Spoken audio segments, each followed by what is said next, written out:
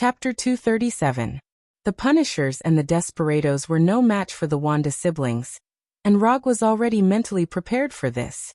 Otherwise, he would not have let Moonlight Stone and Abomination bring people over. But he did not expect that the Punishers and the others would lose so miserably. Without anyone dying, all of them had lost their ability to fight. This was much more difficult than severely injuring the enemy. After ending the call, Rog did not hesitate, and began to sense the Flying Thor spell on the Punishers. At this time, he could only do it himself. Flying Thor. Rog crossed thousands of kilometers in an instant and teleported directly from Washington to Sokovia. When he arrived at the Punishers' camp, he found that the Punishers' situation was worse than he thought. The Punishers with their filth body could quickly recover, even if they were cut in half. But at this time, the Punishers still maintained the appearance of missing arms and legs, and their right hands and legs had completely disappeared. The recovery effect of the filth body did not disappear, but the recovery effect was weakened to an unimaginable extent. After observing the Punishers for a while, Rog calculated the specific recovery time. 12 hours. It would take at least 12 hours for the Punishers to recover their original appearance. Apart from the Punishers, the Desperados were not any better. One or two of them seemed to have been completely drained of energy and lay weakly on the ground. Tell me what happened to you guys. To be able to make the Punishers and Desperados look like this, it seemed that Hydra had trained Wanda and Pietro a lot. After a few seconds of recollection, the Punishers began to talk about their battle with the Wanda siblings. The battle process was similar to what Rog had imagined. Pietro broke through the Punishers' line with amazing speed, and restrained their attacks at the same time. Although Quicksilver Pietro was very fast, his attacks lacked sufficient power in the face of the Punisher and the Desperation Warrior, each with an abnormal recovery ability. What really made the Punishers lose their ability to resist was the Scarlet Witch Wanda, who seemed to be no threat but attacked strangely as soon as she made a move. In the beginning, Wanda only controlled the Scarlet energy to attack them, or to confuse their minds from time to time. But when she discovered that the Punisher could quickly recover, she gave the Punisher an unexplainable energy attack. After being struck by the Crimson energy, the Punisher's recovery ability became extremely slow. In the end, the Punisher and the others lost their ability to fight, and the Walter siblings won.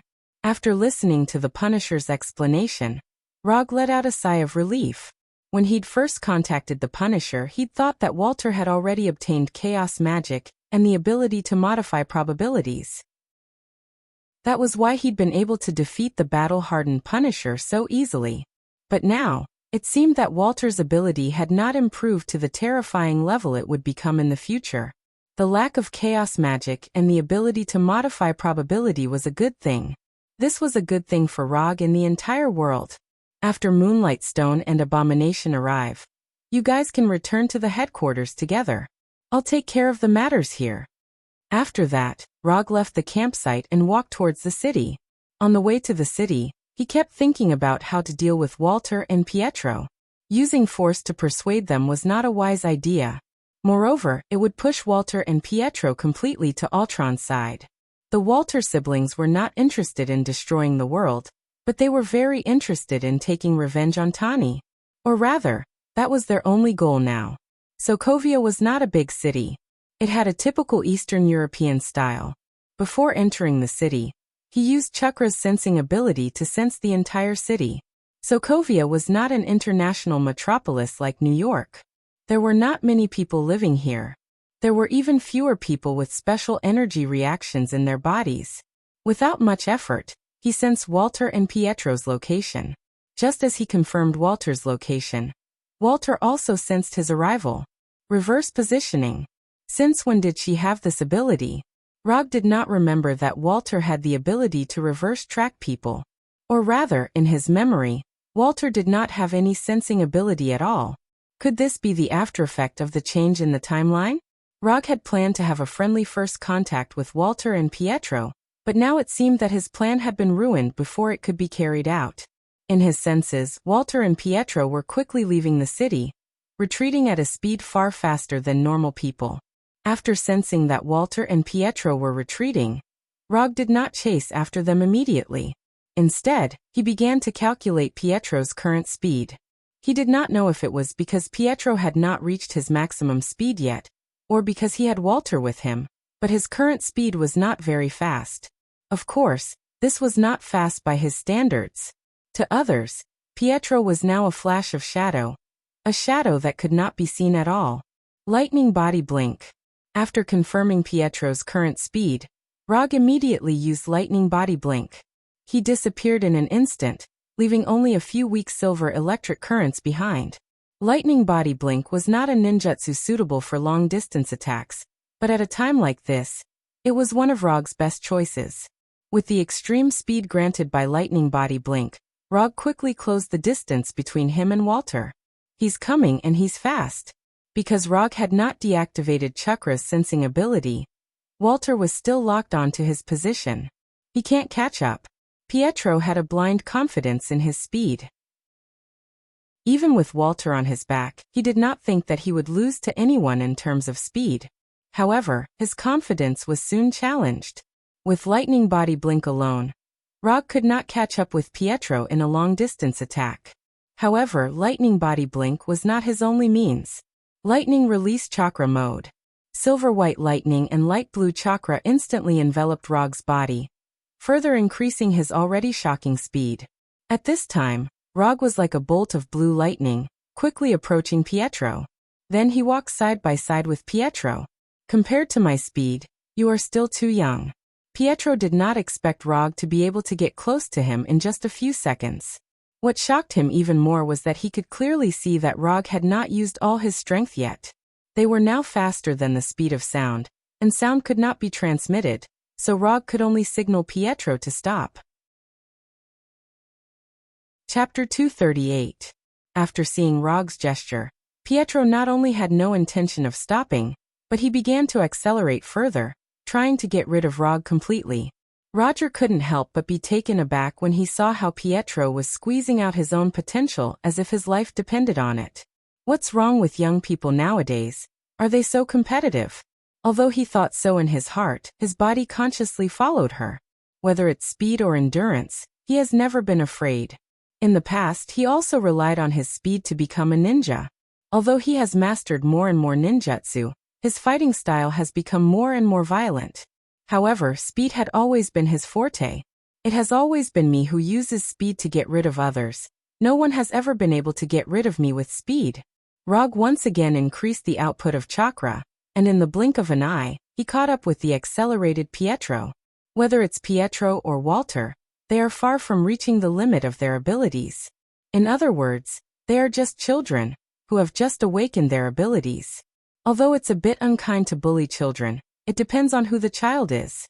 Since mastering the ability to move at high speed, it's the first time Pietro has met an enemy like Rog who also has the ability to move at high speed. For a long time, Hydra's combat training for him was based on the premise that his speed was far superior to the enemy's. This also directly led to Pietro not knowing how to deal with Rog, whose speed was no worse than his own. So he instinctively chose to keep running. Run faster. Just a little faster. Be faster. Pietro, with Walter on his back, ran like a crazy bullet out of a gun. He didn't know where he was going, and he didn't know how long he had to run. The only thought in his mind now was to run, run, run until the end of time, run until he completely got rid of Rog. However, he soon found that no matter how fast he accelerated and how hard he tried, Rog was like his shadow, always following him. Pietro started to really play with his life. In the beginning, Pietro would leave a flash of silver light in people's eyes. But now, his speed had completely exceeded the limit of what the human eye could capture. Under the immense pressure brought about by Rog, Pietro broke through his original speed limit and entered an even faster realm. At this time, Pietro felt as if he had entered a slow-motion world. Everything in the world had slowed down. The dancing insects seemed to be frozen in the air, and the water droplets dripping from the tips of the leaves also stopped in the air. This feeling of the entire world slowing down gave him a strange experience that he had never experienced before. He also realized that Walter, who was on his back, seemed to have become a motionless puppet. It did not blink or breathe like a normal person should. In this world that seemed to have slowed down thousands of times, he found that other than himself, only Rog, who was next to him, was still normal. Are you surprised? Are you surprised? Speed is relative. When one's speed broke through a certain limit, one could enter this strange slow world. Rog was no stranger to this kind of slow world. Or rather, he had entered this kind of slow world many times. But unlike before, this was the first time he had stayed in this kind of slow world for such a long time. In the past, no one could be in a stalemate with him in speed for such a long time. Even Alan Warnerheim, who had inexplicably awakened the power of speed, did not compete with him for such a long time. After Rog gestured for Pietro to stop for the second time, Pietro finally began to slow down. Finally, he stopped running this ultramarathon for who knew how long. After stopping, Pietro put Walter down and put his hands on his knees, panting heavily. This was definitely the craziest run he had ever run in his life. He even felt that his heart was about to stop working. Compared to the exhausted Pietro, Rog was clearly in a much better state. Other than breathing a little faster and using chakra a little more, he did not change much. Bang! 3 clouds of white smoke appeared in front of Rog. The moment the smoke exploded, Pietro and Walter became extremely nervous. Don't be so nervous. After the smoke dissipated, 3 bottles of mineral water floated in the air. When the mineral water was about to fall to the ground under the influence of gravity, Rog first threw 2 bottles to Pietro and Walter, then grabbed the last bottle. Drink it. This is ordinary mineral water from the supermarket. It's not poisonous. Seeing that Pietro wanted to drink but did not dare to, Rog explained. After hesitating for a few seconds, Pietro finally opened the bottle in his hand and drank the whole bottle in a few gulps. Walter had no idea what was going on. Her memory was still stuck at the time before Pietro entered the slow world. Without high-speed thinking, she could not detect the existence of the slow world. To her, the slow world was a world that did not exist. The time was too short, and her thinking ability was limited. Naturally, she could not generate the corresponding memories. Rog also did not have high-speed thinking ability. The reason he could not be affected in the slow world was purely because of the aftereffects of playing Thor too much. Of course, there was also the side effects of the sage body and right unchakra mode. Without these, he would be like Walter, ignorant of the slow world. Since everyone has calmed down, I will introduce myself first. I am. Before Rog could finish, Walter interrupted him. We know who you are. Yondaime Hokage Rog, former member of the Avengers, the current director of Konoha's intelligence agency, a good friend of the war merchant Tony Stark. Although Walter's tone was a bit cold for some reason, the image that appeared in Rog's mind was a little girl pretending to be an adult. This introduction is so simple, bah. This introduction is so round, no. This introduction is so complete. Yes, complete, very complete. After suppressing the messy thoughts in his mind, Rog's normal thinking finally came back. Since you all know, then I'll be straightforward. I am very optimistic about the 2 of you. If you are interested, I intend to invite you to join Konoha's intelligence agency. Also, although my personal relationship with Tani is not bad, I personally strongly condemn Stark Industries' previous behavior of selling weapons. I am a lover of peace. Strictly speaking, Rog is indeed a lover of peace. It's just that the standard of peace in his mind may be somewhat different. Chapter 239. Neither Pietro nor Walter expected that the Rog who appeared in front of them would be completely different from what they had imagined. Whether it was their own understanding or the information that Hydra had instilled in them, Rog was a cruel and ruthless executioner. He was powerful, cold-blooded, tyrannical, and regarded human life as nothing. This was their understanding of Rog. But obviously, the Rog who appeared now was very different from the Rog they had imagined. They could not tell how powerful he was for the time being, but his speed was pretty good. Cold-blooded, tyrannical, and regarded human life as nothing at all. No matter what, you are an accomplice of the United States. You are an accomplice of Tony Stark. At this moment, Roger looked harmless to humans and animals, but the deep-rooted impression of him was not easy to change, especially since he had a good relationship with Tani. I know you won't believe anything I say, so I'm going to use another method to prove my sincerity. As he spoke, Rog took a few steps forward and then continued to say to Walter, I know you have the ability to read other people's thoughts and memories. I can let you check my brain. If you still think I have malicious intentions after reading it, you can refuse my proposal. Although Pietro was the older brother, the one who really made the decision was always Walter. Don't ask why, because if you did, you would be a sissy maniac. Are you sure?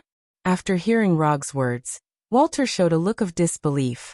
Ever since she awakened her superpower, everyone except Pietro wanted to stay as far away from her as possible, although they did not say it on the surface. Letting someone check her brain was tantamount to opening up all her thoughts and memories to others. No one would like this feeling. Even a couple who loved each other until the end of time would not like the feeling of having all their secrets explored. Weirdo, he was a weirdo. Looking at Rog's handsome face full of sincerity, Walter suddenly had a strange feeling.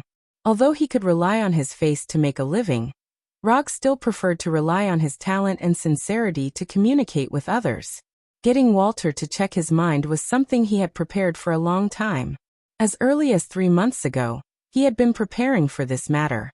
As a transmigrator, he naturally had many secrets that only he knew. Regardless of whether it was his transmigration, the system, or the events in the future, they were all things that he could not let others know about. However, in order to gain Walter's trust, he decided to take a risk. Of course, he wouldn't let Walter know about this. Therefore, he spent 3 months researching a high-level illusion technique that would not be of any help in combat. This illusion technique was the pinnacle of his work so far. Even the spiral electromagnetic cannon couldn't compare to the difficulty of this illusion. Illusion, memory seal. He used illusions to completely seal away certain memories. This illusion could be used on himself or others. The duration of the seal could also be controlled. At its longest, it could last until the victim died. At its shortest, it could last a few minutes or a few hours. To use this illusion, apart from being extremely proficient in illusions, one also had to use the eye power of the Sharingan to the limit. Even with his current eye power, he would need 3 days to recover his eye power after using it once. Moreover, he couldn't use any other Sharingan illusions during these 3 days. The high difficulty of cultivation, coupled with the high consumption of eye power, naturally brought about the perfect results. He had tested this illusion on many people, and none of them had failed. Moreover, no one had noticed anything. Gwen, Sky, Moonlight Scala, Sharon Carter. The results of the test were perfect, but this might also have something to do with the fact that they weren't proficient in spiritual power. As for whether this illusion could fool Walter, he wasn't completely sure. This was the only thing he had to take a risk on now. However, considering his beautiful life in the future and the power of the Manjikyu Sharingan and Susanoo, he decided to take the risk. Even if Walter really did notice, he could still get rid of Walter's detection immediately. Under Walter's gaze, Rog walked up to her step by step. At the same time, he used the memory seal on himself. The moment he came in front of Walter, the memory seal took effect and sealed all the secrets he wanted to hide. At this moment, everything about transmigration, the system, the future timeline, and so on completely disappeared from his mind. At the same time, his memories before transmigration and everything related to the memory seal were also sealed. Therefore, when he came in front of Walter, he had a confused expression. He felt like he had forgotten something, but he couldn't remember what he had forgotten. He couldn't even be sure if he had forgotten anything. What's wrong? Walter asked after seeing the confusion on Rog's face. Nothing. You can start anytime. Letting Walter check his mind wasn't within the memory seal's range, so he clearly remembered what he was doing. Walter reached out her hands and stopped near Rog's temples. Crimson energy started entering his brain. Due to the angle, Rog, who had lowered his head slightly, was able to see a beautiful scene. Those messy thoughts once again surfaced in his mind. However, not long after these thoughts surfaced, he forcefully suppressed them. *T. Walter can see my thoughts now. Walter had only wanted to check Rog's true thoughts, such as whether he really trusted her, and why he had come to find the siblings. However, the thoughts that appeared in Rog's mind occupied most of his thoughts. Therefore, Walter also saw those thoughts immediately. Ouch. Pain, pain, pain. Rog didn't know if Walter did it on purpose or if she didn't control it well enough, but he suddenly felt a severe headache. It was so painful that he couldn't help but gasp. Fortunately, this intense pain came and went quickly. Within a few seconds, the pain that made his scalp numb disappeared. 20 to 30 seconds later, Walter finally finished checking Rog's mind. Then, she quietly took a few steps back and pulled her jacket forward. Girl, do you have to do this? Although Walter didn't say anything, her actions were clearly done for Rog to see. That kind of scene appeared right in front of him. If he closed his eyes and didn't look, wouldn't that be even worse? After sighing in his heart, Rog spoke again. You saw my sincerity. If you still think that I have ulterior motives, if you still think that I'm not trustworthy, then I can't do anything about it. This was the most suitable solution he could think of. Although it was a little risky, it was still worth the risk. Moreover, he was sure that Walter and Pietro were definitely not dangerous people with extreme thoughts. What they really wanted was not revenge, but to make up for their regrets. Chapter 240. The sad memories left behind in childhood will not disappear slowly with time, but will subtly affect people's lives. Happy people are healed by childhood all their lives, and unfortunate people are healed by childhood all their lives. Walter and Pietro were obviously the latter. The weapons produced by Stark Industries left them with an indelible sad memory. Because they were unable to change the past, they shifted the target of their hatred to the weapons of Stark Industries, and to Tony Stark himself. This hatred should not fall on Tony. Although this has something to do with him, he is not the most important part of it. It's like the murderer bought a pistol in a gun shop, and used it to kill some innocent civilians. The victims who have lost their loved ones can of course choose to take revenge on the murderer, but the target of revenge should be the original murderer, not the gun shop or the owner behind the gun shop. If the gun shop violates some rules in the process of selling guns, the gun shop can of course be included in the target of revenge. But as far as Rog knows, it was not Tani who sold the missiles, but Obadiah. That's right, it was Obadiah, Ironmonger's controller, the bald fatty. So Rog understands Walter and Pietro's hatred for Tani, but he doesn't agree with their approach. Walter should have seen his thoughts when he probed his brain just now. Pietro did not speak as he did not know what Walter saw in Rog's brain. But when he saw Walter's expression become a little tangled, he roughly guessed what was going on. As an elder brother who had grown up together, he could roughly tell what his younger sister was thinking. Walter and Pietro are not bad people, or they are not bad in nature. If they really had that kind of desperate revenge idea, they would not have stayed in Sokovia after the Avengers destroyed the Hydra base. With the strength of the two of them, if they want to go to the United States to secretly carry out some terrorist attacks, although it is not as simple as drinking water, it is not difficult. If you don't have any other plans for the time being, you might as well come back to Konoha with me for a while. As for what this world is like, I hope that you can see it for yourselves and experience it for yourselves instead of letting others tell you what this world should be like. If you want to leave at that time, I definitely won't stop you. How about it? At that moment, Rog used an escape technique that was not recorded in the system, but was extremely powerful. It was the mouth escape technique. As for whether his verbal escape technique would be as effective as Crown Prince Ming's, that would depend on the heavens. Crown Prince Ming can persuade Nagato to make the world feel pain, by using words. Rog did not expect his verbal skills to be that powerful. He would be satisfied as long as Walter and Pietro accepted his suggestion. To change a person's mind, it would take time to slowly polish it. Just like what some people said. This required constant effort to penetrate the stone, explain the profound in a simple way, exert oneself to the utmost, stop the action with silence, and make use of every opportunity. Only then would one be able to take the winding path to the nether, know the root of the matter, and finally achieve success in one shot. To put it simply, this was no ordinary matter. Of course, Rog could also choose a simpler method.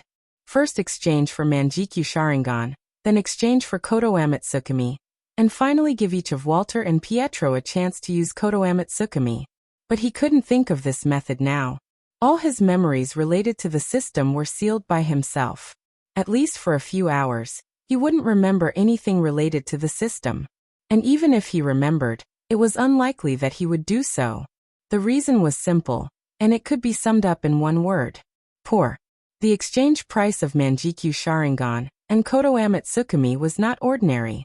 This was temporarily, no, it should be something that he could not think about for a long time. And with Walter, why would he use ninja coins to exchange for Manjikyu Sharingan? Wouldn't it be better to keep it for other things? Walter and Pietro discussed seriously for a few minutes, and then gave an answer that made him indifferent on the surface, but his heart was already turbulent. They agreed to Rog's proposal, and were willing to go back to Konoha with him for a while. However, they did not agree to join Konoha's proposal. This was not a problem for Rog at all. Joining Konoha was not the point at all. Since you have decided, let's go back now. After that, Rog came directly in front of the two of them and put his hands on their shoulders. Don't be nervous. We will be there in the blink of an eye. Roger noticed Walter's trembling body, so he explained, that's right. Flying Thor Jutsu. After connecting to the Flying Thor Jutsu at Konoha's headquarters, Rog took Walter and Pietro across thousands of kilometers in an instant, and directly returned to his office in Konoha. Here is Konoha. I will arrange a place for you to live and give you permission to go to any area. The information and items that would be left in Konoha's headquarters were not important to Rog, so he didn't have to worry about Walter and Pietro seeing or finding something that they shouldn't see. After receiving Roger's notice, Sharon Carter, who was wearing a professional office lady suit, walked in. However, the moment Walter saw Sharon Carter, Rog noticed that Walter's expression seemed to have changed. She didn't see those memories just now, did she? Rog suddenly felt guilty. However, as an elite who had been on the battlefield for a long time, he certainly wouldn't panic because of such a small matter. Carter, arrange a place for them to live and give them the highest level of pass. After arranging things for Walter and Pietro, Rog leaned back in his chair and looked up at the ceiling. Walter and Pietro were temporarily settled. As long as they didn't meet with Tani during this period of time, there shouldn't be too much of a problem. As for Ultron, this was the Avengers' job. When the Avengers couldn't handle it, Konoha could intervene. Since that was the case, there was only one main task left for him to do: activate his Manjikyu Sharingan. After waiting for so long, it was time to upgrade the parts. However, before activating the Manjikyu Sharingan, he still needed to make some additional preparations. And for some reason, he always felt that he seemed to have forgotten something very important, but he couldn't remember what it was at all. Strange. Did his memory deteriorate recently? Chapter 241. It wasn't until the next day that the effect of the memory seal finally disappeared, and Rog, who had been wondering if he had aged prematurely, breathed a sigh of relief. For the next few days, he basically accompanied Wanda Pietro to experience the real world.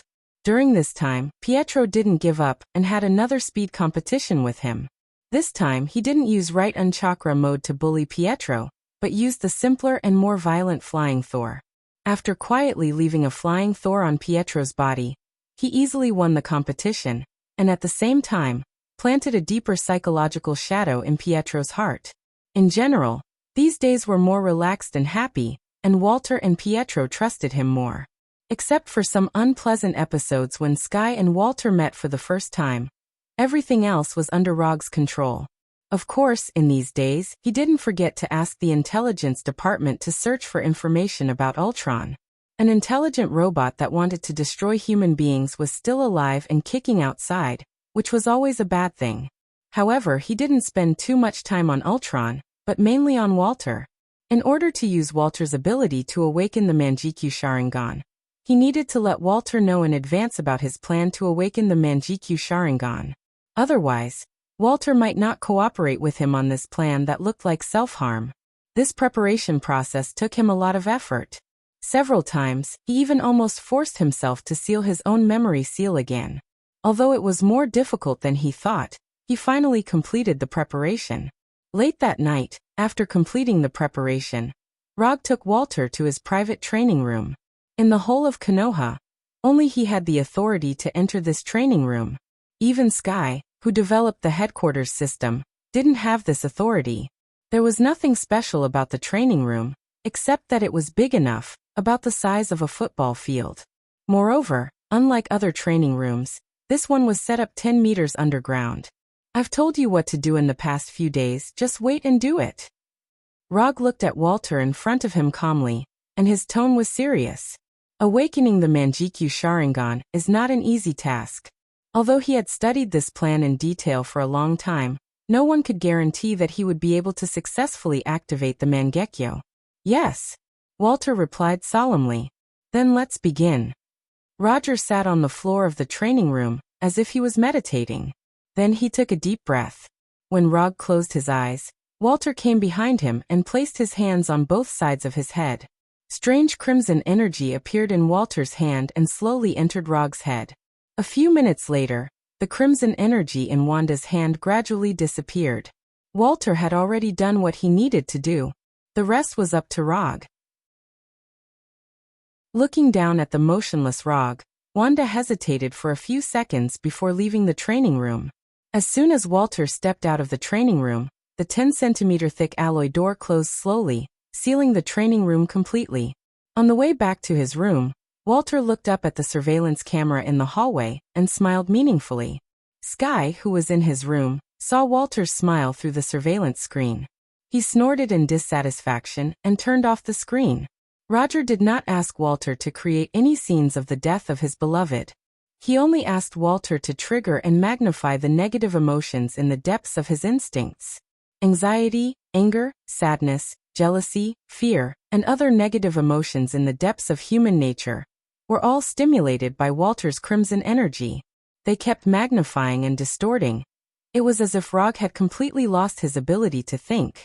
Intense negative emotions took over his mind, and he fell into an abyss of pain that belonged only to him. Time passed day by day. Without realizing it, Rog had already stayed in the training room for 5 days. In these 5 days, Sky wanted to open the door to the training room more than once to see if Rog was doing well. However, every time she came to the door of the training room, she would see the Punisher and Abomination waiting for her. Without his order, no one was allowed to enter the training room. This was the absolute order that Rog gave to the Punisher and Abomination. Of course, just in case, he also set a deadline for himself. 15 days. If he did not come out after 15 days, the Punisher and Abomination could let someone else in. Another 3 days passed as they waited anxiously.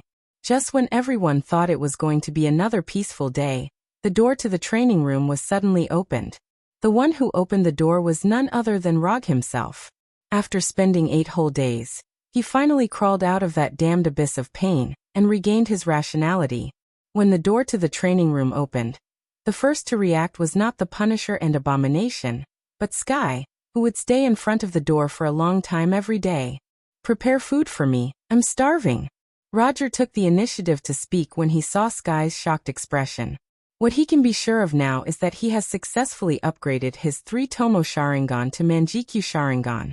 But what's embarrassing is that he still doesn't know what his Manjikyu Sharingan looks like. The reason is simple: he doesn't have enough chakra to open his Manjikyu Sharingan. Although this seems a bit funny, it really happened to him. More than half an hour later, after eating his first meal in 8 days and taking a good bath, Kuroto came to the bathroom mirror wrapped in a bath towel. After carefully looking at himself in the mirror, Kuroto took the initiative to open his Manjikyu Sharingan for the first time. Every Manjikyu Sharingan has its own unique lines, and Rog's is of course no exception. At the first second when he saw his Manjikyu Sharingan, he even wondered if he was seeing things. In general, his Manjikyu Sharingan is very similar to Uchiha Itachi's Manjikyu Sharingan, if you ignore the 2 concentric circles of different sizes. After carefully looking at his Manjikyu Sharingan, Rog couldn't help but frown. No matter how you look at it, this Manjikyu Sharingan is improved on the basis of Uchiha Itachi's Manjikyu Sharingan. Don't think that I can't recognize it by adding 2 circles. At this moment, Kuroto began to doubt whether the 3-Tomo Sharingan that he exchanged by the system would have familiar lines after opening. Chapter 242. After temporarily putting aside the ridicule of Manjikyu Sharingan, Rog focused his attention on the dojitsu of Manjikyu Sharingan. Every Manjikyu Sharingan awakens a powerful dojitsu. Depending on the actual situation of the eye-opener, the dojitsu awakened by Manjikyu Sharingan will also be different. For example, Uchiha Itachi, because he was good at Genjutsu and Katan, he awakened Tsukuyomi, known as the strongest spiritual attack, and Amaterasu, the most advanced ninjutsu of Katan. And Uchiha Sasuke, who was also good at Katan, also awakened Amaterasu. But because Sasuke was also good at Chakra's form change, the dojitsu awakened in his right eye can control Amaterasu's form change at will. Normally, the dojitsu awakened by Manjikyu Sharingan will be closely related to the eye-opener, and it is a qualitative improvement of the eye-opener's strength. But at this time, Rog was not very assured about his awakened Manjikyu Sharingan. The Manjikyu Sharingan pattern, which is very similar to Uchiha Itachi's, gave him some bad premonitions. After suppressing the uneasiness in his heart, he began to search for information about his Manjikyu Sharingan in his mind. Time passed second by second, and when he carefully browsed through the additional Manjikyu Sharingan information in his mind, his face became more and more ugly. He still overestimated the system's moral bottom line. But this is normal, a system that is not even willing to redesign the Manjikyu Sharingan pattern. Its bottom line can't be that high. Left eye dojitsu Tsukuyomi. Right eye dojitsu, omniscient panorama. Yes, the dojitsu of the left eye is Uchiha Itachi's Tsukuyomi, known as the strongest spiritual attack. It pulls the enemy into the Tsukuyomi world and controls all the factors such as time, space, and gravity in the Tsukuyomi world. No matter how much time passes in the Tsukuyomi world, it is only a moment in the real world. If it is cracked, the caster will suffer serious backlash. The only difference is that the casting range has been increased to 20 meters. Because Tsukuyomi is a visual genjutsu, if the opponent doesn't see Manjikyu Sharingan, Tsukuyomi won't work. As long as the Manjikyu see Manjikyu Sharingan within Tsukuyomi's casting range, whether the opponent sees it through the reflection of a mirror, wearing sunglasses, or inside the armor, will be affected. Therefore, the best way to resist was to not look into Rog's eyes. As for the method to crack it, the information provided by the system did not contain any relevant information. There was no doubt about Tsukuyomi's might. Furthermore, with immortal Hashirama's body, Rog didn't need to worry about Tsukuyomi's side effects. Although his current sage body is far from Hashirama's level, it's still Hashirama's sage body. It's much better than Hashirama's cells.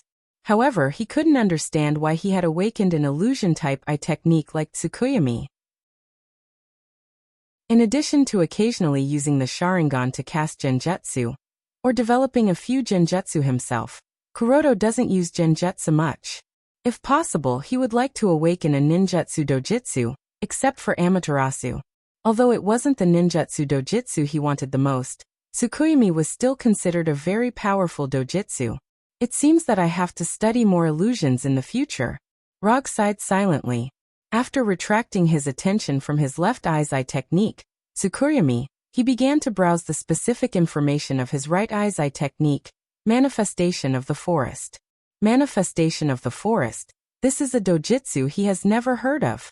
And in the exchange page of the system, he has never seen this dojitsu. Compared with the detailed introduction information of Tsukuyomi, the introduction of Manifestation of the Forest is obviously much simpler. Plunder the power of others and store it in the right eye for use. It's not difficult to understand, but it's not that simple to use. First of all, plundering has the possibility of failure. The stronger the target, the higher the probability of failure. Then the power stored cannot exceed the limit of his tolerance. Finally, the more power is plundered, the easier it is to suffer a backlash when using it. To put it simply, Manifestation of the Forest is a dojitsu with a high growth rate, but the higher the growth, the greater the chance of backlash. Without plundering the ability of others, Manifestation of the Forest is useless. If he plundered too many abilities, it would also endanger the caster. This is a very typical double-edged sword ability. If it's not done well, it can easily endanger the caster's own safety. After failing to get the prize he wanted twice in a row, Rog sighed again. But in any case, he has completed the small goal of opening Manjikyu Sharingan. And he has obtained 2 pretty good dojutsu. More importantly, after opening Manjikyu Sharingan, he finally has the qualifications to open Susanoo. Unlike dojutsu, which is an ability that is given upon opening the Manjikyu Sharingan, Susanoo is a ninjutsu that requires continuous practice to improve. At first, it only has the initial form of arms and ribs, gradually increasing the skeleton, flesh, armor, legs, until the final complete form. Opening a Gundam is one of his ultimate dreams that he has long determined. Now he finally has the qualifications to gradually realize his dream. Yes, he just has the qualifications to do so. Due to some unavoidable factors, he can't even use the most basic initial form. After all, he has just opened Manjikyu Sharingan. No matter how talented he is, it's impossible for him to use Susanoo as soon as he opens Manjikyu Sharingan. It's not scientific. After confirming his Manjikyu Sharingan, he returned to his bedroom and began to rest. That night, he slept peacefully and contentedly. Except for being woken up by a phone call at noon the next day, everything was very good. The person who called him was none other than Tani, who was looking for Ultron all over the world. "Rog, where are you? We are in trouble." As soon as the phone was connected, Tani's voice came over, and from the background he heard some very fierce explosions. "Calm down. Tell me, what kind of trouble are you in?" Although Tani's voice sounded a little urgent, Rog didn't think that they would encounter any big trouble. Banner is out of control, and he is crazily destroying Seoul. Barton and Natasha are seriously injured and have completely lost their combat ability. Now it's just me and Roger. Tani said quickly. While he was talking, there were continuous explosions coming from his side. "If you have time now, you'd better come over as soon as possible. This place is worse than New York. Damn it, they are coming again." After saying that, Tani hung up the phone. Rog looked at the phone in his hand with a dumbfounded expression, and his mind was full of questions. Banner is out of control? The situation in Seoul is worse than New York? Shouldn't Ultron be working on the Justice from Heaven peace plan? How come there is such a big battle in Seoul? What happened in the past few days? Chapter 243. More than half an hour later in his office, Rog finally roughly figured out the current situation in Seoul. One word can perfectly describe it: chaos. Although he didn't know what Ao Chuang and the Avengers were doing in Seoul, according to the feedback from the intelligence department and the real-time monitoring images from the satellite, he saw a scene that only appeared in a sci-fi movie. Robots firing lasers were flying all over the sky, the people were in a mess, and explosions sounded everywhere in the city. Collapsed buildings, panicked crowds, warlike scenes were constantly playing out. "Sir, the fighter jets are ready, and the desperados are ready to go." Sharon Carter, wearing a light gray office suit, stood next to Rog and slowly reported. "Don't worry." Rog picked up the phone and dialed Tani's number. "It takes at least 10 hours to fly from the capital to Seoul, even if they take a Quinjet. With such a long flight time, it would be too late by the time they arrive. I gave you a kunai before, do you have it with you now?" After the phone was connected, Rog asked directly. If Tani has the Thor kunai he left before, then he doesn't mind taking people to Seoul. If he doesn't, then sorry, he doesn't have the time. "You mean the kunai made of ordinary alloy?" "I don't have it. I'm not a ninja. Why would I have it?" Tani immediately gave an answer. "Sorry, I can't help you. I'm in the capital now. I can't rush over." After that, he directly hung up the phone, and then said to Sharon Carter, "Tell the desperados to disband. This is the trouble caused by the Avengers, let them deal with it themselves." As soon as Rog finished speaking, Tani called. "I don't have your kunai with me. It's now on Veronica's satellite. I'll ask Veronica to send it over." "You should come over as soon as possible. The situation here is more troublesome than I expected. Banner is really crazy." In the background of the fierce fighting, Tani's voice sounded again. "You actually put the kunai I gave you on the satellite. You are really a genius. Alright, cut the crap. Come here as soon as possible." Tani obviously didn't want to continue this topic with Rog, so he ended the call directly. "Ask Frank, Kara, Walter and Pietro to come to my office.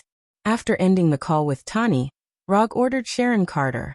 When Sharon Carter temporarily left the office, he began to think about what kind of reward to ask from Tani this time. The Thunder Secret Service team had already been disbanded, and there was no need for such heroic actions to gain the favor of the people. Similarly, Konoha's intelligence agency is now an organization with an official background, and it doesn't need the goodwill of the public. As for himself, he can continue to do good deeds and maintain his title as the fourth Hokage, but he doesn't have much interest in it. It seemed that it had been a long time since he had completed a mission from the system. He didn't know if Tani's mission this time would pass the system's judgment. Within a few minutes, the Punisher and others came to his office. I'll make a long story short. There is now a super intelligent robot called Ultron causing some trouble in Seoul. This is the real-time image of Seoul. Rog pointed to the TV on the wall, then continued. The Avengers are now in Seoul to stop Ultron, but they are not strong enough to stop the chaos caused by Ultron. Iron Man just contacted me, hoping that we can go over and help deal with it. I agreed to his request. If Walter and Pietro don't mind, I plan to take you two with me. If you don't want to go, it's okay. Unlike the Punisher and Moonlight Stone, Walter and Pietro are not his subordinates, so he can't order them directly. The TV on the wall kept exploding. Walter and Pietro looked at each other and said slowly, "We can go, but not to help the Avengers, but to help those innocent people." "Okay, Kara, take the two of them to get ready. We will leave in 10 minutes. Rog was not surprised by Walter and Pietro's choice. Like he said before, Walter and Pietro were not bad people. They were just a little stubborn. 10 minutes later, Rog, who had specially changed into a tight armor and a white haori, came to the hangar where they would leave. The Punisher had changed into Konoha's black combat uniform and was covered in weapons. He even had a Gatling gun on his back. Moonlight Stone Kara had also changed into her white uniform that fully showed off her feminine charm. Compared to the Punisher and Moonlight Stone, Walter and Pietro's clothes were much more normal.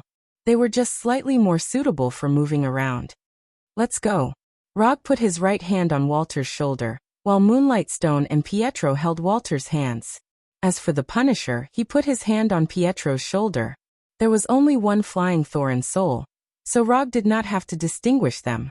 The moment he connected the spell, he took Walter and the others out of the hangar. In just an instant, the scene in front of them turned into the streets of Seoul, a broken street full of scars. On the other side of the street, two giants were engaged in an intense hand-to-hand battle. The green one was naturally Hulk, and as for the red one, it was Tony who was wearing Veronica. The enemies are those silver robots. As for those crazy ordinary people, try not to hurt them if you can. Let's move separately. In such a chaotic battlefield, there were no specific instructions to give. Anyway, at a time like this, only Ultron's robot army and those crazy ordinary people would take the initiative to attack them. Mokutan Jutsu. Although Hulk was still more than 100 meters away from him, Rog still summoned the wooden Arhut in advance. The 5 to 6 meter tall wooden Arhut crawled out from the ground. Then, like a crazy rhinoceros, it ran toward Hulk in the distance. If Hulk still had any sense, he would have recognized the origin of the wooden Arhut in the first place. Unfortunately, he didn't have that kind of rationality right now. Boom. The wooden Arhut smashed into Hulk like a speeding heavy truck, sending the huge Hulk flying several tens of meters away. Tani had already noticed Rog's arrival. When Arhut slammed into Hulk, he controlled the severely injured Veronica to fly to his side. "You're wearing Veronica and you're still in such a mess. This is not your style." Chapter 244. That's because you haven't seen the Crazy Banner. He's much more powerful than he said. Tani answered tiredly. Although he was wearing the Mark 44 anti-Hulk armor specially made for Hulk, this intense battle still made him tired. "He's Hulk, not Banner." Rog corrected Tani. "Okay, Hulk. Anyway, the crazy Hulk is very difficult to deal with now. If you don't come, I can only hold on for another half an hour at most." While talking, Tani controlled the anti-Hulk armor to replace the damaged parts. "What did you do with Ultron? It doesn't look like it was done by Ultron at all." Ultron has an army of robots, which is normal. After all, it's not difficult for him to produce robots. But now it's not just robots that are wildly destroying the city, there are also a large number of ordinary people. Don't mention it. Do you remember Loki's scepter? Ultron used that scepter to make Hulk and other people crazy. Tell me, what's going on? Hulk won't disturb us for the time being. With Arhut, Rog was not worried that Hulk would suddenly rush over to attack them. Although he didn't concentrate on controlling Arhut now, it was not a problem to stop Hulk. This is the second time we fought with Ultron. The one in the building doesn't count. A few days ago, we found that Ultron was trading vibranium with a black market weapons dealer, so we raided their trading site. But unfortunately, we didn't succeed, and Ultron eventually left with the vibranium. Although that raid failed, we also figured out that Ultron's next target was Dr. Zhao Hailuan, so we rushed here immediately. But we came too late. Ultron caught Dr. Zhao Hailuan and used Loki's scepter to confuse the minds of Hulk and a large number of ordinary people. The crazy Hulk injured Natasha and Barton, and Rogers is now commanding the army against Ultron's robot army. Then this is what you see. Tawny briefly explained the ins and outs of the matter. Where did Rogers get the authority to command the army? Although this is Seoul, South Korea is a special country. There is a U.S. military base in Seoul's Yongsan district.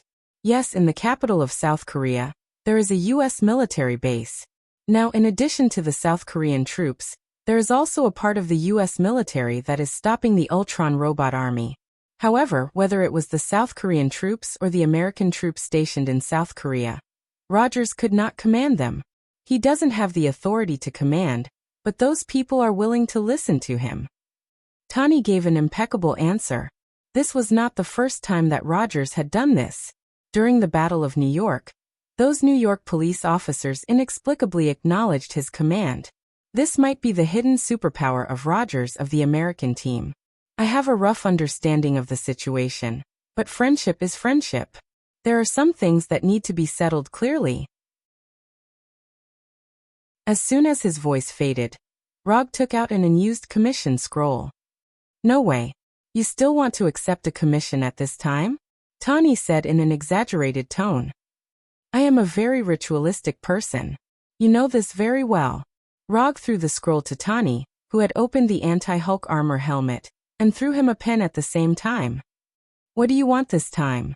In order to write the commission scroll, Tawny, who was wearing Mark 43, had to temporarily leave the Mark 44 anti-Hulk armor, and began to write quickly. An artificial intelligence system similar to J.A.R.V. Yes. I know you have designed more than one. Tawny looked up at Rog. He thought that Rog was interested in the Mark 44 anti-Hulk armor, or the whole set of Veronica, but he didn't expect that Rog just wanted a set of artificial intelligence. No problem. Tawny quickly finished the scroll, and threw it back to Rog. Rog did not look at the contents of the scroll, but directly opened the system's commission page. Commission content. Stop Hulk and take back the Cradle of Regeneration. Commission status. Incomplete. Commission reward. 50 ninja coins.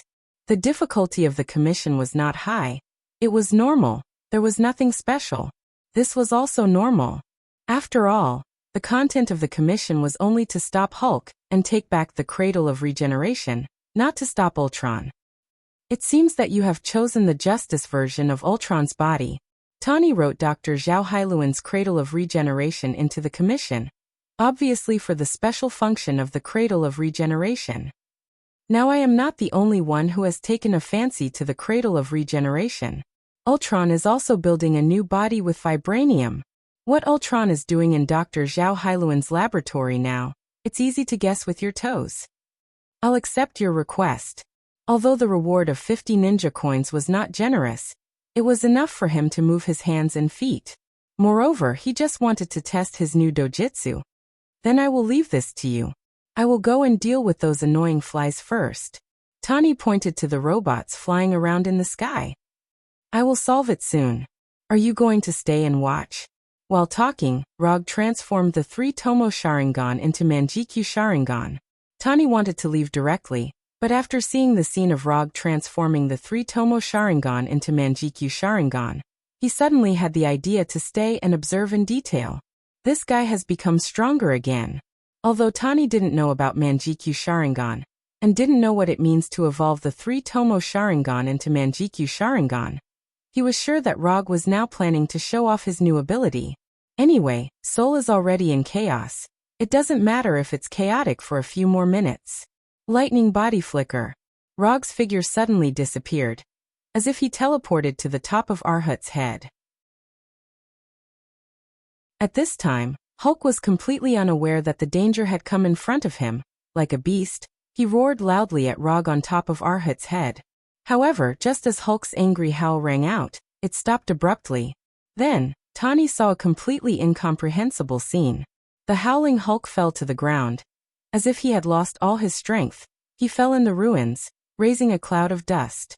It's over? What did he do? Did I miss something? Tani thought that Rog's speed was too fast, so he didn't see how he did it. But after adjusting the monitoring video to the lowest frame number, he still didn't see anything. Obviously, either Rog's speed has exceeded the speed of the system's capture, or Rog instantly killed the crazy Hulk. There must be something wrong with the armor when he was fighting with Hulk. It must be like this. Chapter 245. Although he had seen a lot of unscientific things from Rog, Tani still couldn't believe what he was seeing. He couldn't understand why Hulk, who was still full of energy and seemed to have endless stamina, collapsed in an instant. More importantly, he didn't see how Rog did it at all. Rog appeared on top of wooden Arhut's head. Hulk howled angrily, and Hulk lay down. Things shouldn't have developed like this. This feeling is like reading a novel, just after reading the first paragraph of the first chapter, and then seeing the words, "End of the book," in the next paragraph. Tani looked at Rog with a puzzled expression, and Rog also frowned in confusion at this time. He used Tsukuyomi on Hulk, so Hulk lay down. This was within his expectations. But what he didn't expect was that when he pulled Hulk into Tsukuyomi world, he saw someone who shouldn't have appeared in Tsukuyomi world. Dr. Banner. Although Dr. Banner was squatting in a corner of Tsukuyomi world like a panicked child, Rog still discovered his existence immediately. What's going on? Why did he pull Banner in? This doesn't make sense. Although he didn't know why Dr. Banner appeared in Tsukuyomi world, after sensing Dr. Banner's existence, he didn't even think about it, and created a pure black space without any light for Dr. Banner, and locked him inside. After dealing with Postdoc Banner, he refocused his attention on Hulk, who was tied to a huge cross. Then he used wooden Arhut, who was about the same size as Hulk, to beat him for 72 hours. After the inhumane beating, he lifted the effect of Tsukuyomi. Hulk beat the wooden Arhut for 72 hours, and Dr. Banner was confined for 72 hours. But in the real world, it only lasted for a moment. Therefore, the lively Hulk lay down in an instant. Dr. Banner shouldn't be lying down, but I don't know if his mental state is still okay. Although confinement seemed very civilized, the mental toll it took on one's spirit was not ordinary. Even professional soldiers with incomparably strong willpower would have varying degrees of psychological trauma after being locked up for a period of time. There is no light, no sound, and nothing but oneself. What's even more terrifying is that in such a space, one will gradually lose their judgment of time. The longer the time, the greater the mental pressure because you have no idea how much time has passed, nor do you know how long you will be confined. That kind of helplessness and depression is enough to break anyone's mental defenses. If it doesn't break through, it means that you haven't been confined for long enough. Generally speaking, the confinement in the military. But considering Dr. Banner's and mainly Hulk's, he's Hulk, Rog only locked him up for 3 days before releasing him. Although it was not long time, it was enough time to leave a deep impression on him.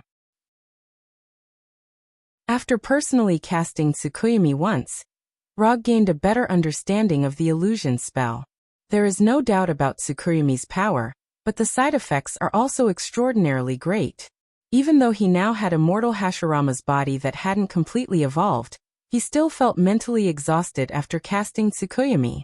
Hulk and Banner stayed in Tsukuyomi's world for 3 days, and his mind also stayed in there for 3 days.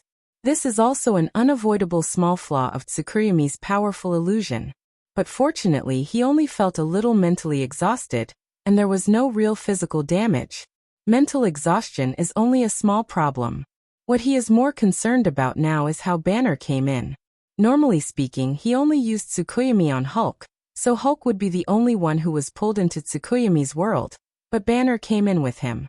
Although the place where he came in was different, it was still in Tsukuyomi's world. Is this a side effect of sharing a body?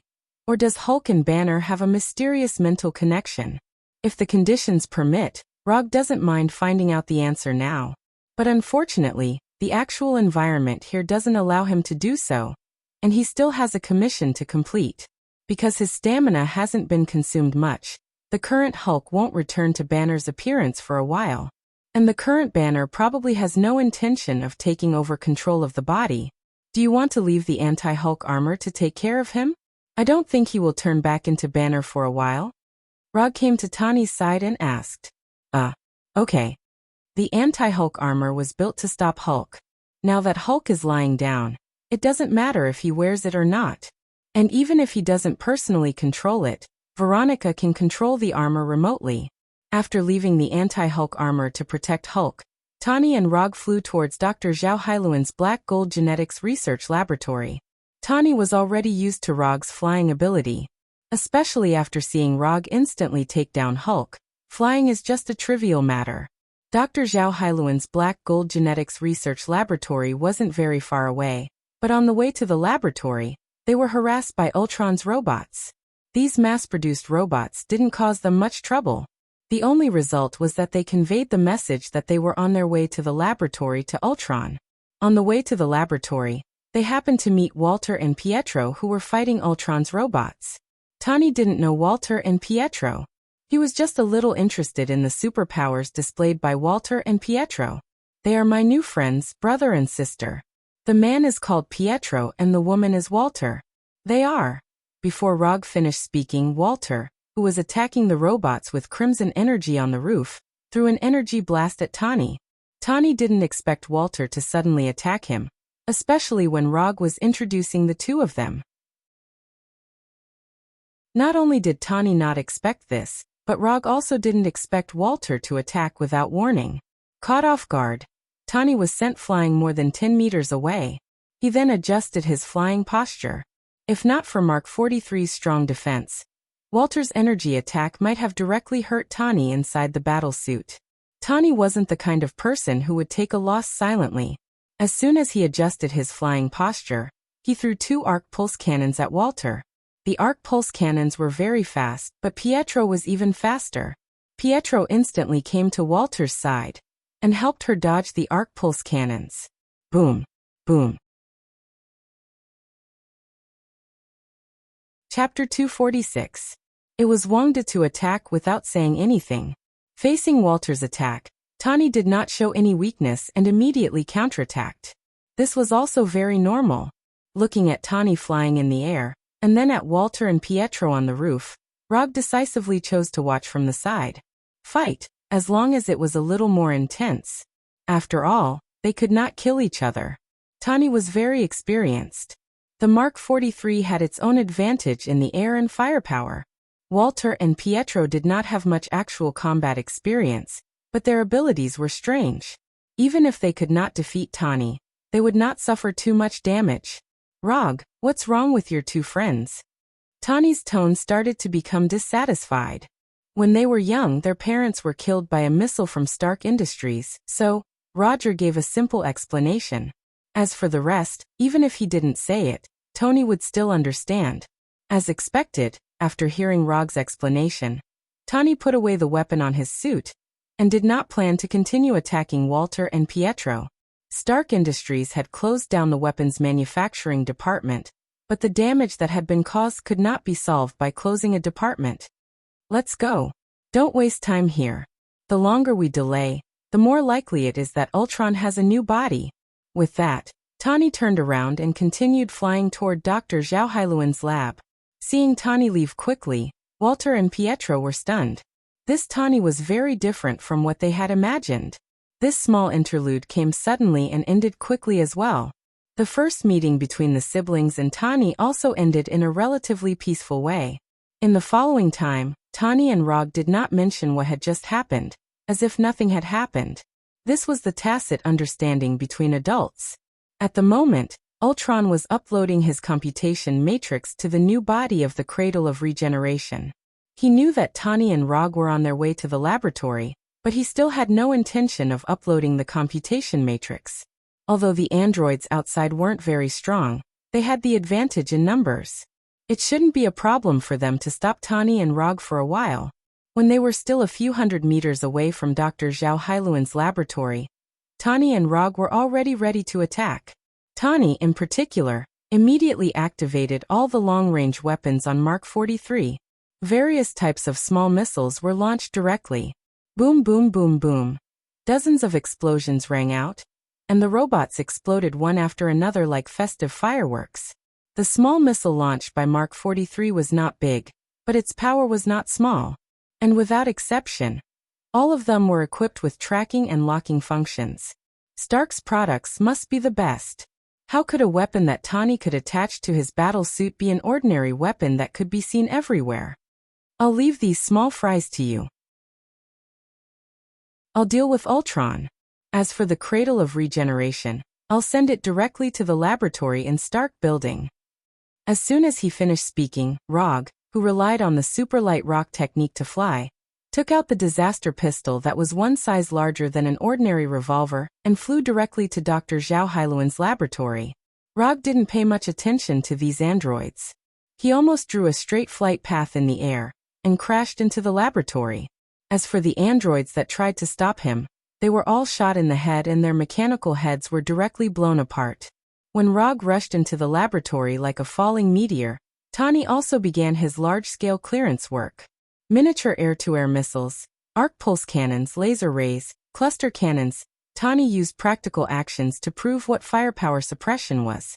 Outside the laboratory, Tani was frantically unleashing powerful firepower, while Rog in the laboratory looked at Ultron, who was only 5 or 6 meters away from him, without saying a word. He didn't know if Ultron was full of confidence in his own strength, or if he forgot to arrange a guard for himself.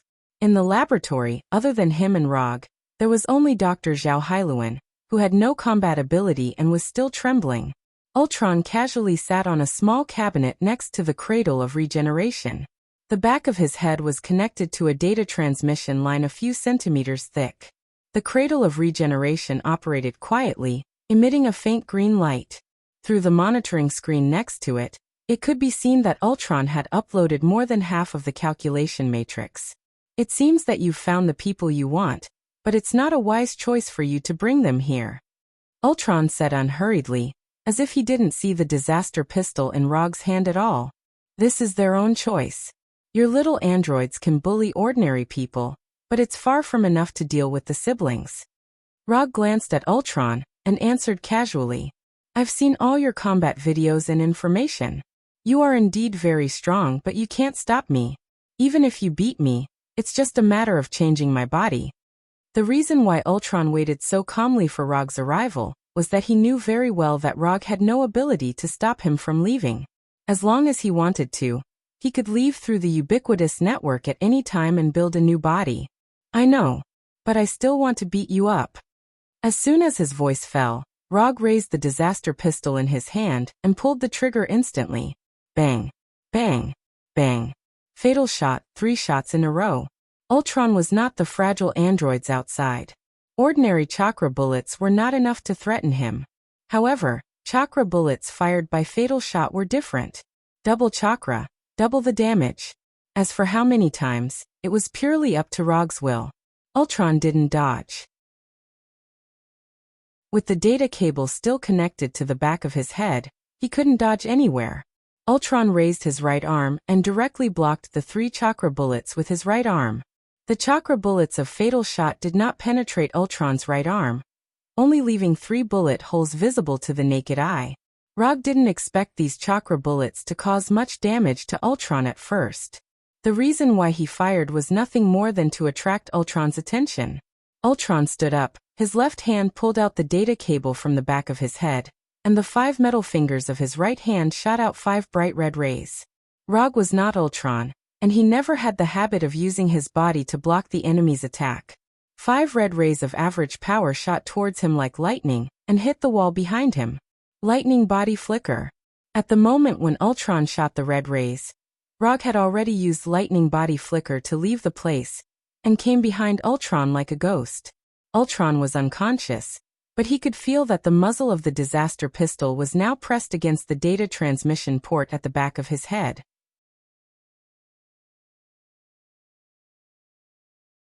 Chapter 247. Normal people will feel some tension and fear when a gun is pointed at the back of their head. But unfortunately, Ultron is not a normal person, he is not even human. Although the data transmission port at the back of the head is also a relatively fragile and important area, it is nothing more. He can even change his body at any time, and it is impossible for him to be afraid of this so-called threat. You are very fast, but you should know that this is no threat to me. Ultron's so-called no threat, of course, does not mean that Rog's speed is not a threat to him, but refers to his action of pointing a pistol at the back of his head. I know. Although he said that, Rog decisively pulled the trigger. Bang, bang, bang. It was another 3 consecutive fatal shots. The chakra bullet exploded in the back of Ultron's head, blowing out a palm-sized gap. The huge impact from the head made Ultron involuntarily take 2 steps forward, and then suddenly turn around, and the back of his right hand lit up with a blue-white light. The moment the blue-white light lit up, a powerful attraction suddenly enveloped Rog, trying to pull him to Ultron. Bang! Under the huge pulling force, Rog's body instantly turned into a white smoke and quickly dissipated in the air. Shadow clone. From the beginning, it was Rog's shadow clone that fought with Ultron. Although it was the shadow clone that fought, the disaster pistol in the shadow clone's hand was the genuine original, not a replica simulated by chakra. Others may not know the power of the disaster pistol, but Ultron obviously knows. Although there is no video data of Rog's battle with S.H.I.E.L.D., and the losses caused were counted on Hydra. But when Ultron was collecting information about Rog, he happened to see the original battle record in S.H.I.E.L.D's secret data. Therefore, Ultron is one of the few who has really seen the power of the disaster pistol. Although the size of the disaster pistol is not quite in line with Ultron's physique, and he also has a lot of weapons on him, he doesn't mind accepting such a powerful weapon. The Calamity pistol quickly flew toward Ultron's right hand under the pull of the powerful gravity. However, just as Ultron's right hand was about to touch the pistol, a figure suddenly appeared above his head. Odama Rasengan. Boom. The 1-meter diameter Odama Rasengan instantly hit Ultron's metal head. The terrifying impact and distortion force made him crash through the floor and fall all the way from the laboratory on the 3rd floor to the basement. Flying Thor 2. It had always been Rog's habit to leave the Flying Thor technique on his commonly used weapons. Furthermore, no one had ever stipulated that the 2nd stage of the Flying Thor could only be used by the Flying Thor. After sending ultralight flying into the basement, Rog turned his head and looked at Dr. Zhao Hailuan. He bowed slightly, and then jumped down from the hole in the floor with the disaster pistol. Dr. Zhao Hailuan finally breathed a sigh of relief after seeing Ultron and Rog leave. Whether it was Ultron or Rog, in Dr. Zhao Hailuan's view, they were all dangerous existences at any time. However, when she turned her head to look at the cradle of regeneration, she saw Rog again. To be precise, she saw Rog's shadow doppelganger. After coming to the laboratory, Rog created a total of 2 shadow doppelganger. One of them took the disaster pistol to deceive Ultron, and the other was left behind as a courier. The shadow doppelganger, who was left behind as a courier, ignored Dr. Zhao Hailuan's shock, and went directly to her, and pulled her to the cradle of regeneration. Then the Flying Thunder God took Dr. Zhao Hailuan, and the cradle of regeneration to the laboratory on the top floor of Stark Building. After completing the task left by the original body, the shadow doppelganger didn't say a word and directly removed its existence, leaving Dr. Zhao Hailuan, who was shocked and puzzled, in the laboratory. In the dark basement, Ultron got up from the pit that was larger than his body, and tried to control his damaged body. The mechanical eyes still emitted a weak red light, and golden electric sparks flashed on his body from time to time. Although his body was severely damaged, Ultron still maintained the most basic mobility. Of course, he didn't expect to continue fighting with this body. After obtaining vibranium, although Ultron used vibranium to slightly strengthen his body, this body was still too weak. However, his current body was still too weak after all. There was still a long way to go before he could reach the perfect body that he wanted. It was precisely because of this that he used vibranium as the main material for his new body. Just a few seconds after climbing out of the pit, Ultron realized that something was wrong. He couldn't sense the existence of the spirit gem. Without any hesitation, Ultron immediately hacked into the laboratory's monitoring system and retrieved the laboratory's surveillance footage. He saw the scene where Rog hit him with the Odama Rasengan, and he also saw the Shadow Doppelganger take away the Cradle of Regeneration and Dr. Zhao Hailuan. Whether it was the Cradle of Regeneration, Dr. Zhao Hailuan, or even the brand new body in the Cradle of Regeneration, for Ultron, these were not things that he couldn't lose. What he really cared about was the spirit gem on his new body. The Cradle of Regeneration, vibranium, and a new body were all things that could be remade. As long as he was given enough time, he was confident that he could make new ones, or even better ones. But there was only one spirit gem in the entire universe. As a special life form born from the spirit gem, he knew the ability of the spirit gem better than anyone else. Using the same spirit gem, Loki could only bewitch the minds of 2 or 3 people at a time. In his hands, he could bewitch thousands of intelligent life forms at once and plunge the city into chaos. If there was enough energy supply, he could even expand his influence to the entire Earth.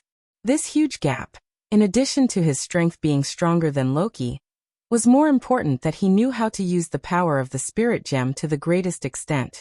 Your goal is indeed the Cradle of Regeneration. Ultron looked at Rog, who was only a few meters in front of him, and said unhurriedly, "Isn't it obvious? Just like you said, I can't stop you, so of course the target can't be you." Like Ultron, whose tone didn't change, Rog's tone was as calm as ever. The two of them were like 2 old foxes hiding their own thoughts. Tony Stark is responsible for restraining the robots outside, and you are responsible for taking away the Cradle of Regeneration. It's a simple and crude plan. But with the strength of the two of you, this is indeed a very effective plan. Ultron didn't seem to care that the Cradle of Regeneration was taken away, and he still had the attitude that everything was under control. "Do you think I can't do anything if you bring the Cradle of Regeneration to Stark Building? You shouldn't have left Dr. Zhao Hailuan alone there." Until now, Ultron's annoying mechanical voice finally had some changes.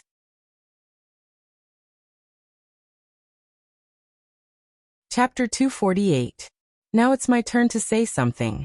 As expected of Ultron, who can control the network at any time, I can't hide anything from you.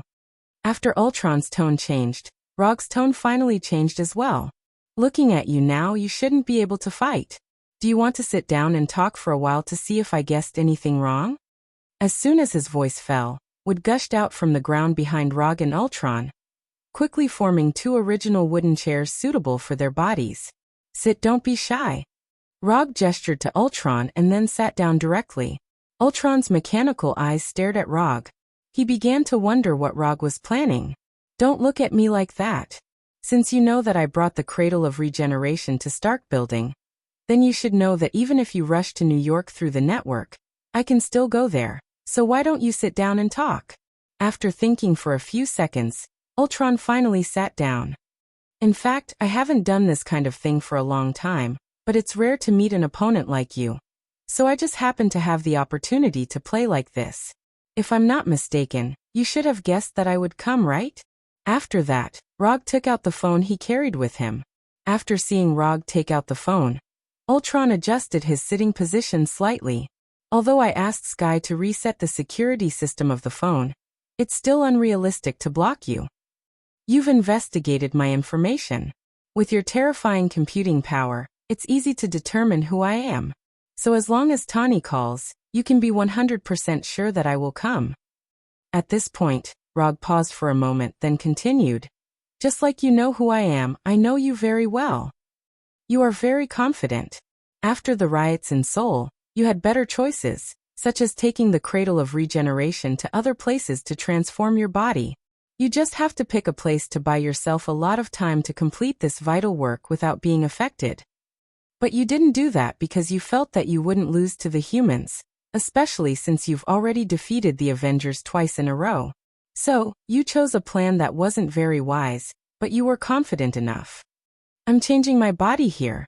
You know it, but you can't stop me.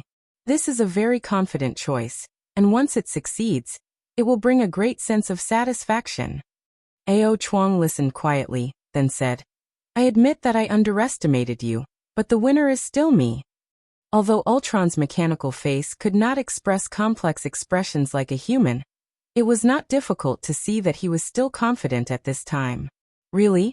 If you're referring to Dr. Zhao Hailuan, who has been bewitched by you, then I advise you to give up. Ultron used the mind gem to bewitch more than half of the people in the city. How could he ignore Dr. Zhao Hailuan, who was right in front of him? Indeed, Dr. Zhao Hailuan had shown the nervousness and fear that an ordinary woman should have. But unfortunately, Rog could see at a glance that Dr. Zhao Hailuan's expressions and small movements were all faked. As someone who often used illusions to intimidate the enemy, how could he not tell if a person was really nervous and scared? You know something is wrong with Dr. Zhao Hailuan? Of course I know.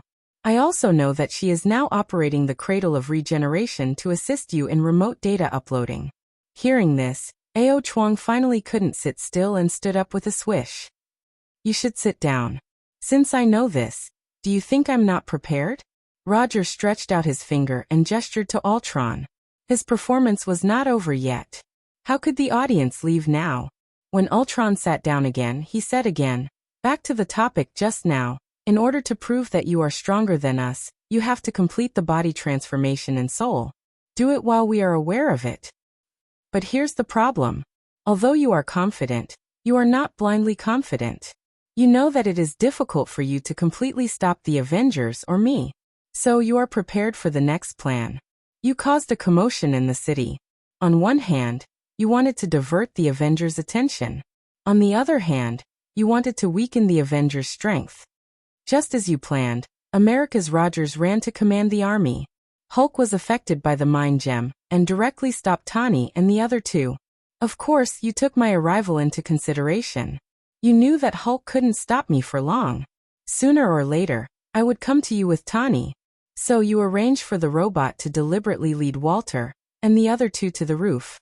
Tani saw them and they also attacked Tani. This was all part of your plan. But you missed one thing. Tani is more magnanimous than you think. Walter and Pietro are also more rational than you think, so they didn't really fight. Speaking of this, Rog summoned a bottle of Fat Otaku Happy Drink for himself. It was frozen. There were many unexpected things in his psychic scrolls, and the frozen Fat Otaku Happy Drink was one of them. After taking a sip, he continued, Of course, you also know very well that even if Tani and Walter fought, they would at most buy you some time. So this wasn't your final preparation. I won't mention the process of entering the lab, because no matter what, I would eventually come to the lab and officially meet you. You knew that I came for the Cradle of Regeneration. You also knew that I would definitely be able to take it away. You also knew that I would definitely bring the Cradle of Regeneration to Stark Building.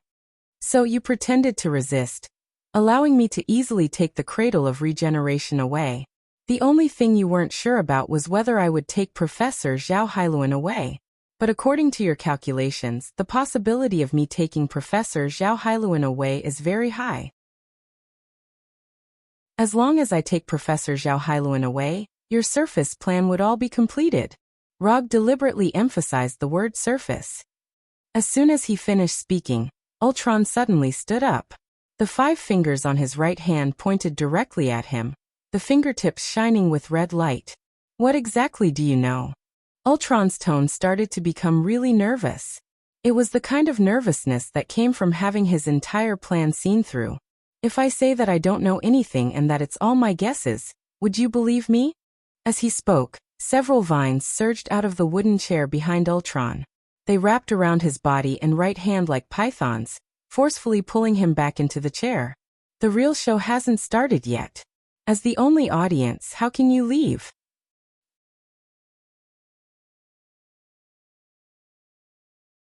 Chapter 249. Finally, I see that you are really nervous. It's not easy. After forcibly pulling Ultron back to the chair, Rog picked up the Coca-Cola again and took a sip. I'm curious, when did you see through my plan? In such a short time, you can't guess so many things, and your guess is so accurate. Ultron, who was firmly bound to the chair, said unwillingly, and he no longer had the attitude of everything under control. When I came to the laboratory and saw you and Dr. Zhao Hailuan, I guessed it. As for the reason, it's very simple. Because we are the same kind. When they first met at Stark Building, Ultron told him that they were the same kind. However, what Ultron meant at the time was that they all have Infinity Stones, and they are all the controllers of Infinity Stones. What Rog meant when he said they were of the same kind was that they were equally confident. Ultron is confident because he feels that he is stronger than all human beings. Even in the face of the well-known superhero Avenger and Rog, he has absolute confidence in winning the final victory. Like Ultron, Rog is also a very confident person. However, unlike Ultron, he did not show this confidence on the surface, but hid it in his heart. As a traveler, and a traveler who has seen the future of this world, of course, he has the confidence to make a name for himself in this world. What's more, he still has the existence of the system. If in such a situation he still has no confidence and feels that he can't surpass others, then he might as well give up early. Ultron's confidence is shown on the surface, and Rog's confidence is shown in his heart. Although the places shown are different, this does not affect the fact that the two of them will have very similar thinking. So as long as Rog put himself in Ultron's actual situation, it was easy for him to guess Ultron's plan. After all, if he were Ultron, he would make a similar choice. Then the next thing is very simple. In the case of knowing Ultron's plan, even if he only knows 70% or 80% of it, it is enough to formulate a countermeasure. Since you have guessed that Zhao Hailuan is my backup plan, but you still have no way to stop me from leaving, you still can't beat me. After understanding where the problem was, Ao Chuang calmed down again and said in a calm tone, "That's enough. At this point, there's no need to continue acting for me. Your acting is a little too much." Before Rog finished speaking, Ultron tried to connect to the internet and leave here. Then, he discovered a terrifying truth that could completely penetrate his mental defenses. His networking mechanism had failed. This is impossible. This is absolutely impossible. Did you find out that you can't connect to the internet all of a sudden? It must be very exciting. Compared with the panicked Ao Chuang, Rog was unspeakably calm at this time. Now it was time to reveal his trump card. How did you do it? The failure of the network mechanism meant that he could no longer leave this severely damaged body. Ultron was completely trapped in this body. This explanation is a little complicated, but you have enough time to listen to it slowly, so I've decided to explain it to you. After all, this is also my confidence. Villains died because they talked too much. This kind of thing would never happen to Rog. Although in Ao Chuang's view, he was a typical villain. To be honest, for a strong artificial intelligence like you, I really can't stop you by myself. If I want to completely destroy you, not only do I have to eliminate you and all the robots you made, but I also have to erase all traces of you on the internet. Only then can you completely disappear. This kind of thing I can't do it, but someone can. After that, Rog stretched out his finger and pointed to the hole above the basement. A figure with red skin and a mind gem inlaid on his forehead floated down. Illusion. The person who floated down was none other than Illusion, who had the ability to restrain Ultron's networking mechanism. This is impossible. How could you awaken Illusion in such a short time? This is absolutely impossible. Ultron recognized Illusion at a glance. After all, Illusion's body was originally prepared for himself. In such a short time? It seems that you haven't realized it yet. Are you sure that only a few minutes have passed? Rog took out the reality Rubik's Cube, then continued. This is the reality Rubik's Cube, and inside it is the reality gem. You should be familiar with it. Impossible. The reality gem doesn't have the ability to change time. Looking at the reality Rubik's Cube in Rog's hand, Ultron still didn't understand how Rog changed time. Let me help you with a science lesson. Have you heard of the time dilation effect? The first is the time dilation effect of high-speed motion in special relativity. The second is the gravitational time dilation effect in general relativity.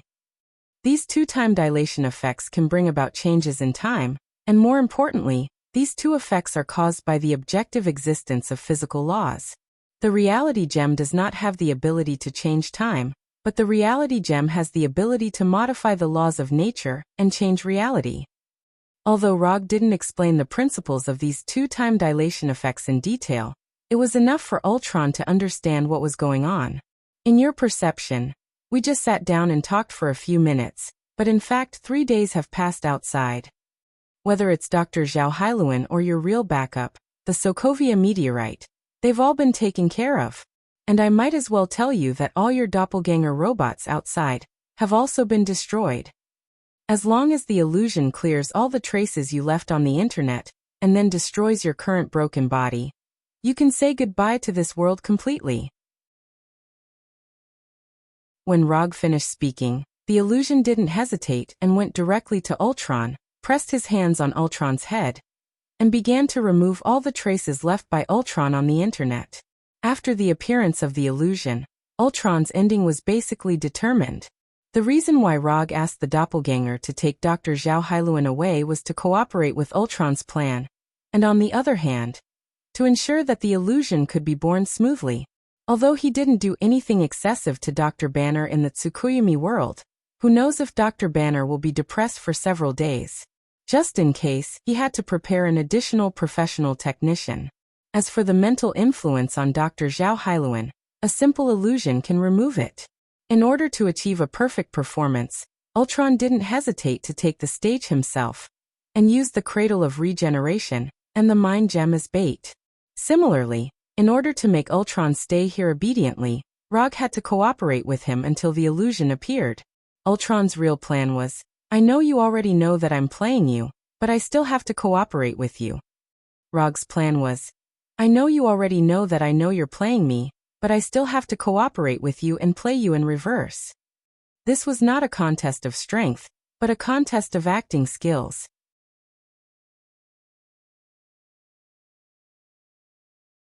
Chapter 250. Rog was not very concerned about how Illusion was going to clean up all the traces of Ultron on the internet and shut down the networking mechanism of Ultron. When Illusion began to touch Ultron's head, he silently ended the gravitational time dilation effect created by the Gem of Reality. The reason why he used Odama Rasengan to hit Ultron into the basement was that the basement would not be as spacious as the laboratory above. Secondly, it was dimly lit and suitable for small actions. Besides, he made a chair with wood release to sit down, not to create an atmosphere or to pretend to be cool, but because using the Gem of Reality was really tiring. Judging from his own timeline, he and Ultron had only stayed in this basement with gravitational time dilation for a few minutes. However, from the outside world, he and Ultron had stayed here for 3 days and 3 nights. If it weren't for the fact that the Gem of Reality only affected this small basement, the chakra in his body would have long been drained by the Gem of Reality. In the original timeline, why did Thanos make the Power Gem the first target? In addition to the clear location of the Power Gem, the main reason was that the Power Gem could provide him with enough power to drive other Infinity Gems. Rog did not have a Power Gem, so he could only use his own chakra as an energy source to supply the Gem of Reality. The reason why he sat and chatted with Ultron was not that he was lazy, but rather he really did not have much strength to stand up. At this moment, he felt for the first time that second-last chakra was not that sufficient. Illusion's touch of Ultron's head did not last long. It only took a few seconds for Illusion to clean up the traces left by Ultron on the internet. The moment Ultron was completely removed from the network, Illusion didn't hesitate. He exerted force with both hands and crushed Ultron's metal head. Go back first. Remember to remind Tani to give me my reward as soon as possible. Rog sat on the wooden chair and said slowly, Okay, Mr. Rog. Illusion turned around and glanced at Rog before replying in a tone similar to Jarvis. After Illusion left, Rog finally did not have to continue to maintain such a calm appearance. He sighed wearily. Even though he didn't really fight, this feeling was even more tiring than fighting for 3 days straight. After resting alone in the dark basement for more than 10 minutes, he finally left this alternate battlefield with the Flying Thunder God. 3 days were enough for Fu Lian and the Konoha Intelligence Agency to finish everything. Rogue summoned 2 Shadow Clone Jutsu after arriving in Seoul, but when he left Konoha HQ, he had already prepared 5 Shadow Clone Jutsu in advance and gave them the corresponding tasks. He didn't know what Ultron's plan was, so he could only leave behind enough Shadow Clones to see what was going on. After the Avengers and the Punishers settled the riot in Seoul, Tani successfully transferred the returning Jarvis into the Phantom Vision's body. In the end, Sokovia, the giant man-made meteorite, was unable to fly.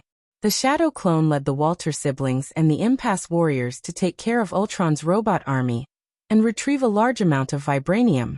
In short, the turmoil caused by Ultron was resolved by the Konoha Intelligence Agency and the Avengers. The Sokovia incident in the original timeline didn't happen, but the Seoul incident happened, and the Avengers once again went to the forefront of the storm. Compared to the Sokovia meteorite, which could be seen with the naked eye, the potential threat of the Seoul incident wasn't that obvious. Therefore, this led to a very awkward situation. Ordinary people and most organizations only saw the Seoul incident caused by the Avengers, but they didn't know that there was a terrorist threat behind it that could threaten the entire world. In their view, it was the Avengers' misdeeds that caused the riot in Seoul. Although the Avengers also announced some of the truth to the public, they didn't get the approval of many people, and they thought that the Avengers were shirking their responsibility. A pot that shouldn't have appeared was put on the Avengers' head. In this regard, although the Avengers were dissatisfied, in the end, they could only bear the responsibility that didn't belong to them. The Avengers have a lot of experience in fighting supervillains. But in the battlefield of public opinion, as superheroes, they are not much different from ordinary people. Not to mention, there are some brainless organizations that hate the rich and think that they violated human rights or trampled on the law. Of course, these are the troubles of the Avengers. As the director of the Konoha Intelligence Agency, Rogue was enjoying his leisure time at this time. On the second day after he returned to Konoha's headquarters, Tony sent him his reward. Jarvis became part of the Genjutsu, and Tani gave himself a new artificial intelligence female assistant Friday. Therefore, Tani gave Rogue an artificial intelligence female assistant named Sunday. According to Tani, Friday is Sunday's sister, and Sunday and Saturday are twins. As for Tony's naming and personification method, Rogue didn't even think about it and directly replaced it. Not only the name, but also the holographic image was changed. Hyuga Hinata. This is the new name that Rogue gave to his artificial intelligence female assistant. Of course, after changing the name to Hyuga Hinata, the holographic image naturally changed to Hyuga Hinata's version. However, when changing the holographic image, he hesitated for a while. Should he use the 16-year-old Hinata from The Gale? Or change it to the 19-year-old Hinata from the movie The Last? Or change it to the 32-year-old Hinata from the movie The Last? As a man, and an adult man in his early 20s, he decisively made a choice. Only children choose one of the three, and adults choose all of them. As a result, his exclusive artificial intelligence female assistant, Hyuga Hinata, had 3 different versions of the holographic image. As for which one will appear, it depends purely on his mood and choice at the time. It is worth mentioning that the artificial intelligence created by Tani himself is indeed very powerful. On the first day of entering the Konoha headquarters, Hinata made a major update to the system of the Konoha headquarters, especially the defense system of the headquarters. In addition, after the classification and statistics of Hinata, the work that Rogue needed to deal with was greatly simplified. A lot of work that was not very important was shared one by one, and he had more and more free time. Even Sky and Sharon Carter were a lot more relaxed because of the appearance of Hinata. No wonder Tani has always relied on Jarvis so much. If he doesn't slack off with such a powerful artificial intelligence, he will really be punished. Because of Hinata's excellent ability, Rogue's life is also better day by day.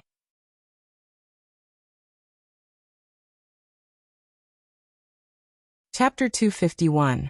With Hinata's help, Rogue also resumed his long-lost cultivation. Ninjutsu, Genjutsu, Taijutsu, Manjikyu, Sharingan, would release Senjutsu.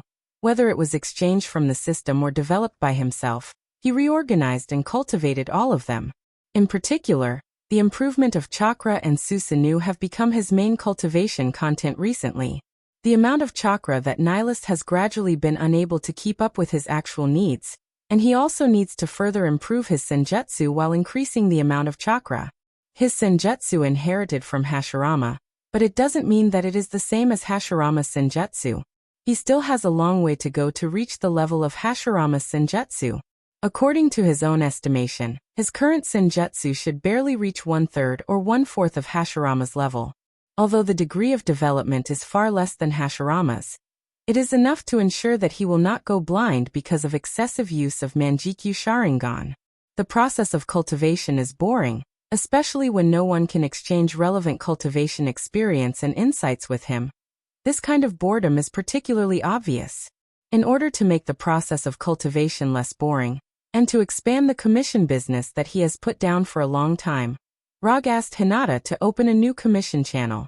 The director of Konoha's intelligence agency, the fourth Hokage of the superhero, semi-openly accepts private commissions. This practice is not in line with his current identity, and it is even easy to cause misunderstandings by others, but he doesn't take these objections and dissatisfaction to heart. Compared with ninja coins, those objections and dissatisfaction are completely negligible. All the commission requests submitted are first filtered by Hinata, and then Rog himself, and finally have a face-to-face conversation, and sign the commission scroll. Although not every commission can be judged by the system, after double screening by Hinata and Rog, the probability of the commission passing the judgment reached an amazing 90%. The amazing judgment passing rate, coupled with the fact that the difficulty of the commission is basically not high, Rog earned more than 300 ninja coins from the system in just a few months, giving him the illusion that he is taking advantage of the system. After completing Tani's commission, Kuroto's unconsumed ninja coins had reached 305. After a few months of hard work, he once again broke his record of not consuming any Shinobi coins. Unconsumed ninja coins. 645 at the same time. The amount of chakra he had increased from Nibi to Sanbai. Then it once again fell into a plateau. Sir, Calvin Zabo has once again appeared at Miss Sky's operation site. Should we arrange for the members of the Dark Operation to deal with him? When Rog finished his training for the day, Hinata's voice sounded beside him. The Dark Department was a new department that Rog had just established a few months ago. There weren't many people, only about 30 of them. Although there are not many members of the Dark Department, each of them is the best among the Extremis fighters, and all of them have received the second transformation of Extremis. The second transformation of Extremis is the latest result of Dr. Connor's research. It can further improve the strength of the Extremis fighters, and it also incorporates part of the Abomination Serum to have more excellent defensive abilities. Don't worry about him for the time being. As long as he doesn't contact Sky, don't worry about anything else. Calvin is Sky's father, and no one knows where he got the information that Sky was in Konoha's intelligence bureau. Then, like a perverted stalker, he followed Sky. Rog didn't notice his appearance at first. It was Hinata who discovered the man who often wandered around Konoha's headquarters when she was conducting a security patrol of the headquarters. And then she determined his identity. Okay, I will focus on his next behavior and avoid him from contacting Miss Sky. In addition, Miss Gwen's dinner party has been arranged. Do you need to go there now? Hinata is now not only responsible for Rog's work arrangements, but also his daily life arrangements. Although Hinata is not a real human being, she is still so good at dealing with these interpersonal matters that people have nothing to say. I will go there in half an hour. You should let the restaurant prepare in advance. If there were no lunatics who always wanted to destroy the world, Rog would be quite satisfied with his current life. However, the world never lacks ambitious people and paranoid people. The Himalayas, the afterlife. Jiaying, are we really going to cooperate with the people of Adelan? Once the cooperation is official, the peace of the afterlife will be completely over. Gordon, who had no eye sockets, stood in front of Jiaying and asked seriously. As one of the few mutants who can freely enter and exit the afterlife, Gordon doesn't want the peace of the afterlife to end. Although Maximus's proposal is crazy, his plan still has many merits. If we really succeed, the mutants will gain true freedom, eternal freedom. Jiaoying, who was writing with a brush, raised her head and glanced at Gordon, revealing her scarred face. But Gordon wanted to continue to say something, but in the end he fell silent. With more and more espers emerging in the world, many mutants have become restless. Although life in the afterlife is peaceful, compared to the prosperous life in the outside world, the afterlife is like a backward small mountain village. Not everyone likes peace, especially after having superpowers that surpass ordinary people. There are more and more mutants who are not willing to live a peaceful life. Why can those ordinary people who are inferior to us enjoy a better life than us? Why is it that we, who have superpowers, can only hide like rats that everyone wants to beat? There are not many people with this mentality in the afterlife, but since the mutant called Maximus came to the afterlife, there are more and more radical mutants. If it weren't for some mutants who remained calm, there might be people who have started to shout the slogan of conquering the world and becoming the ruler of the world. Gordon is one of the few mutants who is still calm. Although he doesn't have eyes, he knows that the outside world is not as good as they think. Especially after the appearance of the Avengers, there are more and more unstable people emerging in the world. The blue zone of the moon Adelan City. If it weren't for the fact that he didn't know the exact location of Adelan City, Gordon would really want to go and find out if the Adelan City that Maximus spoke of is really as beautiful as he said. After Gordon left the study, Maximus walked out from a hidden corner in the study and went straight to Jiaoying, his right hand reaching towards Jiaoying's scarred face.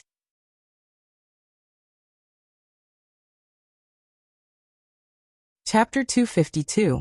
As a mutant who grew up in Adelan City and was a member of the royal family of the mutants, Maximus had a sense of superiority when facing Jiaoying and Gordon. In his opinion, these mutants who were left behind on Earth were no doubt inferior mutants. Only the mutants born in Adelan City on the moon were the true mutants. Only they had the right to represent the mutants and take back Earth. Just as Maximus' right hand was about to touch Jiaoying's face, Jiaoying grabbed his right hand and used her ability.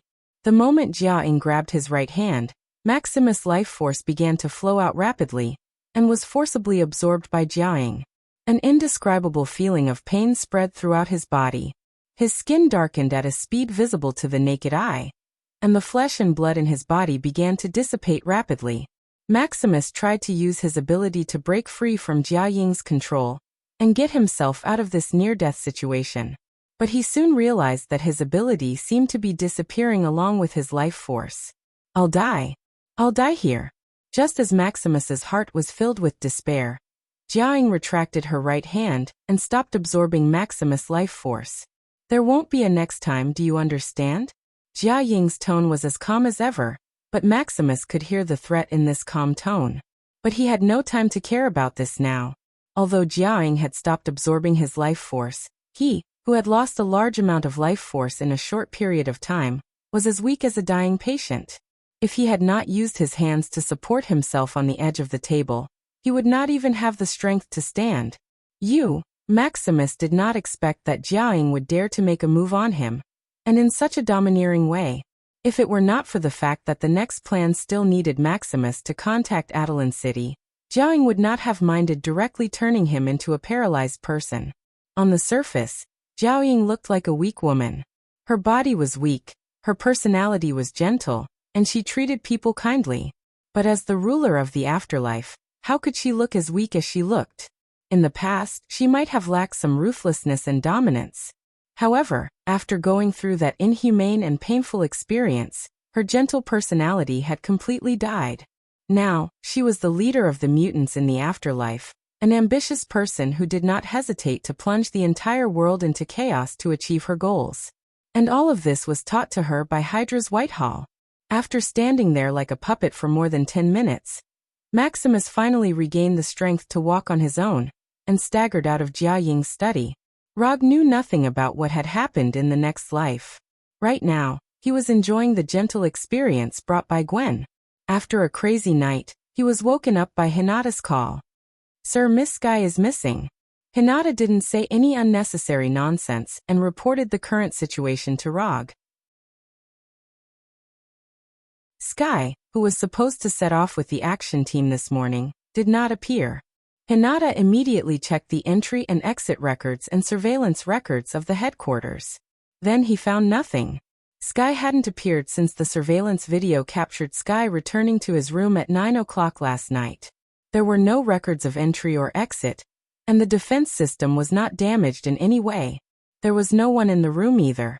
After further retrieving the hidden energy monitoring system, Hinata found a trace of clues. Not long after Sky returned to his room, an abnormal energy appeared in Sky's room. Subsequently, the abnormal energy disappeared, and Sky's life energy signal also disappeared at the same time. See if Calvin is still outside the headquarters? Rog frowned, and a bad premonition emerged in his mind. No trace of Calvin Zabo has been found. Hinata immediately gave a reply. Okay, I know what's going on. Let Kara perform this mission instead of Sky, and I'll take care of the rest. When Calvin Zabo inexplicably appeared near Konoha's headquarters, he had secretly sent people to pay attention to the situation in the afterlife. He doesn't care if the afterlife will do some messy terrorist activities, he only cares if Jiaoying will have ideas about Sky. In terms of identity, Jiaoying is Sky's mother, but he doesn't think Jiaoying is a qualified mother. Although Sky's identity has been tampered with by S.H.I.E.L.D., if Jiaoying really wants to find Sky, it won't be particularly difficult for her. Even Calvin Zabo can find some clues. If Jiaoying, who controls the afterlife, wants to investigate, it will only be easier. But obviously, Jiaoying has no idea of looking for Sky. Sky needs a family, but she doesn't need a family who treats her as a tool, but a family who really cares about her. Something happened in Konoha, I have to go back. After getting dressed, Rog said to Gwen, who was still lying in bed. Since he became the director of Konoha Intelligence Agency, his secret nest in New York has become Gwen's secret stronghold. Of course, when he returns to New York, it will become a warm little home for him and Gwen. It's like this every time, can't you stay for a few more days? Gwen is also dissatisfied with Rog's practice of only staying for a few days each time. Next time. As soon as the voice fell, Rog's figure disappeared and returned to Konoha's headquarters in Washington. Help me arrange Kunchi and a team of Umbu. I'm going to the afterlife to visit Sky's mother. 5 minutes later, Rog flew to the afterlife with an Umbu team. Jiaoying has taken the initiative to send someone to Konoha. He has to pay a return visit, otherwise, it will seem that he doesn't understand etiquette. At this time, Sky in the afterlife is having her first dinner with Jiaoying after the mother and daughter reunion. More than 10 hours ago, Gordon brought Sky to the afterlife and let her see her biological mother, Jiaoying, who she had been looking for more than 20 years. But she doesn't know why, after seeing Jiaoying and knowing that Jiaoying was the biological mother she had been looking for more than 20 years, Sky didn't have too obvious emotional fluctuations. There was no excitement, no surprise. Sky has a lot of questions in her mind, but she doesn't know where to start asking. What's wrong? Don't you have an appetite? Looking at the untouched tableware in front of Sky, Jiaoying asked softly.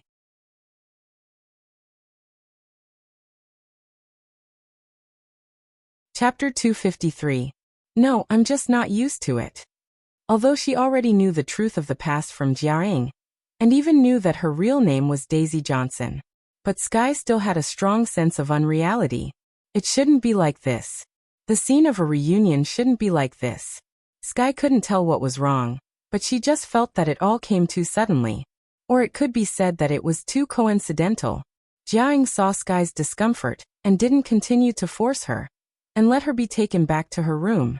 When Sky left, the gentle look on Jiaoying's face disappeared completely.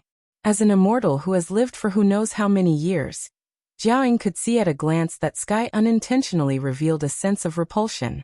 Sky herself may not have noticed it, but Jiaoying saw it from her small movements and tone. Gordon, go and investigate the fourth Hokage. His influence on Daisy may be greater than we thought. At this time, although Gordon wasn't in the room, he clearly heard Jiaoying's order, and immediately used his ability to leave the afterlife. As soon as Gordon left, Maximus came into the room, and came in front of Jiaying. Maximus, who has already seen Jiaying's means, didn't act as high and mighty as before, and said in a calm tone, "Her ability is very good if used well, it can play a great role. Are you sure you don't want her to participate in our plan?" Maximus didn't dare to use a commanding tone to Jiaying. Although Jiaying's ability can only be used when in contact, Maximus didn't dare to gamble with his life. On the surface, there are only a few combatants in the afterlife. But no one can guarantee that Jiaying doesn't have a backup plan. Just like Adelan City in the blue area of the moon, although it doesn't seem to have many armed forces, the people inside are more abnormal than the other. Especially his brother, the leader of the moon's aliens, the Black Bat King. And after being taught a lesson by Jiaying, he saw the shadow of the Black Bat King in Jiaying.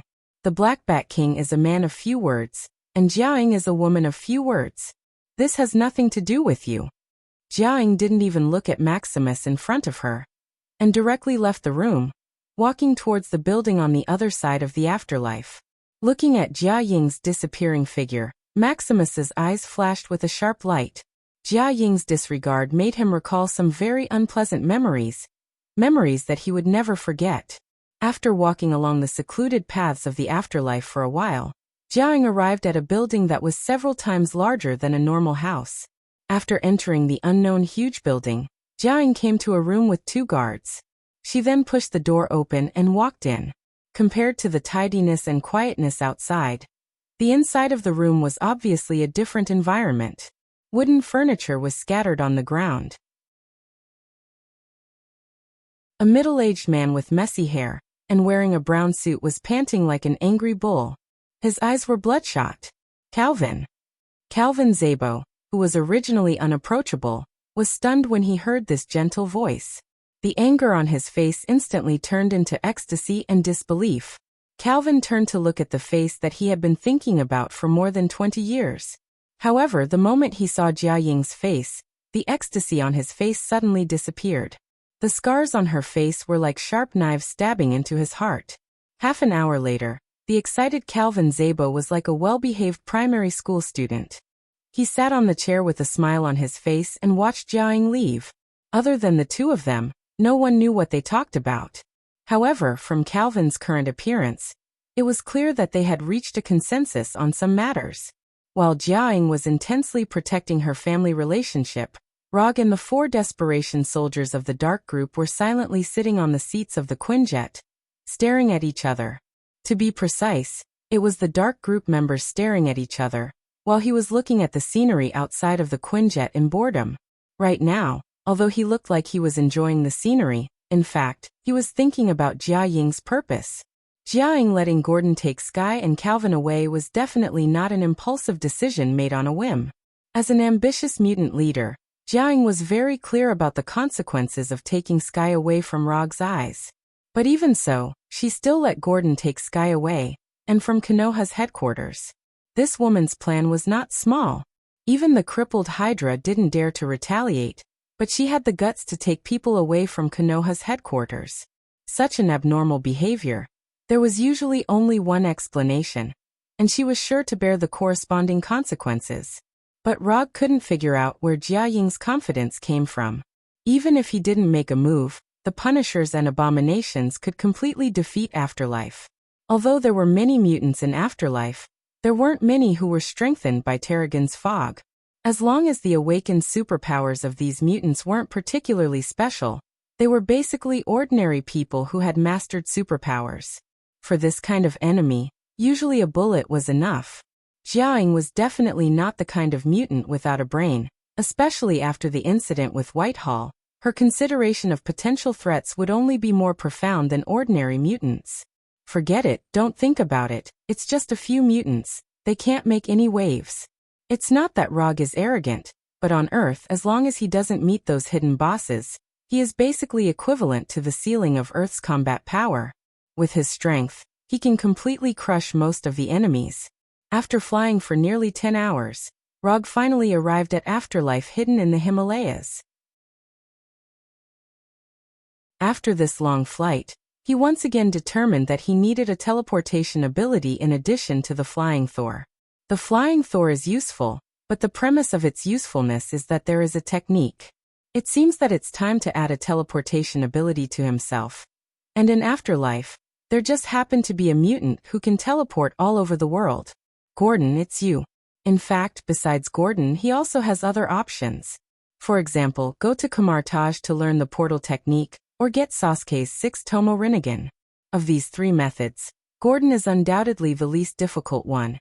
And it is also the most suitable one for him at present.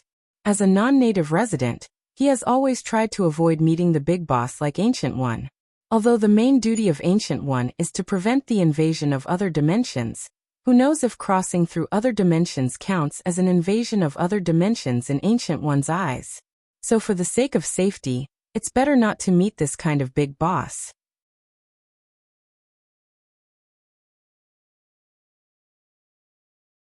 Chapter 254. After flying for more than 10 hours, Kunchi landed directly in an open space near the afterlife, without any intention to hide their tracks. In addition to the Kunchi pilot, Rog and the 4 Umbu members went straight to the wooden gate of the afterlife, which was purely decorative. It has to be said that the area where the afterlife is located is indeed worthy of the name. The mountains are beautiful, the air is fresh, the mountains are stacked in the distance, and the vegetation is rich. With few people and a wide field of vision, this is a good place to live in seclusion. Rog and the Umbu members just came to the gate of the archway. Several strong men blocked in front of them, with a vigilant look. "Who are you?" One of the men who looked like the leader took the initiative to come forward and asked in a harsh tone. "Go and tell Jiaying that Rog is here." Rog didn't care about the eyes of the man in front of him, as if looking at an enemy, and calmly answered. When these men appeared, he used chakra perception to perceive them. These men, without exception, all of them have abnormal energy in their bodies. Although he can't infer the real ability of these men from this abnormal energy, but from the energy intensity, their strength is not very strong. To put it bluntly, any despair fighter in Konoha has a higher energy intensity than them. "You wait here. Look after them, don't let them come in." The first half of the sentence was obviously said to Rog and others. As for the second half, of course, it was said to his companions. Before leaving, the man who seemed to be the leader turned his head to look at Logue, as if he wanted to engrave Logue's appearance in his mind. The 4 members of the Umbu, at this time, were all wearing white animal masks, and a few simple lines were casually outlined on the masks. He didn't know why. The leader always felt that there was something wrong with these 4 Umbu members. There was a very strange feeling. However, he couldn't tell what was strange about it. Rog saw the doubts of the leader. If it weren't for the fact that the current environment is not suitable, he would tell this man that the reason why he felt that the Umbu members look strange is purely because these guys have killed too many people. To be more precise, his killing intent was too strong. Although the 4 members of the Dark Operation didn't say a word, in their eyes, these Inhumans who were blocking their way were no different from a group of chickens waiting to be slaughtered. The afterlife wasn't very big. 5 to 6 minutes later, Rog saw the true ruler of the afterlife, Jiaying, and her most loyal subordinate, Gordon. Other than the 2 of them, there was also Sky and Maximus. Rog didn't remember that there was a person called Maximus in the afterlife, and there was nothing about him that was worthy of his attention. Therefore, he chose to ignore it. Just like the few mutants who had stopped them, he wasn't even interested in knowing their names. It was this kind of person again. That expression again. Maximus saw Rog's disregard, and his sensitive heart instantly became turbulent. However, he controlled his expression and actions very well, and did not show the dissatisfaction in his heart. He had experienced Rog's attitude too many times in Adelan City, to the point that he was already used to it. Although he was a member of the royal family, and was the younger brother of the Black Bat King. However, his awakened abilities were not very advanced, or rather, in the eyes of the Moon's Inhumans, they were not very advanced. Therefore, his status in Adelan City was not very high. In terms of technology, Adelan City's technology was more advanced than most of the countries on Earth. However, Adelan City used a rigid caste system, and the status of the members of society was determined by their awakened abilities. Once the decision was made, no matter how great and powerful the Inhumans became in the future, It would not change their status in Adeline City. He came from a good family, and his parents and brother were all of high status in Adeline City. However, he was just an ordinary member of Adeline City, and was on the same level as the lowly Inhumans. This was a fact that Maximus could not accept, and was unwilling to admit. Maximus, who grew up with this mentality, did not hate Adeline City to the core, but he definitely did not have a good impression of it. Therefore, he secretly came to Earth, and came to the place where the Inhumans lived in the afterlife. After confirming that Sky was not harmed in any way, Rog went to Jia Ying's study under her invitation. Tell me directly, what are your plans? There were only the two of them in the study, so Rog did not bother to waste time with Jia Ying, and asked directly, before I answer your question, I want to know what you think of the Inhumans as a race, and what do you think of Sky? Although she did not have much combat power, and was facing a famous and powerful person like Rog, Jia Ying still maintained her composure and calmness. I don't have any opinions. Inhumans are just humans. However, your ancestors were the products of the Kree's experiments, so you can awaken abilities that humans do not have. As for Sky, although you are her mother, I still refuse to answer this question. Rog spoke slowly, at the same time using Chakra's sensing ability to sense all the Inhumans in the afterlife. It seems that you know a lot about the history of the Inhumans, but this is normal. You were able to help Daisy awaken her ability through the fog of Terrigen, and you also know how to help Daisy control her ability. Without a certain level of understanding, you would not be able to do all this. Here, Jia Ying paused and then continued. Maximus is an Inhuman from Adeline City. A few months ago, he suddenly came to the afterlife, saying that he came on behalf of Adeline City. After hearing the words Adeline City, Rog's face finally showed a look of interest. If it was only the afterlife, it really did not pique his interest. The reason he came in person was purely for Sky's sake. And now, he felt that he might have made the right choice. Unlike the organization in the afterlife, which did not have much strength, Adeline City was an existence that was several levels higher. Not to mention the advanced technology and the Inhumans in Adeline City, just the Inhuman leader of Adeline City, the Black Bat King, was an important character that could not be ignored. Then, if I'm not wrong, what you want to say next should be cooperation with Konoha, right? Jia Ying would not bring forward Adeline City for no reason. And since she took the initiative to say this, it was not difficult to guess what she wanted to say next. That's right, I hope that Konoha can cooperate with the afterlife. And the benefits? No one will cooperate with you if there are no benefits.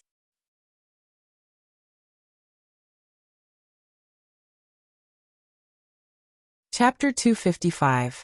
You are the director of Konoha's intelligence agency, and the famous Yondaime Hokage.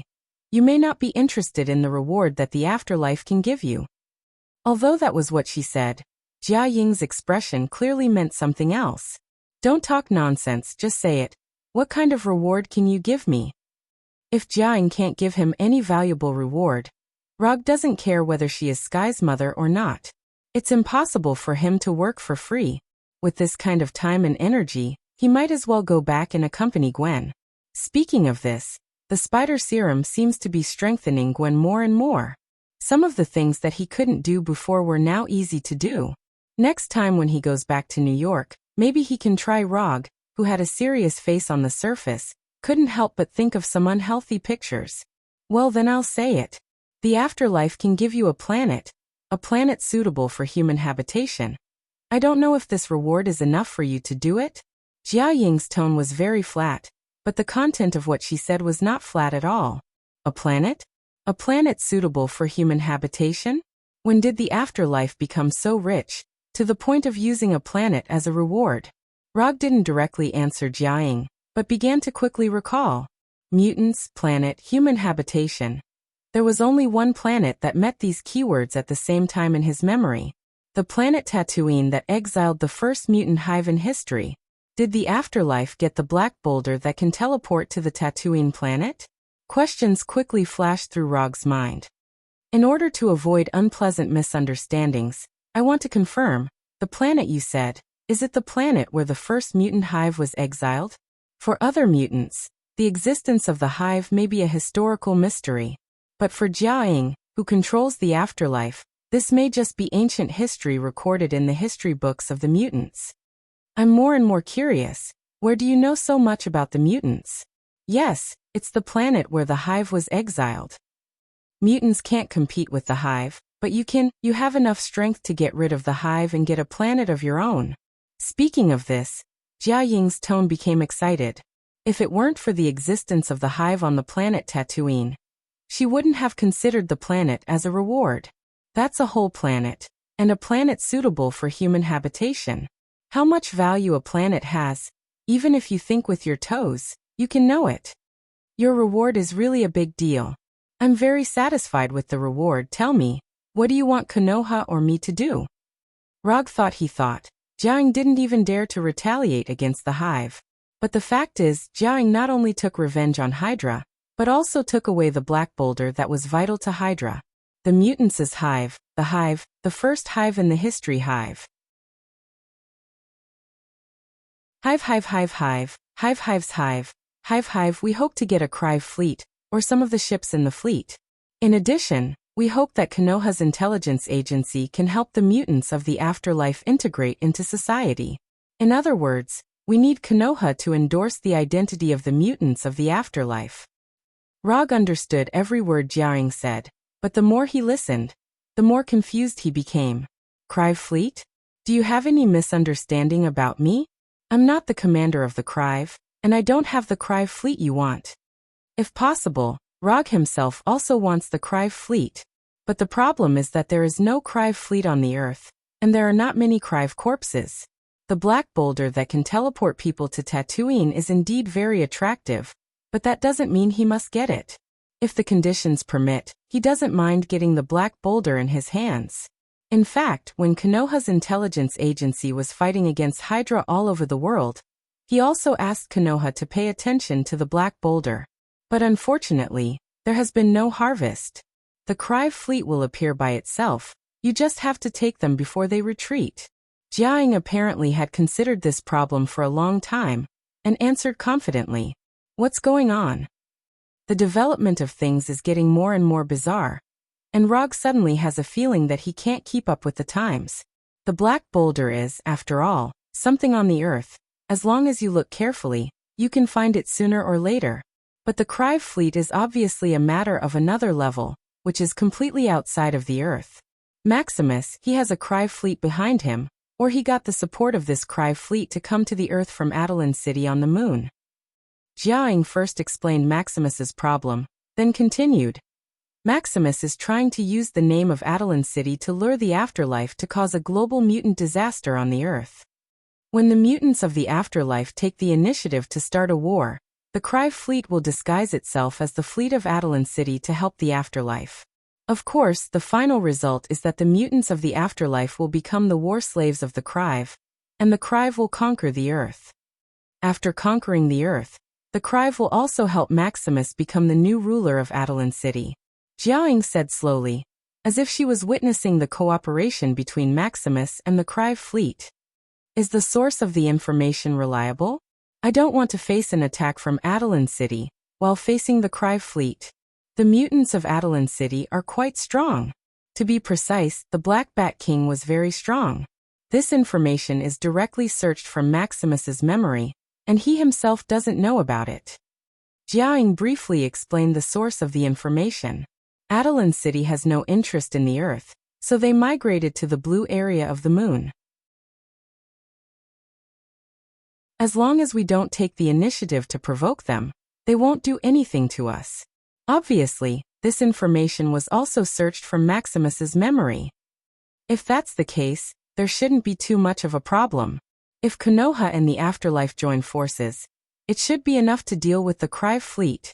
Konoha agrees to this cooperation. After hearing Rog's answer, Jiaing finally breathed a sigh of relief, but Rog's voice immediately sounded again. There's no problem with cooperation, but I'm a person of ritual, so let's sign a commission scroll. As soon as his voice fell, Rog took out a commission scroll that had never been used before.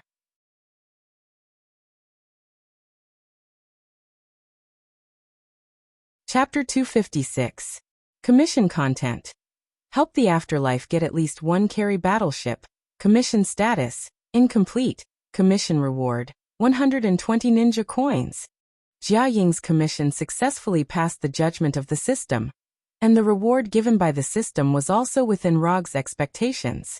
After throwing the commission scroll back into the summon scroll, Rog suddenly asked, why did the Kree suddenly decide to attack the Earth? With their technological strength, they can attack at any time.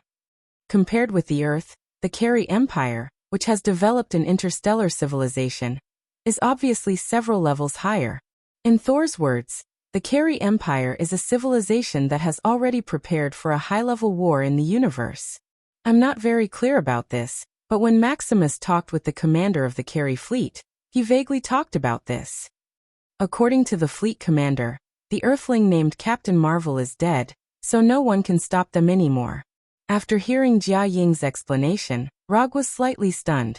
However, he controlled his expression very well, and didn't let Jia Ying see anything. Captain Marvel is dead, so the Kree plan to invade the Earth. This seems to be reasonable, but it doesn't make sense at all. Rog doesn't doubt the ability of Captain Marvel, but he doubts that the Kree won't make such a naive decision.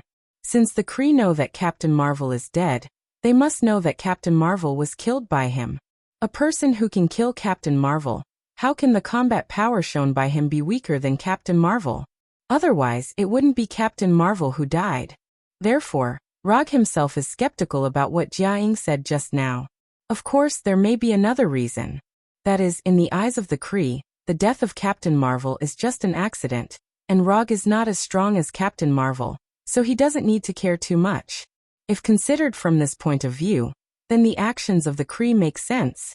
However, Rog himself is not very satisfied with this. What is an accident? I killed him with my own strength, okay? I didn't even use the reality gem, I killed him with my own strength. However, even though he was dissatisfied, he couldn't explain anything to the Kree. After all, when the time came, they would know the truth of the matter. Give me the list of those who need a legal identity, and I will let Konoha arrange new identities for them. But let's agree in advance, Konoha can provide you with a new social identity. However, if you take advantage of the identity given by Konoha, or let Konoha take the blame, you know what the consequences will be. Rog didn't ask Jia Ying to write about the arrangement of the Inhumans on the scroll. On one hand, it was a long-term job, and on the other hand, it was hard to measure this kind of thing. It was not easy to integrate into human society and gain the recognition of ordinary people. Even Rog himself still had some people who did not approve of him. They felt that he was ignoring the laws and human rights of the United States, and using violence to curb violence. I will warn them seriously. After that, Jia Ying took out a list of names that she had prepared in advance from the drawer of the desk. This is the list of the first batch of Inhumans, and their abilities have been noted. It was not that Jia Ying had enough trust in Rog, but it was purely because she didn't want Konoha to secretly do any human experiments on these Inhumans. Although she didn't say it clearly, she was sure that Rog could understand what she meant. Konoha is not SHIELD, and it is not Hydra. Konoha is not interested in human experiments. Although Konoha's current chief scientist, Dr. Connors, is showing signs of developing more and more like Orochimaru, and even the action of sticking out his tongue is getting more and more disgusting. But as long as he is still in Konoha, no one dares to do those inhumane human experiments in Konoha. To put it bluntly, Konoha doesn't think much of the superpowers of these Inhumans. Of course, superpowers such as Sky's shockwave, Gordon's transmission, and Black Bat King's sonic wave are exceptions. When Rog and Jia Ying were discussing cooperation and follow-up plans, Maximus was not idle, and carried out his secret operations that had been thoroughly monitored. Although Maximus's superpower is not very good, it only has a certain degree of telepathy ability, and it must be used smoothly when he is concentrated. What's more troublesome is that his own mental state is not very stable, so his telepathy ability is sometimes absent. In order to make up for his own strength, he became a relatively rare inventor among the Inhumans, and he is also a genius inventor, who can use simple materials to make exquisite machines. For example, for this mission, he deliberately combined his telepathy ability and invented a small hypnosis gun to make up for the fact that his superpowers sometimes don't work. If conditions permit, he doesn't mind inventing a few more weapons for himself. But in order to avoid stimulating the Inhumans in the coming world, he only carried this hypnosis gun and deliberately made the shape of the hypnosis gun into a cylinder more than 10 centimeters long. After taking this hypnosis gun, which has no gun shape at all, Maximus walked towards the room where Sky was resting. Sky's shockwave ability, he had heard about it for a long time, and he saw it with his own eyes yesterday. If used well, Sky's ability can play an instant role in changing the situation on the battlefield. This ability should not appear on an Inhuman from Earth. Only an Inhuman from the royal family like himself is worthy of such a powerful ability. On the way to Sky's room, Maximus even fantasized about the beautiful scene when he has Sky's ability. But at this time, he didn't know that his every move was clearly seen by the Inhumans in the future. Maximus's arrival has caused many Inhumans to become fanatical, to the point that they are willing to violate the rules of the future. But as long as Jiaying is still in the future, as long as the Inhuman soldiers loyal to Jiaying are still around, the future will not be chaotic. Just as Maximus was about to arrive at Sky's room, the eyeless Gordon suddenly teleported to his side and grabbed his shoulder. "What are you doing?" Gordon clearly has no intention of answering him, and teleported Maximus to Jia Ying's study room again. Is he Maximus? He doesn't look very smart. Rog sized Maximus up and said casually, "What do you mean? Are you going to start a war with the Inhumans?" Maximus sharply sensed that something is wrong.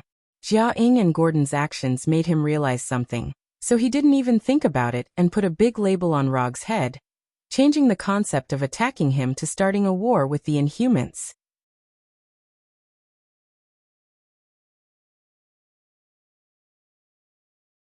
Chapter 257. You can't represent the mutants. Rog snorted and replied with disdain. Maximus knew his own value and status. He knew that he was not that important. However, being pointed out by Rog in such a merciless manner still made him feel extremely displeased. What are you trying to do? Don't blame me for not reminding you. My brother is the Black Bat King. If anything happens to me, he won't let you go. If possible, Maximus wanted to draw a clear line between himself and the Black Bat King. However, he knew very well that not only could he not draw a clear line between himself and the Black Bat King, but he also had to use the Black Bat King's influence as much as possible. Although he did not know what Rog and Jiaying had talked about, the current situation was very unfavorable for him. If your brother really cared about you that much, you wouldn't have to work with the Creoles. So you should stop bluffing like this. Rog did not care whether Maximus had the Black Bat King's support or not. No one could stop him from completing his mission. Maximus could not, and neither could the Black Bat King. Working with the Creoles? How did they know about my cooperation with the Creoles? Other than me and the Creoles, no one else could have known about this. Maximus's face turned ugly, and his psychological defenses began to show signs of collapsing. The reason he dared to stay in the afterlife was because he knew that these people in the afterlife would not know about his true purpose. These indigenous mutants who have never left Earth could not have seen through my plan. They don't have any mutants who can read minds here. With that in mind, Maximus shifted his attention to Rog. From Maximus's point of view, Rog was indeed the most suspicious one. However, he did not expect that the one who saw through his plan was not Rog, but Jia Ying and the other indigenous mutants who he had always looked down on. Are you sure this will lure the Creoles out? They want a mutant disaster that will sweep across the entire Earth. If they don't see the disaster in their plan, they might not appear. Jia Ying didn't look at Maximus. Ever since she had reached an agreement with Logue, Maximus had become a dispensable existence. Of course not. I'm not a Cree. How would I know what kind of decision they would make? But since they are still interested in the Inhumans, then they will definitely be interested in the honeycomb. After all, compared to controlling a group of mutants, controlling one mutant is obviously much easier. And with the beehive, it's basically the same as having the key to controlling all the Inhumans. According to the agreement between Maximus and the Cree, The Kree would conquer the Inhumans and Earth in the afterlife after the Inhuman calamity. Neither Rog nor Jiaing had any interest in causing a global Inhuman disaster. Therefore, they had to consider other ways to lure the Kree out. The beehive was the bait they had prepared for the Kree people. If the Kree knew about the existence of the beehive, Rog was not sure if they would change their plans, but they would at least be tempted. More importantly, regardless of whether the Creoles would change their plans because of the beehive, it would not affect his next plan. As long as the Kree received the information about the hive and brought Maximus onto the Kree warship, his plan would be a success. Alright, if that's the case, I'll trust you this time. After saying that, Jiaing gestured for Gordon to bring the transparent box containing the black boulder into the study. Maximus looked at the black boulder that Gordon had brought, then turned to look at Rog and Jiaing, and immediately realized something. The name Beehive was not unfamiliar to Maximus. Based on the conversation between Rog and Jiaing, as well as the black boulder that Gordon had brought, he could roughly guess the plan of Rog and the rest. However, there was one thing that he did not understand, and that was why Rog and Jiaing thought that he would obediently cooperate. Stop spacing out, go contact the Kree. Maximus, who was still thinking, immediately heard Rog's voice. Why should I listen to your orders? Who do you think you are? Although he did not have much combat power, Maximus was very sure that in Rog and Jiaing's plan, he was a crucial part. They won't dare do anything to me. Only I can contact the Kree. Without my help, they won't be able to do anything. Maximus felt that he had grasped the crux of the matter and regained control of the situation. In addition, Rog and Jiaing did not restrict or oppress him in any way, which made him even more certain of his thoughts. No wonder you didn't dare do anything to me after bringing me here. So there are times when you need my help too. A confident look appeared on Maximus's face. In the next second, he heard a gunshot and felt a sharp pain in his right leg. Bang! Just as Maximus's mind was filled with strange thoughts, Rog took out the disaster pistol and shot him without hesitation. Why do you have to listen to my orders? The reason is simple. Because if you say no, I'll shoot you right now. Rog's tone was very calm, but the three present could tell that he was not joking. Lunatic, he's a lunatic. Maximus endured the intense pain from his right leg and looked at Rog and the disaster pistol in his hand with an incredulous expression.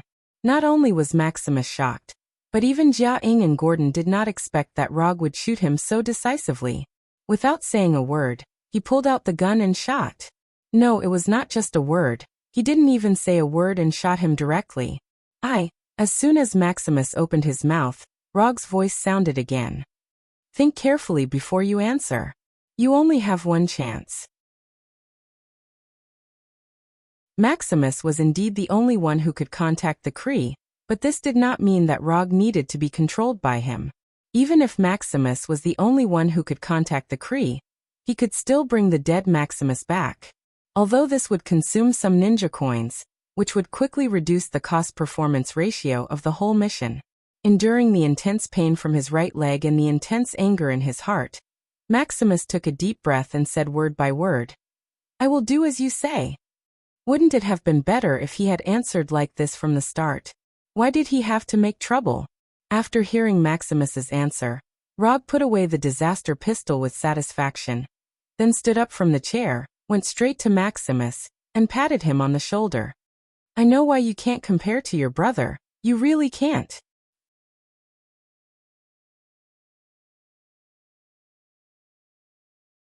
Chapter 258. Maybe the Kree didn't prepare a communication device for Maximus in advance. Or maybe Maximus didn't think it was safe to carry a communication device with him. A communication device to communicate with the Kree warship had to be made on the spot. Under the supervision of Rog and the others, as well as the materials provided by the afterlife, Maximus made a communication device that was dozens of centimeters tall and looked like a coffee machine. Remember, don't do anything stupid. After giving Maximus a final warning, Rog and the others left the room, leaving Maximus and the black boulder in the specially arranged room. Rog didn't care how Maximus would contact the Kree or take the black boulder away. The only thing he cared about now was whether the Kree would bring Maximus on the warship. As long as the Kree brought Maximus on the warship, he could use the Flying Thor spell on Maximus to teleport. However, there was a potential problem with this, and that was the location of the Kree warship might be out of his sensing range. So to avoid this awkward situation, and to avoid losing the Black Boulder, he and Jiaying prepared a backup plan. What was in the room with Maximus was not the real Black Boulder, but the Black Boulder that the Shadow Clone had transformed into. Maximus didn't know this, and he didn't have the means to confirm the authenticity of the Black Boulder. Even if the Kree wanted to confirm the authenticity of the Black Boulder, they would have to bring the Black Boulder onto the warship for further confirmation. So whether the Kree warship was within Rog's sensing range or not, it wouldn't affect his final plan. Under the supervision of Rog and the others, Maximus activated the communication device he made and contacted the Kree warship in outer space. After reporting the news of the Black Boulder and the Hive, the Kree gave a reply that Rog expected. The Kree's response was within Rog's expectations. After all, this was an opportunity to control all the Inhumans more easily. But there was one thing he didn't expect. He thought that the Kree would use some very high-tech and mysterious quantum portal, or other means of teleportation to take Maximus and the Black Boulder away. But the Kree's reply was that they would arrange a small spaceship to pick up Maximus and the Black Boulder. This was reasonable, but it didn't look cool. A few hours later, with Rog and Jiaying's help, Maximus left the afterlife with the Black Boulder and boarded the small Kree spaceship that was specially sent to pick him up. After Maximus boarded the four-cornered Kree warship, Rog connected to the Thor spell. As long as the Flying Thunder God technique stopped moving, he would use the Flying Thunder God to teleport over. Of course, this was under the premise that the Flying Thunder God technique was still within his sensing range. After more than 20 minutes, the Flying Thunder God skill on Maximus finally stopped its super high-speed movement and returned to its normal small-scale movement level. This small movement was caused by Maximus's own movement. It was a normal change of position. This was because the combat ability of the Otherworlders in the afterlife wasn't very good. At least from Rog's point of view, they were barely passable. So other than Gordon, he didn't bring any other Otherworlders. He only brought 4 of his Dark Ops. As for Sky, she didn't even know about this mission. Just kill the enemy's strength. Try not to damage the warship itself. After instructing the 4 Dark Ops, Rog grabbed one of them by the shoulder, and the Flying Thunder God left the afterlife. In just a moment, Rog and the others were teleported from the ancient afterlife to the interior of the Kree's warship. Maximus was still wondering if he should tell the Kree the truth, but before he could come to a decision, he saw Rog's figure again. Rog and the others were like ghosts, suddenly appearing around Maximus and the Kree warriors. Before the Kree warriors could even raise the alarm, they were quickly sent to hell. All of this happened in a flash. Maximus didn't even recover from the shock of Rog's appearance.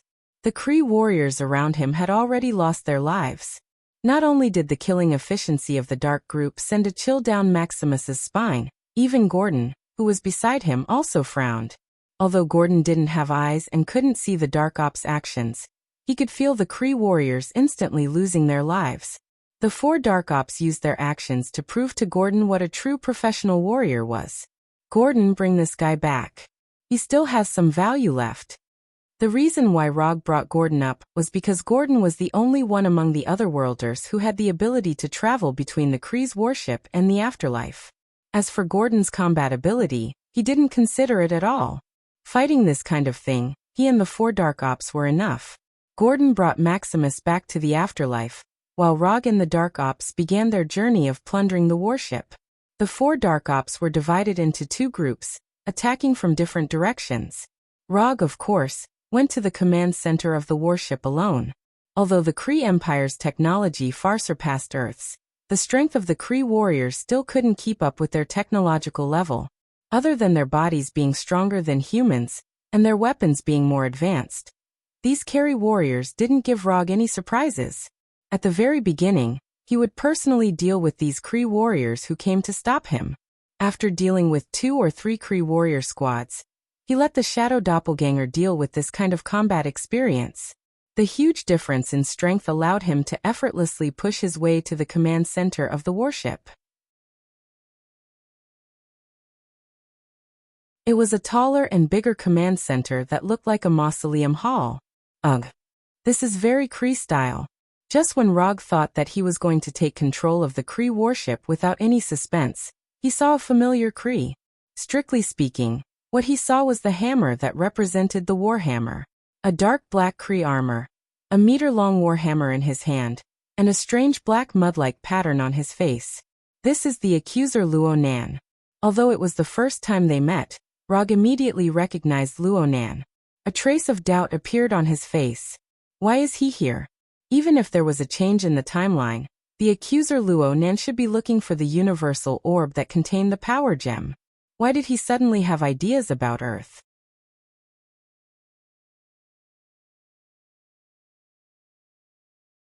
Chapter 259. While Rog was looking at Luo Nan, who was holding a warhammer, was also silently observing Rog. Unlike Rog, who knows him, Luo Nan doesn't know anything about Rog. Luo Nan only knows two people from Earth. One is Captain Carroll, who single-handedly forced the Carey fleet to retreat decades ago. The other is a marauder who calls himself Star-Lord. As for the name of this Star-Lord, Luo Nan doesn't know, nor is he interested in knowing. The reason why he knows Star-Lord is purely because Star-Lord is a relatively rare Earthling in the universe. That's all. But from now on, Rog will be added to the list of Earthlings he knows. After witnessing the battle scene of Rog, and the shadow clone pushing all the way to the command center, Luo Nan knew that this man from Earth is not simple.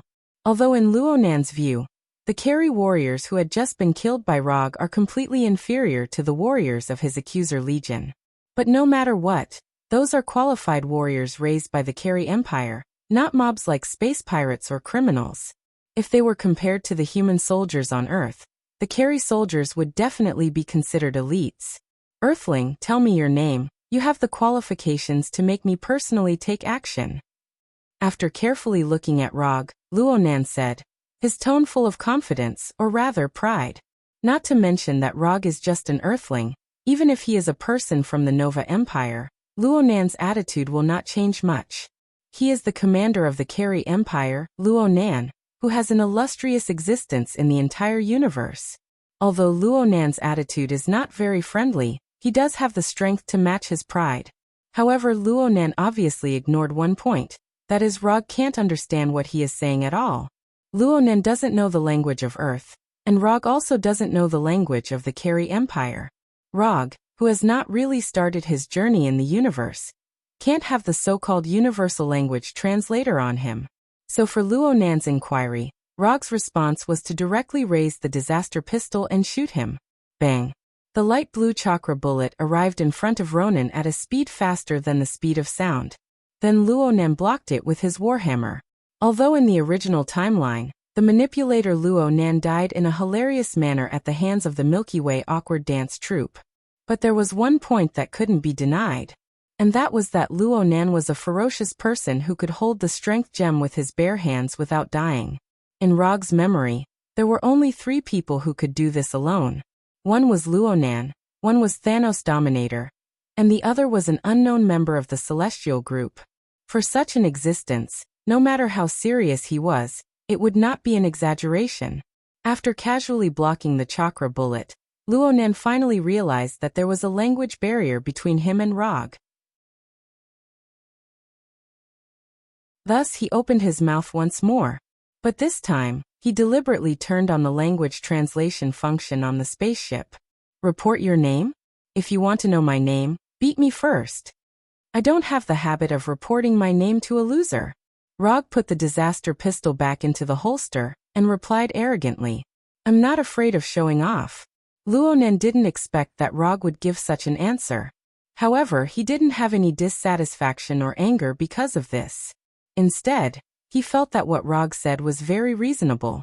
2 men of different races with similar names had achieved a strange resonance in such a strange way. Fortunately, Rog didn't have any telepathy ability now, otherwise he would definitely tell Luo Nan clearly that they were not the same kind of people. And it was impossible for them to have the same hobby. Luo Nan didn't speak again. He snorted softly and instantly attacked Rog. In terms of speed, Luo Nan's speed wasn't very fast. He wasn't as fast as Quicksilver and Owl, who had awakened the speed god power. But in terms of combat experience, Luo Nan was obviously several times stronger than Quicksilver and Owl combined. In a battle, speed was very important, but whether there was a corresponding attack that matched the speed was even more important. Luo Nan's speed wasn't very fast, but his attack completely matched his speed. The warhammer in his hand attacked Rog's head like a meteor. Clang! Just when the head of the warhammer was about to hit his head, the silver-white Kusanagi sword appeared in Rog's right hand and hit the handle of the warhammer like lightning. Boom! Neither Luo Gu nor Ronin unleashed any energy attacks. However, a visible shockwave surged out from the point of impact when the warhammer and the Kusanagi no Tsurugi sword collided. The shockwave produced a powerful explosion. The shockwave produced by the explosion was like a wave hitting Rog and Luo Nan's body. The shockwave that was enough to blow away ordinary people didn't make them shake at all. The two people stood motionless like boulders on a mountain peak. Luo Nan didn't hesitate when his attack failed. The warhammer, which was not known for its flexibility, showed a side that was beyond common sense. The warhammer in Luo Nan's hand was like a viper that had a life of its own. It suddenly retracted and changed directions, drawing a beautiful arc. Then from top to bottom, it smashed straight at Rog's head. If it hit, Rog's head would explode like a watermelon falling from a high place. However, Rog wouldn't give Luo Nan such a chance. It was always him who smashed other people's heads. When had he ever seen him get smashed in the head? The warhammer attack was fast, but Rog disappeared even faster. Accurately speaking, he didn't disappear but attacked. Lightning body blink. Kusanagi sword, Chidori blade. Rog was like a real lightning bolt as he appeared behind Luo Nan in an instant. The Kusanagi sword wrapped in lightning directly chopped at the back of Luo Nan's neck. Right now, Luo Nan was wearing battle armor, and he was wearing a hood made of unknown metal, or some other material. As long as the Chidori blade hit, even if Luo Nan's neck was made of steel, Rog had the confidence to cut him in half. The warhammer was still descending. Luo Nan didn't have time to turn around and defend. The moment Luo Nan's silhouette disappeared, Luo Nan was on full alert. As a warrior who had experienced hundreds of battles, he obviously knew that his biggest weakness was behind him. When the Kusanagi sword was only 10 centimeters away from Luo Nan's neck, Luo Nan's body suddenly exploded with a dark energy that was as dark as ink. This sudden dark energy didn't disperse like a shock wave. Instead, it instantly formed a 360-degree energy shield, completely enveloping Luo Nan. Zizizi. The Kusanagi sword wrapped in lightning chopped at the black energy shield, exploding with a silvery white electric current.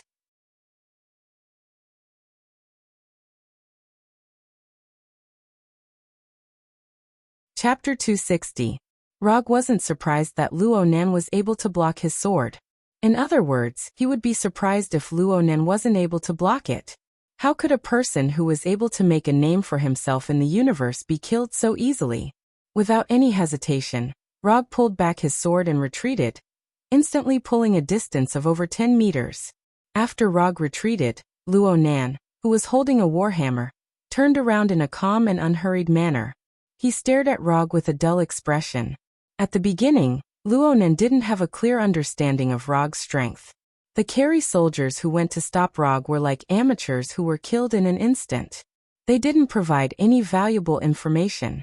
After exchanging a few blows with Rog, Luo Nan finally understood why those Kari soldiers couldn't withstand a single blow. Whether it was strength, speed, skill, or combat intuition, Rog could be considered to be at the top level. And he was different from the soldiers who were only good at physical attacks. He was also proficient in energy attacks. Even though Luo Nan didn't know what ninjutsu was, he could determine that Rog was proficient in energy attacks just by looking at the lightning body blink and Chidori blade. This wasn't a baseless guess, but rather a combat intuition cultivated from his rich combat experience. An enemy who didn't have any shortcomings in the offensive aspect. Interesting. Other than his constitution being a bit weaker, Luo Nan didn't see any weaknesses on Rog's body. But this was only the information obtained from the short exchange. As for whether Rog had any other weaknesses, Luo Nan needed further confirmation. Luonan silently adjusted his evaluation of Rog's strength and increased his threat level by a few levels. In the Carry Army's general evaluation standard, the threat level of an ordinary adult male from Earth was close to 0.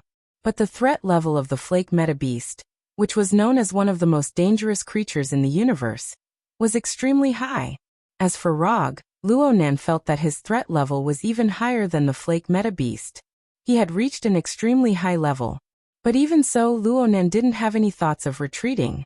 Creatures that were evaluated as extremely threatening had died by his hands more than 1 or 2. Although Rog was very strong, he hadn't reached the point where he couldn't resist. If Luonan only felt that Rog had the qualifications to make him personally take action against him before, then right now, Rog was an opponent worthy of him taking seriously and going all out against. The controller, Luonan, was prepared to attack with all his strength. Without any warning, Luonan attacked Rog once more. This time, he did not hold back at all and directly unleashed his peak strength. Luonan charged towards Rog like a meteor, and the warhammer in his hand began to radiate with a black glow. Rog hadn't arrived yet, but the shockwave from the warhammer had already arrived in front of Rog. Boom! The terrifying shockwave hit Rog's position like a missile, blasting a 10-meter-wide hole in the metal floor. The huge impact caused the entire command center to shake violently. The shockwave emitted by the warhammer was indeed powerful, but it did not cause any damage to Rog. In the instant that the warhammer radiated with a black glow, he used lightning body blink to leave his original position. The warhammer in Luonan's hand looked ordinary and mediocre, just like an ordinary warhammer made of metal. But this warhammer was a high-tech product of the Carry Empire, and it had a very special name. Omnipotent Weapon. This was the name of Luonan's warhammer. Don't look at the name. The warhammer's abilities were not lacking at all. It could disintegrate or recombine matter, manipulate matter's gravity and density. It could control lightning, absorb energy, manipulate energy, create an energy shield, fire shockwaves. It could fly, create a force field, create a time-shift domain, carry out hyperspace teleportation. Even in the technologically advanced Carry Empire, this omnipotent weapon, warhammer, was a rare god-level weapon. In terms of pretentiousness, Luonan's omnipotent weapon warhammer might not be able to compare to Thor's hammer Mjolnir. But in terms of practicality, the omnipotent weapon warhammer threw Thor's hammer by several levels. And it was different from the picky Thor's hammer. The omnipotent weapon warhammer was much more approachable, and its requirements for the user were much lower. After using the lightning body blink to dodge the shockwaves emitted by the warhammer, Rog didn't hold back against Luonan. He waved his hand and threw out 2 ninjutsu. Water release, Water Dragon Bullet. Fire release, Fire Dragon Bullet. A 20-meter-long enormous water dragon appeared behind Rog out of thin air. It opened its enormous dragon mouth and flew directly towards Luonan. At the same time, the flames that Rog spat out from his mouth turned into 3 enormous flame dragons, attacking Luonan from 3 different directions at the same time. Wanting to use close-range attacks to get rid of Luonan wasn't an easy matter, and close-range attacks would bring unnecessary threats to himself. As a sufficiently cautious ninja, Rog obviously wouldn't mindlessly rush up recklessly. Rumble. The water dragon and the fire dragon arrived in front of Luonan in the blink of an eye, and then they hit the energy shield around Luonan's body. Whether it was the water dragon bullet or the fire dragon bullet, they weren't particularly powerful ninjutsu. The reason why he chose to use these 2 ninjutsu to counterattack was purely because these 2 ninjutsu looked better. Even the Chidori blade couldn't break through the defense of Luonan's energy shield. Of course, the fire dragon bullet and the water dragon bullet couldn't break through. The water droplets formed by the shattering of the water dragon danced in the sky. The high temperature brought by the fire dragon quickly evaporated the water droplets. The temperature in the command center began to rise rapidly. Luonan, who blocked the water dragon bullet and the fire dragon bullet, didn't have time to counterattack. Rog's attack once again arrived in front of him. Wind release. Vacuum chain wave. Rog spat out a large breath from his mouth. 7 or 8 sickle weasel-like wind blades instantly arrived in front of Luonan, slashing at the energy shield like sharp blades. The wind blade-like vacuum chain wave could not only cut the opponent's body and weapon, but it could also cut the opponent's chakra. Of course, Luonan couldn't have chakra. So what the vacuum chain wave cut at this time was the energy circuit of the energy shield. Whether it was a barrier or an energy shield, there would be an energy circuit during the maintenance period. So when faced with a barrier and an energy shield, cutting off the energy circuit was the best way to break the barrier and the energy shield. Of course, if one's strength was strong enough to ignore the barrier and the energy shield, then it was also possible to break it with brute force. Rog didn't expect the water dragon bullet and the fire dragon bullet to break Luonan's energy shield from the beginning. He just wanted to use the water dragon bullet and the fire dragon bullet to test the weakness of the energy shield. In other words, the key connection points of the energy circuit. This kind of thing might be a bit unimaginable for other people. But for Rog, who had the Sharingan, it wasn't a difficult thing. The insight of the Sharingan was indeed inferior to the Byakugan. Even the Manjikyu Sharingan's insight couldn't be compared to the Byakugan. But he didn't need the abnormal insight of the Byakugan. He just needed to roughly determine the connection points of the energy circuit in a few suspicious areas. That was enough. Vacuum chain wave sickle weasel wind blades seemed to randomly cut at the energy shield, but every landing point was meticulously designed by Rog. Luonan never thought that Rog would actually be able to formulate an attack plan that specifically targeted the energy shield in such a short period of time. At this time, he still maintained absolute trust in the energy shield. However, at the moment when the sickle weasel's wind blade hit the energy shield, it had helped him block countless attacks. The energy shield, which had never been broken by anyone, shattered like glass. Lightning release, Chidori.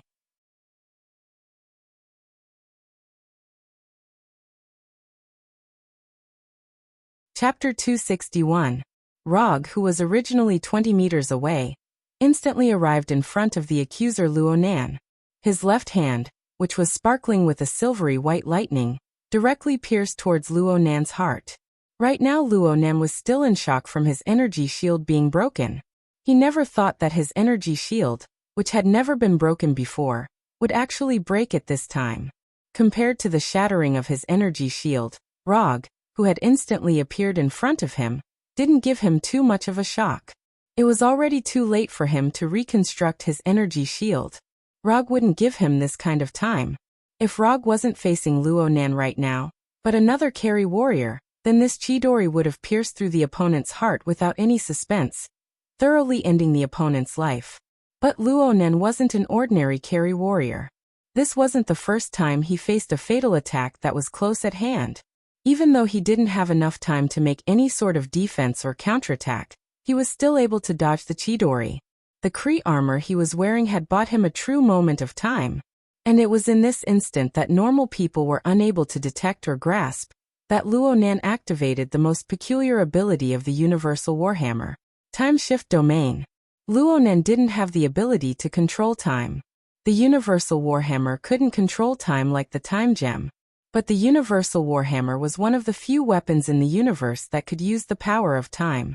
In the technologically advanced Carry Empire, why was the Universal Warhammer able to be called a god-level personal weapon? Aside from the Universal Warhammer being extremely versatile, the most important thing was that the Universal Warhammer was able to use Time Shift Domain. As for how the domain of Time Shift was created, even the Carry Empire's highest intelligence couldn't give an accurate answer. This ability was like time playing a joke on the Universal Warhammer. It inexplicably allowed the Universal Warhammer to possess this ability. How the Time Shift Domain appeared wasn't the main point that Luonan cared about right now. What he needed right now was to use the Time Shift Domain's ability to dodge Rog's Chidori. When the Time Shift Domain's ability was activated, the time Luonan was in seemed to be completely isolated from the time of the entire world. It formed a sort of time parallel. For others, time didn't change at all. It flowed as it should.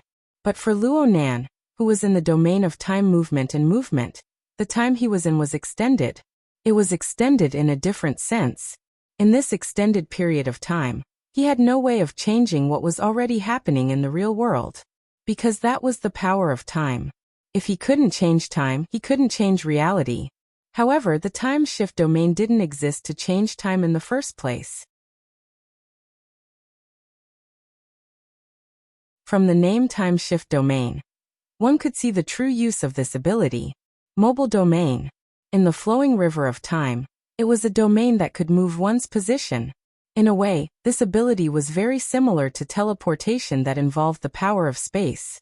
However, teleportation relied on the power of space, while the time shift domain relied on the power of time. Although the borrowed power was completely different, the effect was still very similar. So in Rog's perception, Luo Nan, who had clearly been stabbed by him, instantly disappeared before his eyes. He dodged it? Luo Nan's instant disappearance made Rog frown slightly. He knew better than anyone else how fast Chidori's speed was. He had just felt the touch of hitting Luo Nan, and the green blood on his left hand's fingers proved this point. How did he disappear? Rog wasn't unfamiliar with the power of space, and he didn't think that Luo Nan's disappearance was due to his speed being too fast. Whether it was teleportation using the power of space or the instant disappearance brought about by extreme speed, it wasn't the same feeling as just now. Relying on the all-purpose Warhammer's time shift domain, Luo Nan successfully dodged Rog's Chidori and saved his life that was in imminent danger. Although he temporarily avoided the fate of death, using the time shift domain consumed a huge amount of energy, causing him to feel an intense sense of fatigue. There was no need to doubt the effect of the time shift domain. This wasn't the first time he used this ability to save his life. Even so, he still couldn't completely control this ability. He could only use it as a life-saving skill at a critical moment. Feeling the faint pain and numbness from his chest, Luo Nan began to seriously ponder. He had already experienced how strong Rog was.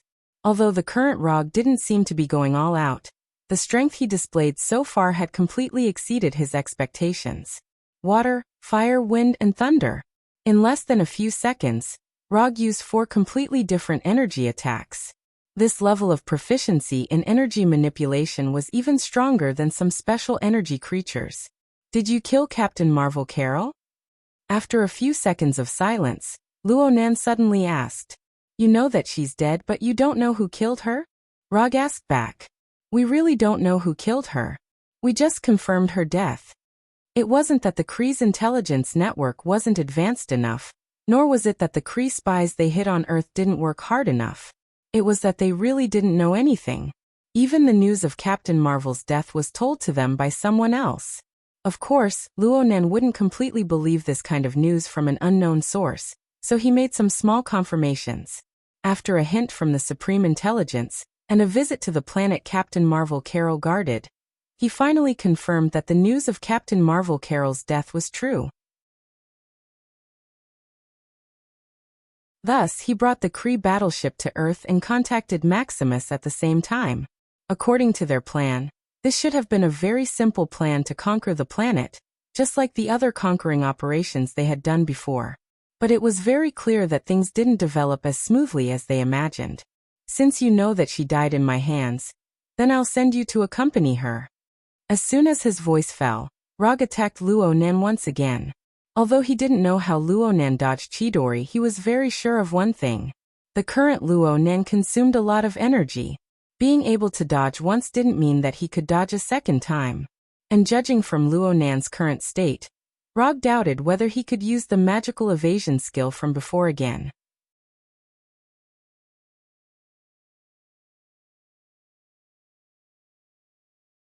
Chapter 262. Facing Rog's lightning-like attack, Ronan had no intention of continuing to use his energy shield. The scene of his energy shield shattering had left a deep impression on him. It had even almost ended his life. If he hadn't used the time shift domain, he would have already reported his death to the universe's 5 gods of creation. The Kusanagi sword wrapped in silver lightning carried an aura of destruction as it arrived in front of Ronan. It directly pierced towards Ronan's already injured heart. In close combat, Rog had always liked to target vital organs such as the heart and throat. Although Ronan was stronger than the average Kree warrior, he was no exception. Seeing that the tip of the Kusanagi sword was about to hit him, Ronan finally moved. The war hammer in his hand instantly exploded with a terrifying shockwave far stronger than before. Compared to the previous shockwave, this shockwave was not only stronger, but it also covered a wider area. Boom! With Luo Nan as the center, a terrifying shockwave exploded like a bomb. It attacked every corner of the surrounding area from 360 degrees. Ronan was very clear that his speed was far inferior to Rog's. A shockwave with a fixed direction would have a hard time hitting Rog, who excelled in speed, so he used a simple and crude attack without any blind spots. The command center that had already suffered a shockwave once welcomed another terrifying shockwave. But this time, it wasn't just the command center that was shaken. Even the battleship itself began to shake violently. Rog was no stranger to Ronan's attack style. It could even be said that in the past few months, this kind of area of effect attack was the most familiar attack style he had. The shockwave that couldn't be seen by the naked eye had just touched the tip of the Kusanagi sword when he decisively let go of the sword in his right hand. The Kusanagi sword was sent flying without any suspense, and his figure disappeared in an instant. Flying Thor. After being on the Kree battleship for so long, how could he not have left behind a few Flying Thor spells? Before fighting a boss in a game, you must save it. When you arrive at a place that could potentially become a battlefield, you must prepare a Flying Thor spell in advance. Being a cautious ninja wasn't just for show. The Kusanagi sword was sent flying, and the terrifying shockwave was like a hurricane that attacked the surroundings. The control panel was sent flying, the walls were broken, and the floor was shattered. Not only did Ronan's attack stop Rog's attack, it also destroyed the warship's command center. Luo Nan was different from Rog, who needed to preserve the warship to complete his mission. Clearly, Luo Nan didn't have any misgivings in this aspect. Let alone destroying the command center of the battleship. Even if the battleship was blown up, he wouldn't feel any heartache. When the shockwave completely dissipated, the command center that was originally filled with Kree style was already a mess, turning into an even more punk style of space pirates. No. Even a space pirate spaceship would not have such a dilapidated command center. It was absolutely impossible to kill Rog with just the shockwave, no matter how strong the shockwave was. Luo Nan was very clear on this point. So when Rog disappeared in front of him once again, he suddenly raised the warhammer in his hand and fiercely smashed it into the ravaged ground. Bang! The shining black hammer hit the metal floor heavily. The black light from the hammerhead flowed to all the places and objects it touched like an electric current. Gravity manipulation. Luo Nan didn't choose to manipulate energy. After witnessing Rog's ninjutsu, he knew that he was no match for Rog in terms of energy manipulation. So he set his sights on materials that were easier to manipulate. Compared to manipulating energy, manipulating materials was undoubtedly much simpler. The metal and materials that flowed through by the black energy began to slowly float up. The devastated command center seemed to have sunk into an environment where gravity was out of control. Relying on the all-purpose warhammer, Luo Nan could manipulate the gravity and density of materials. To a certain extent, he could control these materials as he pleased. What he was doing now was to create a battlefield that was more suitable for him. A battlefield where he could display his full strength. These seemingly floating metal fragments could be turned into weapons to attack Rog when he needed them. They could also be turned into shields to block Rog. After doing all this, Luo Nan added a new energy shield to himself. Although the energy shield couldn't completely block Rog's attack, blocking Rog for a while wasn't too big of a problem. With the energy shield added and the battlefield constructed, the next step was to find Rog's tracks. Luo Nan had a rough understanding of Rog's fighting habits. Create openings and then assassinate at high speed. Whether it was the sword that slashed at the back of Luo Nan's neck, or the attack that nearly pierced his heart, they were all like this. While Luo Nan was searching for Rog's tracks, Rog once again returned to the command center with the Flying Thunder God. He stood on the blade of the Kusanagi sword that was inserted into the wall, and looked down at Luo Nan from above. An energy shield and floating metal fragments. This was a defensive counterattack. Rog wasn't surprised by Luo Nan's choice. Anyone would have made the same choice after experiencing two assassin-like close-range assassins in a row. When Rog stood on the Kusanagi sword and looked down at Luo Nan raised his head to look at him.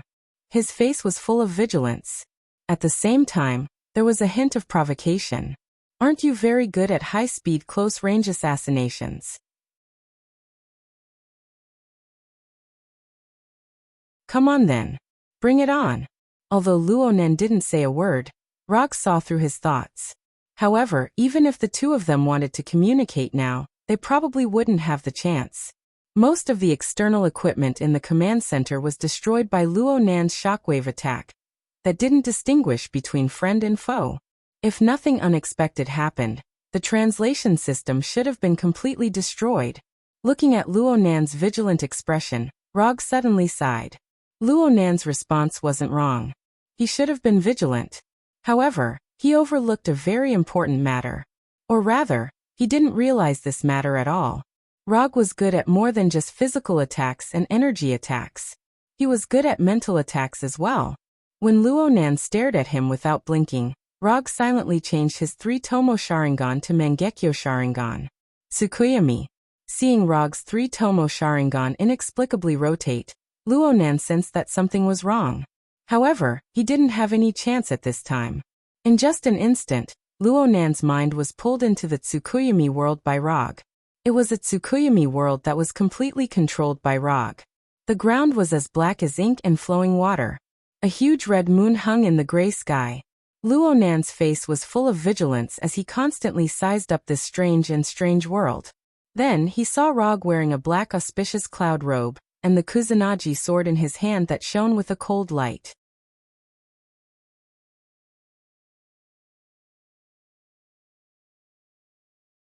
Chapter 263. The moment he saw Rog, Luonan instinctively wanted to clench the omnipotent warhammer in his hand. But he soon realized that there was nothing in his hand. Not only that, but he was also instantly bound by a powerful force that he could not resist. His entire body was tightly bound to the cross that was slightly larger than him.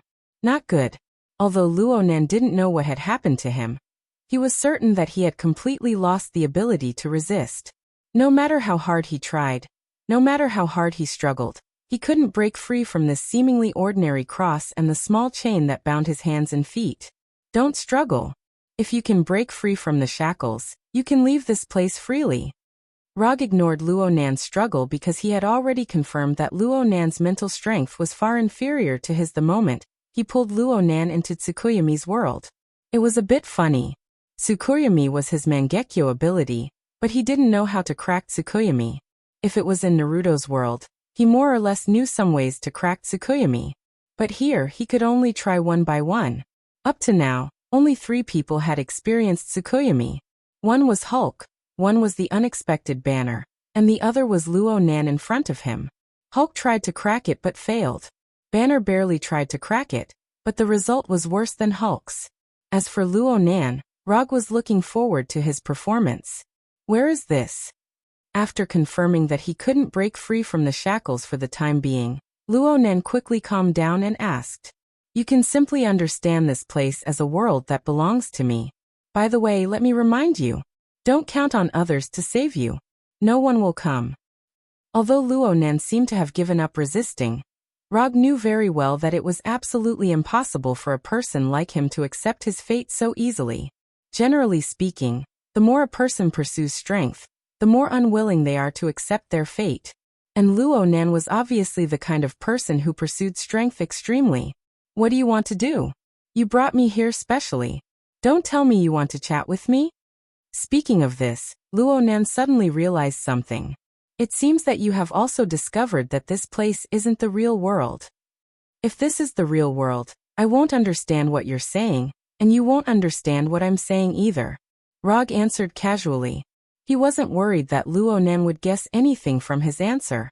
Sure enough, Luonan became silent after hearing Rog's answer.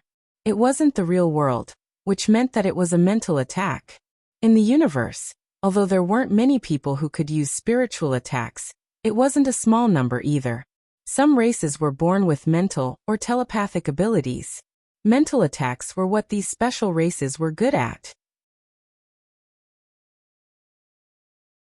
Although Luonan's many years of battle experience didn't allow him to obtain any unparalleled super strength, it allowed him to possess a wealth of experience that far exceeded that of an ordinary person. In his memory, there was a race with antennae on their heads that had the innate talent of telepathy. Luonan began to rapidly recall the memories in his mind related to mental attacks, and how to break away from them. He hoped to find useful information from within. Time passed bit by bit. Rog didn't stop Luo Nan. He allowed Luo Nan to think of countermeasures. 10 minutes passed, 20 minutes passed. Half an hour later, Luo Nan revealed a helpless smile. There was no other way. He couldn't find any method that could help him break away from his current situation. There wasn't even a theoretical method. It looks like you should have given up by now. Since that's the case, then it's my turn. Rog used the Kusanagi sword in his hand to pat Luo Nan's large face. Then he continued to speak. In the beginning, I planned to see just how much strength you had before killing you. But now that I think about it, it would have been too boring to just kill you like this. The famous accuser Luo Nan had silently died in the hands of an earthling. No matter how you look at it, it would have been too shameful.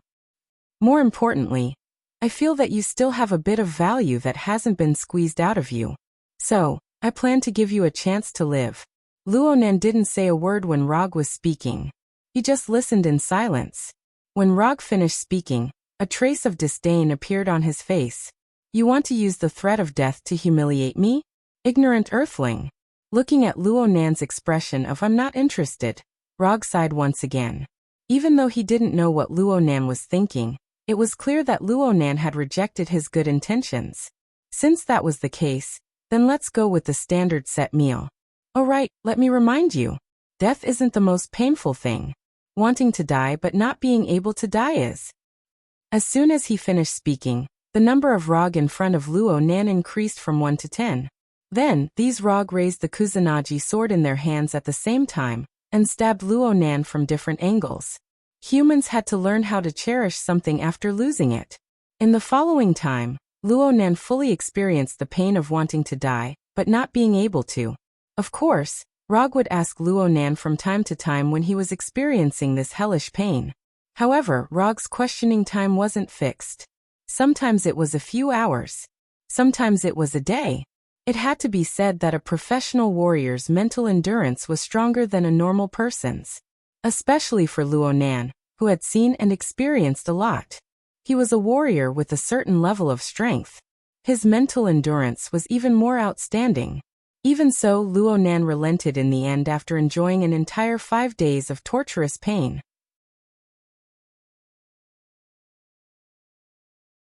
I agree.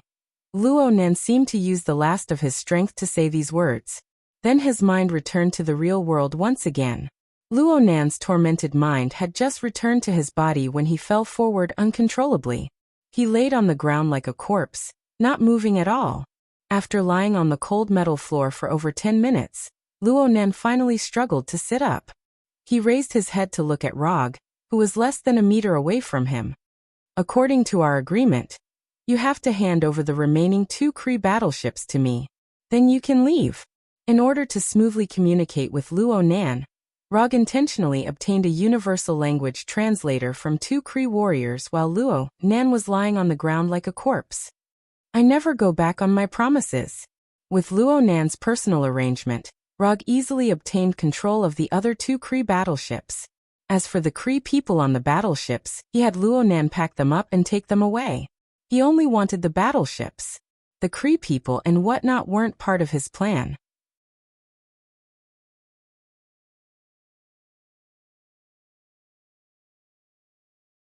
Chapter 264. The handover was smoother than Rog imagined. Or it could be said that Luo Nan's control over the Carry warriors was stronger than he imagined. Even if Luo Nan needed others to help him walk, all the Carry warriors chose to obey unconditionally after he issued the order. Before I leave, I want to know who did I lose to? Before the battle began, Luo Nan had asked Rog's name. At that time, his attitude was much more arrogant than now. Rog, 4th Hokage Rog. After thinking for a bit, Rog reported his name as the 4th Hokage. Luo Nan's fame in the universe wasn't small. Letting him know his name as the 4th Hokage would be beneficial for his future exploration of the universe. Although he didn't have any plans to leave Earth right now, he would sooner or later start his own journey in the universe, so it was good to prepare in advance. Okay, I'll remember. I hope I can fight with you in the universe next time. A strong person like you shouldn't stay on a backward planet like Earth. He didn't know if Luo Nan had any masochistic tendencies, But after being educated by Rog in Tsukuyomi world, his attitude towards Rog had a clear change. Earth isn't backward. After replying to Luo Nan, Rog took his 4 Umbu subordinates to the 2 carry battleships that didn't suffer any damage. Rog would give one of the carry battleships to Jiaing as a prop to complete the entrusted mission. As for the other battleship, he would transform it into his own personal battleship. If he wanted to start a journey in the universe, how could he not have a spaceship? But before that, he needed to adjust the battleship a bit. For example, the annoying carry style decoration and the operating system. After giving one of the battleships to Jiaing, Rog received his commission reward of 120 ninja coins and the black boulder that could lead to Tatooine. Before he left the afterlife, he even found an opportunity to spar with Gordon, and obtained what he wanted relatively peacefully. Although Jiaing and Gordon were dissatisfied with his approach, they didn't do anything in the end, as if nothing had happened. All things in the universe. Quantum transfer. Through the omniscient nature of his right eye, Rog had successfully plundered this extremely useful teleportation ability from Gaddon. As for the name quantum teleportation, it was just a random name he came up with. He was not a scientist, so he did not know the principle behind this teleportation ability. Therefore, he adopted a very simple naming method. When faced with indecision, quantum mechanics was the answer. Unlike the Flying Thor, which required marking spells in advance, quantum teleportation did not require any prior preparation. Even if one did not know the specific situation of the teleportation location, or had never been to the teleportation location, it would not affect the quantum teleportation in any way. After some practical tests, he found that quantum teleportation was more useful than he had imagined. When teleporting over a long distance, there would be a certain amount of time before the skill was activated, but it wasn't very long and didn't cost much. If the teleportation distance was shorter, the pre-roll time would be close to 0, and the consumption would not be too high. All in all, this was a teleportation ability that did not require much from the user. Even an ordinary person would be able to use this teleportation ability without any burden. Moreover, the use of omniscient nature this time also allowed him to learn a very important piece of information. The plunder of omniscient nature was not plunder in the true sense. When he used omniscient nature on Gordon, Gordon did not completely lose the ability to teleport. He just became weaker. In Jiaying's words, Gordon seemed to have returned to the time when he had just awakened his superpower, and he was completely unable to control it. This discovery also slightly reduced the psychological burden on Rog. After all, he was not a demon, and plundering other people's abilities for no reason would still make him feel a little guilty. The carry battleship was in his hands, the black boulder was in his hands, and the quantum teleportation was also in his hands. Rog's trip to the afterlife could be said to be a fruitful one. Before leaving the afterlife, Sky no, she should be called Daisy now. Daisy said that she wanted to live with Jiaing and Calvin for a while, and experience the feeling of living with her parents. In this regard, Rog had no objection and waved his hand to give Daisy half a year's annual leave. After saying goodbye to Daisy, Rog and the 4 Umbu members teleported back to Konoha's headquarters. Time flies, and half a year passed in the blink of an eye. Daisy, who has officially changed her name, also took the annual leave given by Rog a few days ago and returned to Konoha. In the past 6 months, Rog did not perform any commission, nor did he exchange anything from the system. Since he plundered Gordon's quantum teleportation ability, he embarked on the path of self-development of Kekkei Genkai, plus the 120 ninja coins obtained by Jiaying's commission. He now has 765 ninja coins unconsumed. Originally, he planned to directly exchange a new Kekkei Genkai from the system, but after seeing the sharp increase in the price of Kekkei Genkai, he decisively gave up this idea. Does he want to kill people with big data? No way. So he decisively embarked on the path of self-development of Kekkei Genkai. Because of physical reasons, there is no way for him to develop Kekkei Genkai such as the Byakugan or the Shikkei Genkai. However, what he wants to develop is not these Kekkei Genkai, but magnet release, lava release, and other escape-type Kekkei Genkai. Speaking of this, he has to mention the 7-attribute chakra that the system gave him in the novice gift pack. In the beginning, he just regarded the 7-attribute chakra as a prerequisite for using various ninjutsu, and he didn't have any ideas about the 7-attribute chakra.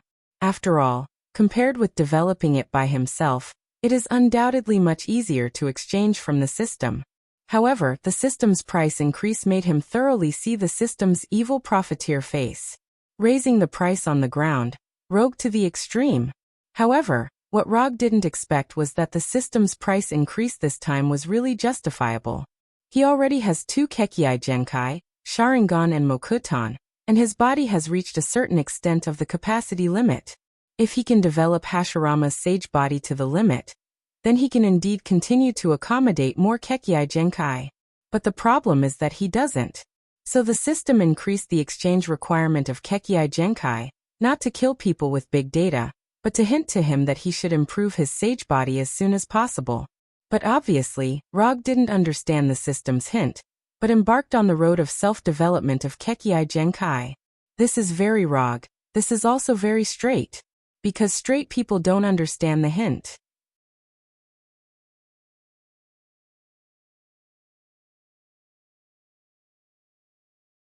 Chapter 265.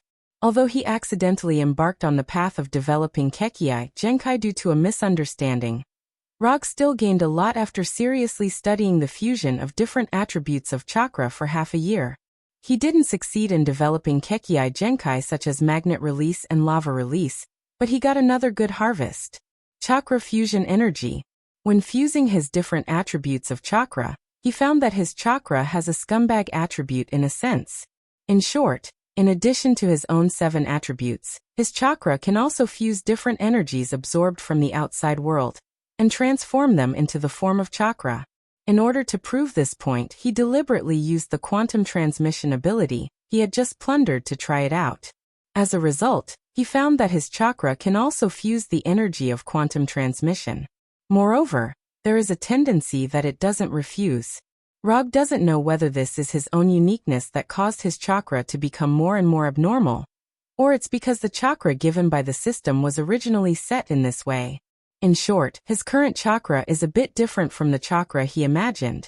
In addition to chakra's ability to fuse other energies from the outside world, his other gain is that he can temporarily make his chakra possess more than 2 different attributes. Because he has 7 attributes of chakra, he didn't encounter too much difficulty when fusing chakra with different attributes. Instead, it went a bit too smoothly. As long as he wants, he can make chakra possess 2 or 3 attributes at any time. The reason why he didn't develop Kekkei Genkai such as magnet release and lava release is that he finally found that his body has reached a certain limit. It's not difficult to temporarily make chakra possess different attributes. What's difficult is that his body has no way to completely turn these different attributes of chakra into instinct, so he can use magnet release and lava release like using wood release. The system's subtle hint finally achieved its effect at this time. After understanding this, Rog did not continue the development of the bloodline limit. Instead, he shifted his focus slightly and moved the development of the immortal body up to the agenda. The development of the bloodline limit had come to an end for the time being because of his body. Instead, it was the cultivation of the immortal body, as well as the cultivation of Susanoo. The purpose of further improving the immortal body was to increase the limits of the body, so that the body could contain more bloodline limits. Practicing Susanoo is to increase one's offensive and defensive means. Let's not talk about the power of Susanoo. Just its appearance alone is enough to explain the problem. The cultivation of Susanoo is divided into 6 stages, that is 6 forms. The initial form of Susanoo only had arms and ribs, and the gap between them was relatively large. It didn't completely wrap the user, and its appearance and power were also the worst. However, even in its initial form, Susanoo already has a variety of functions such as attack, defense, control, and so on, and can resist most of the attacks. It took less than a month for Rog to completely master the initial form of Susanoo. The first form after the initial form is a complete skeleton. The physical form of chakra will also completely wrap the user, and the attack and defense power will also be further improved, and some relatively simple sword weapons can also be used. Although the first form of Susanoo still doesn't look good, it already has the ability to become a trump card in battle, and it can be regarded as a good trump card. The second form after the first form, that is, the form of Susanoo that Rog has now mastered, is the form with the best balance. From this form, Susanoo can use some of the user's exclusive weapons and ninjutsu. Moreover, this form of Susanoo has the same long-range attack ninjutsu, Yasaka no Magatama. The second form of Susanoo has also finally got rid of the appearance of a skeleton. It has meridians and flesh, and the degree of completeness has been significantly improved. After mastering the second form of Susanoo, Rog intended to cultivate to the third form of Black Tengu armor in one go, which is the final form mastered by Uchiha Itachi. He wanted to see if he, who has similar Mangekyo patterns as Uchiha Itachi, and also has Tsukuyomi, can have Totsuka sword and Yata mirror like Uchiha Itachi. However, Hinata's report made him temporarily dispel the idea of continuing to cultivate Susanoo. After spending half a year and a lot of manpower and material resources, Hinata completed the transformation of the Kree battleship, completely transforming it into the appearance requested by Rog. At the same time, Hinata completed the study of the Black Boulder on Tatooine. Hinata can now open the portal to Tatooine at any time through the Black Boulder, and when he needs it, she can open it again and let him return to Earth. Since obtaining the Black Boulder, Rog has been thinking about how to develop Tatooine. Although the civilization and creatures on Tatooine are completely extinct because of the hive, it is undeniable that it is a suitable planet for human habitation. Whether it was to develop his own secret base or to do some other things on it, Tatooine had great development value. Rog hasn't decided on the specific development plan for the time being, but he doesn't mind cleaning up the hive on it first. Rog didn't tell anyone about going to Tatooine, and no one even knew that he was leaving Earth. In the past half a year, he often stayed in the training room alone to train, and sometimes he stayed for 10 days to half a month, so Walter, Punisher, and others have long been used to not seeing him often. After taking the special tablet specially prepared by Hinata, Rog jumped into the black pool transformed from the Black Boulder, and quietly left Konoha's headquarters. In just an instant, he crossed an unimaginable distance of space from Earth to Tatooine, which is located in an unknown part of the universe. The sky was gray, and the land was deathly still. After arriving at the legendary planet of Tatooine, Rog's first impression was that it was very similar to the home of the Dark Elves' Svartalfheim. Both were planets that had given birth to civilizations, and were eventually completely lost. Both were planets that were once full of life and eventually dead. After looking at the sky and land that were completely different from Earth, Rog began to use chakra perception. After years of cultivation and improvement, his chakra perception still hasn't reached the level of sensing the entire Earth, but it has improved considerably. For example, he can sense half of the Earth. Of course, this is only the limit of the initial perception range. In the case of detailed perception, the range of perception will be greatly reduced. However, on Tatooine, which has no signs of life, he doesn't need to use detailed perception. On this planet, there is only one creature, and that is the inhuman hive.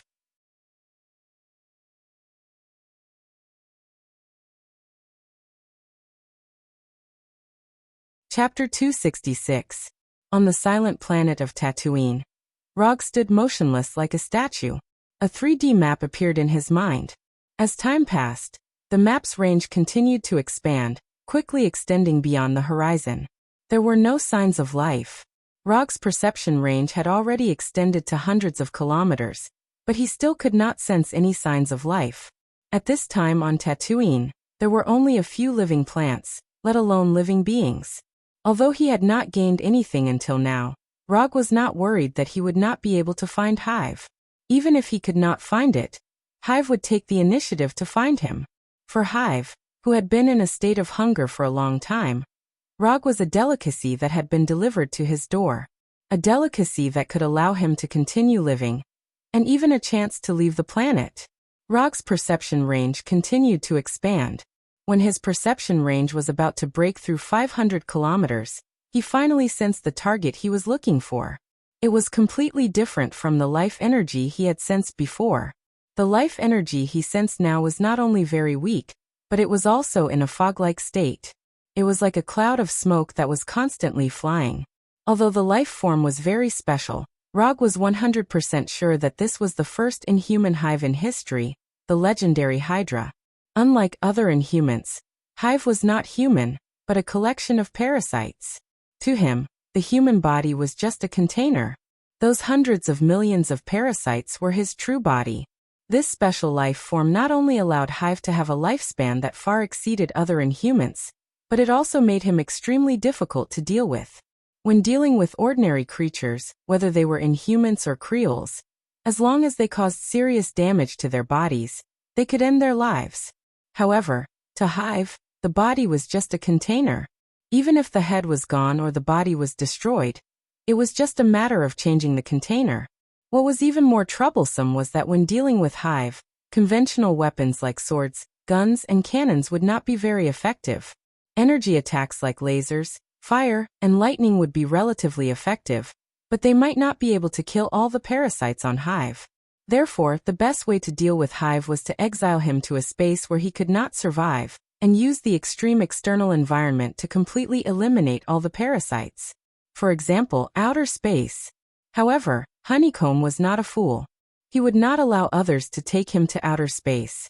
Even if he could not defeat his opponent, with Honeycomb's ability, if he wanted to leave, he could completely abandon his body and leave in the form of a collection of parasites. Although the hive would die without a host, no one knew how long it could survive without a host. If there was no host, the hive could still survive for another 10 to 20 years. This would greatly affect Rog's development of Tatooine. Furthermore, without the fixed form of a host, who knew if the hive would split itself into several or even dozens of parts and hide somewhere else. Therefore, Rog only had one chance. If he could not get rid of the hive once and for all, the hive might evolve into an extremely troublesome sequela, an unstable factor that would greatly reduce the value of Tatooine. After determining the location of the hive, Rog thought about the countermeasures for a while, and then used the quantum transmission he plundered from Gordon and teleported directly to a position only 30 meters away from the hive.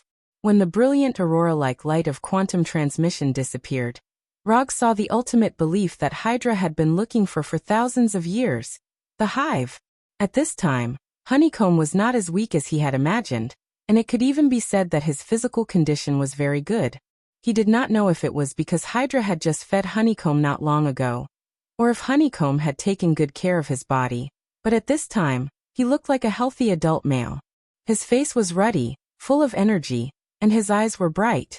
If his messy hair and beard could be trimmed, and he could take a shower and change his clothes, Honeycomb would be a physically and mentally healthy adult. While Rog was looking at Honeycomb, Honeycomb was also looking at him. After being exiled for thousands of years, especially after the extinction of the intelligent race on Tatooine, Honeycomb's concept of time has become more and more vague. After all, on such a dead planet where no one can communicate with and no hope can be seen, recording time is completely meaningless. By now, Honeycomb's concept of time has basically been simplified. Just eaten, a little hungry, very hungry, hungry to death. So for Honeycomb, who is currently in a state of satiety, it is an incredible thing for an unexpected human to suddenly appear in front of him. Speaking of this, it is necessary to talk about Hydra's strange practice. He doesn't know what the Hydra leaders were thinking. They actually came up with the idea of drawing a lot from the organization every 10 or 20 years to send a person there. And the people who are eligible to draw lots are the senior members of the organization. From the perspective of faith, Rog can barely understand Hydra's practice. After all, in their view, this may be a supreme honor. But from an objective point of view, he feels that the Hydra senior members are all idiots who have lost their minds. Your spiritual faith, the leader you have been looking for thousands of years, is now on a strange planet. Even if you really think that Hydra is a god, a higher existence that can survive without food, can you consider sending a few more people there? What's more, Honeycomb is not the kind of higher existence that can survive without food. In the eyes of Hydra, Honeycomb is a god. But Honeycomb is really not. He is also a life, and he also needs food. Besides, send a few more people there, do a few more tests, and the possibility of finding an accurate way to return is greater. Even if it is really for faith, for glory, it is not necessary to send a person over every 10 or 20 years. The Olympics are held once every 4 years. Think about it, if you were Honeycomb, and your believers only came once every 10 or 20 years, and each time only one person, what would you think? So Rog despises the practice of Hydra's senior management. Not to mention one a year. Even if it is held once every 4 years like the Olympics, Honeycomb will not be so hungry. Who are you? Are you not a tribute? He doesn't know if it's because he hasn't spoken for a long time, but Honeycomb's voice sounds a little strange. Like a radio that has been out of production for many years and started broadcasting again.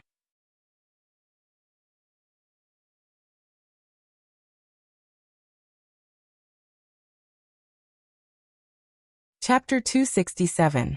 Tribute? After hearing Hive's words, Rog froze for a moment. What's going on?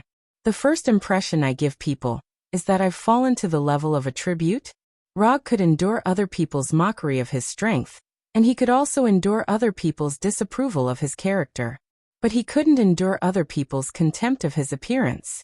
As a man who had the title of 4th Hokage and was even more handsome than the original 4th Hokage, he couldn't accept Hive's tribute evaluation.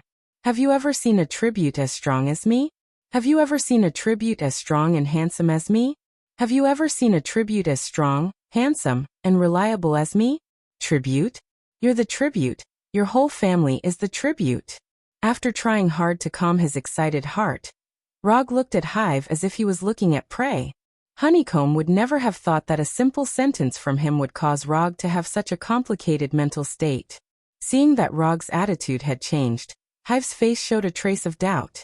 Wasn't he a tribute? When parasitizing the host, Hive could obtain the host's memory. But under normal circumstances, he wouldn't do this.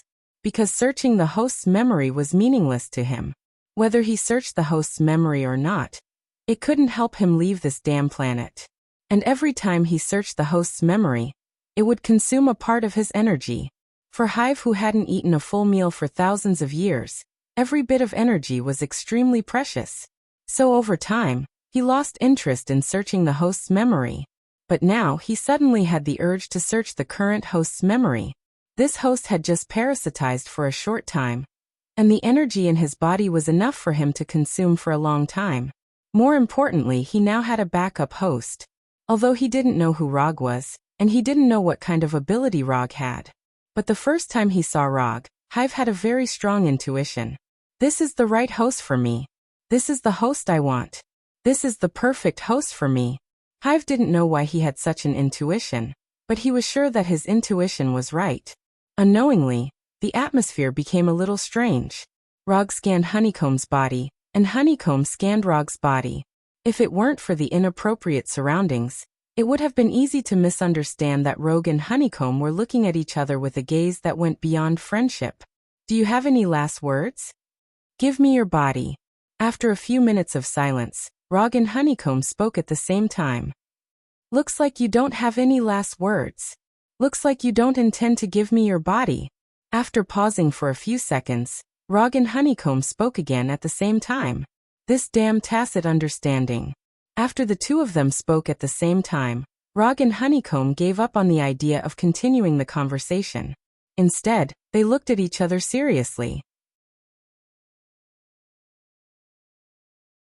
Although Honeycomb didn't understand Rog, after carefully sensing Rog, his face showed a look of victory. Mutants. This guy is a mutant. Although it was different from the mutants he had sensed before, he definitely wouldn't mistake this special mutant energy. To others, mutants didn't have any particularly obvious energy characteristics. But to Honeycomb, every mutant had a unique form of energy that proved their identity as a mutant. Among all the mutants that had been modified by the Kree's Terrigen experiment, Honeycomb was definitely the most special one. Not to mention that his life form had undergone fundamental changes. Just his ability to control all mutants was enough to prove this point. In the Kree's Terrigen experiment, the other mutants were powerful mutant warriors, and Honeycomb was the leader of these mutant warriors. Therefore, Honeycomb was born with the ability to control other mutants, and it was absolute control, and there was no way to resist control. However, no one would have thought that Honeycomb, who was set as the leader of the mutants from the beginning, would be exiled to Tatooine by the Kree before he could enjoy his days as a leader. Since he was a mutant, it would be easy to deal with him. Although Honeycomb had sworn that he would never parasitize a mutant. But now he was going to betray his oath. After all, compared to Rog's body, the oath wasn't very important. Just when Honeycomb was looking at him with a malicious look, Rog silently took out the reality Rubik's Cube. In order to deal with Honeycomb, who was a collection of parasites, he had thought of many plans, and seriously studied the feasibility and practical effect of the plan. After thinking about it repeatedly, he had to admit a fact. Dealing with Honeycomb wasn't difficult for him. However, if he wanted to deal with Honeycomb quickly and cleanly without leaving any side effects, he didn't have many options. Among the few options available, using the reality gem was the simplest and most crude method that could guarantee the effects. Therefore, as a ninja who yearns for glory and battle, he decisively made the final choice. Reality gem. Simple and direct, and all troubles. Just one time, and all future troubles can be eliminated. After Rog took out the dark red reality Rubik's Cube, Honeycomb's innate crisis instinct issued an unprecedented warning. This strong warning that almost occupied his entire consciousness instantly interrupted Honeycomb's beautiful fantasy of Rog's body. Honeycomb didn't know why he had such a strong warning, but as an old monster who had lived for thousands of years, he unconditionally trusted his crisis instinct. Without any hesitation. It could even be said that he was extremely determined. Honeycomb instantly turned into a cloud of black fog, flying in all directions like locusts. Things like host and parasitism were completely out of his consideration now. However, he was still a step too late. The reality Rubik's Cube in Rog's right hand flashed with a dark red light that wasn't dazzling but strange enough, and the surrounding space instantly changed. The originally unobstructed space turned into an enchantment. Space barrier. Using the reality Rubik's Cube, Rog created a spherical space barrier with a diameter of 100 meters, completely enveloping Honeycomb. Preventing Honeycomb from leaving in the form of his body was just the first step of the plan. When the spherical space that even the tiniest atom couldn't pass through was formed, Rog began to further compress this huge spherical space with a diameter of 100 meters. The black fog-like body of Honeycomb was constantly driven back to the host's body. Although the body of Honeycomb was driven back to the host, Rog still didn't stop compressing the space. In the end, a spherical space mixed with Honeycomb's body parasites and human flesh floated in the air. From the initial diameter of 100 meters to the size of a basketball. All of this happened in just a few seconds. After being completely trapped in this extremely crowded spherical space, Honeycomb finally understood why his instincts were giving him such a strong warning. This guy is ridiculously strong. Honeycomb, who had never seen an infinity stone, regarded the ability of the reality gem as Rog's own ability.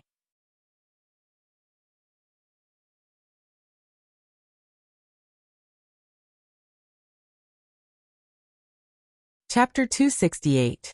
If Hive's vigilance was just a little bit higher, for example, he would have chosen to run away the moment he saw Rog. In that case, he might still have a sliver of a chance to survive. Unfortunately, thousands of years of exile had caused him to lose the vigilance that he should have. Hive, who was completely wrapped in the spherical space, didn't completely despair at this time. Although he didn't know what Rog was going to do next, he was confident in his ability to survive. It's nothing more than a change in the place where I'm imprisoned. This won't scare me. After looking at the disgusting sphere floating in front of him, Rog once again activated the reality cube. The reality gem does have the ability to modify reality, but to maintain the modified reality, it also needs a constant supply of energy. Rog wasn't a Kree, and he didn't plan to exile or imprison Hive. Killing Beehive was his real goal. Using a completely enclosed spherical space to completely trap Hive was only the first step of the plan. The reality cube in Rog's hand once again shone with a strange dark red light, and a half-meter wide circular portal appeared in front of him. Using the reality cube, Rog built an interstellar portal that was opened by the cosmic cube during the Battle of New York. Compared to the portal built by the cosmic cube, the portal built by the reality gem was much smaller and less stable. But Rog didn't care much about this. What he needed now was a one-time teleportation portal that could connect to outer space. Whether it was stable or safe, he didn't care at all. When the half-meter-wide portal was completely formed, Hive, who was trapped in the spherical space, finally realized something. This guy didn't want to imprison me. After realizing this, Hive in the spherical space began to surge wildly, trying to find an escape that didn't exist. Hive's survival ability was indeed very strong, and he could safely survive in places where most creatures couldn't survive. But this didn't mean that he could survive in any environment. Vacuum, or outer space, was an environment where he absolutely couldn't survive. I've already asked if you have any last words, so this time, I'll just say goodbye.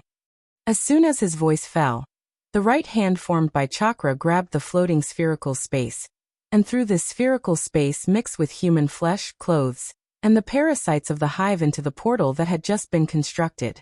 The basketball-sized spherical space drew a beautiful arc in the air, and then fell directly into the portal. Perfect hit. When the spherical space passed through the portal and entered an unknown place in outer space, Rog ended the maintenance of the portal. The portal that emitted a faint blue light disappeared as if it never appeared. After the portal closed, Rog was forced to end the maintenance of the spherical space. The terrifying distance in space increased the energy required to maintain the spherical space. As a meticulous person, and in order to kill the hive as soon as possible, Rog cut off the energy supply without hesitation. Without a continuous supply of energy, the spherical space that violated the laws of nature could not continue to exist. So, in a corner of the universe, the basketball-sized spherical space shattered with a bang. The human remains and the hive itself in the space welcomed the warm welcome of the outer space environment. Rog had no interest in what would happen to the hive in outer space in the vacuum environment. At this time, he summoned the tablet specially modified by Hinata from the summon scroll.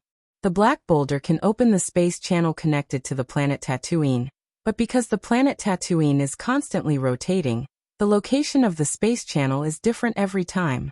So to ensure that he can return to Earth smoothly, Rog asked Hinata to perform a series of preliminary experiments and calculations to calculate the time and place of each opening of the space channel. The tablet in his hand recorded the corresponding opening time and channel. According to his request, Hinata at the Konoha headquarters will open the space channel every hour, and each opening will last for 3 minutes. It has now been more than half an hour since he came to Tatooine, so he has to rush to the next opening location of the channel in the remaining 20 minutes.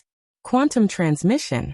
At this time, Rog once again thanked Gordon for his free quantum transmission ability. After more than 20 minutes, Rog, who easily solved the problem of the hive, returned to Earth. Hinata, we can now start the second phase of the Tatooine plan. After returning to the Konoha headquarters, Rog gave the latest order to Hinata. Although he hasn't yet figured out how to develop Tatooine, this doesn't prevent him from making some preparations in advance. Okay, the steel engineering team and construction materials of the Tatooine Hidden Village have been arranged. In a month, the initial establishment of Konoha Hidden Village will be completed. Under the control of Hinata, robots of different shapes were activated, and boxes of packed construction materials were continuously sent into the transmission channel built by the Black Boulder. Rog didn't tell anyone about the establishment of Konoha Hidden Village on Tatooine. In the entire Konoha, only he and Hinata know about the existence of this plan. In order to keep it a secret, he didn't use anyone except Hinata. Even the construction robots were redesigned and specially produced by Hinata according to the design principles of Ultron and Mark III. Construction materials were purchased in the name of Konoha, and there was no need to hide these common construction materials.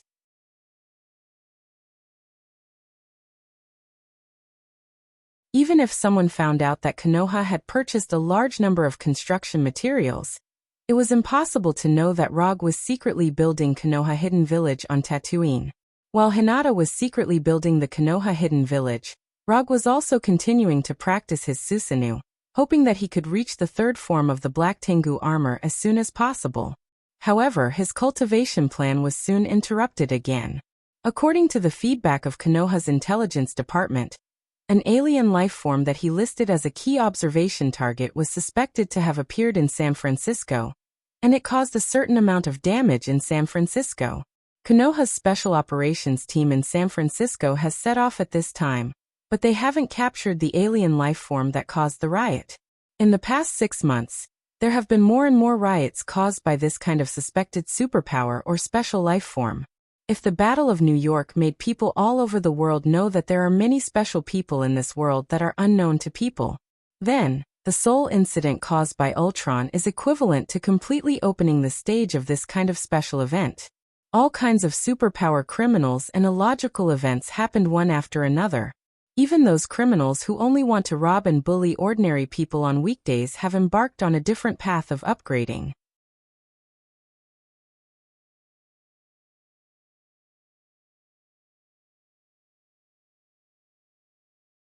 Chapter 269.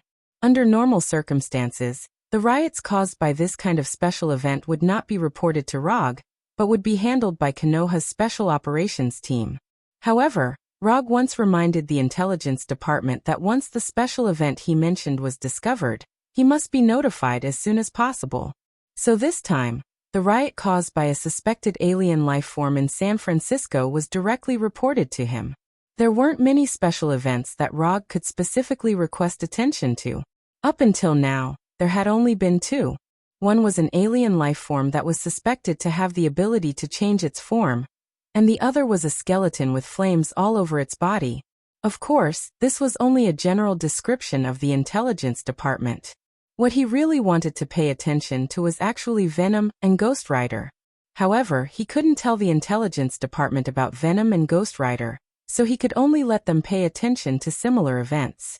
San Francisco, alien life form. If there was no accident, this should be the Venom he had been waiting for a long time. Or rather, a symbiote. Because of him, the timeline of this world has become more and more different from what he remembered, and he wasn't even sure if the people and events in his memory would still happen. After carefully browsing the information submitted by the intelligence department in his office, ROG put this special event in San Francisco under his name. At present, there were only a few people in Konoha who were qualified to lead a team to solve special events.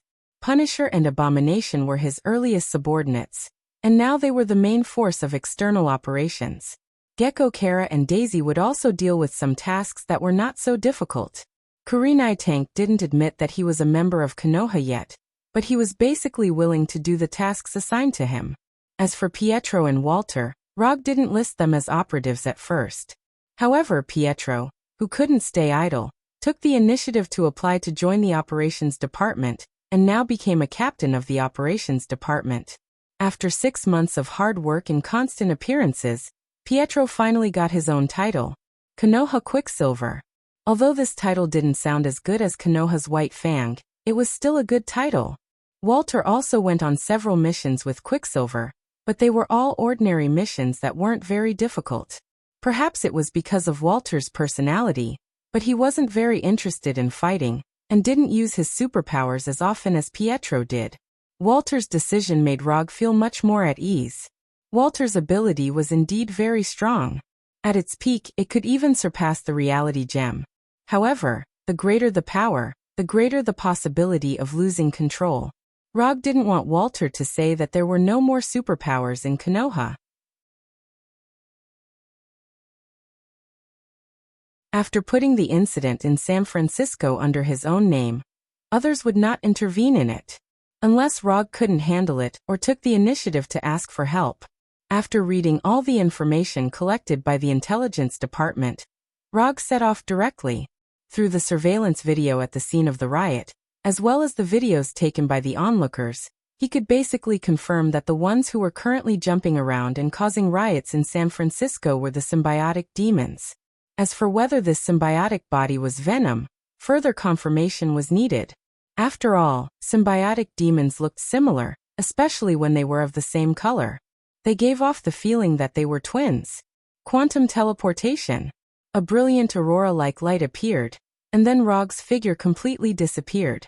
At the same time, an equally brilliant light appeared on the top floor of a certain building in San Francisco. Once again, he had to thank Gordon for his selfless contribution.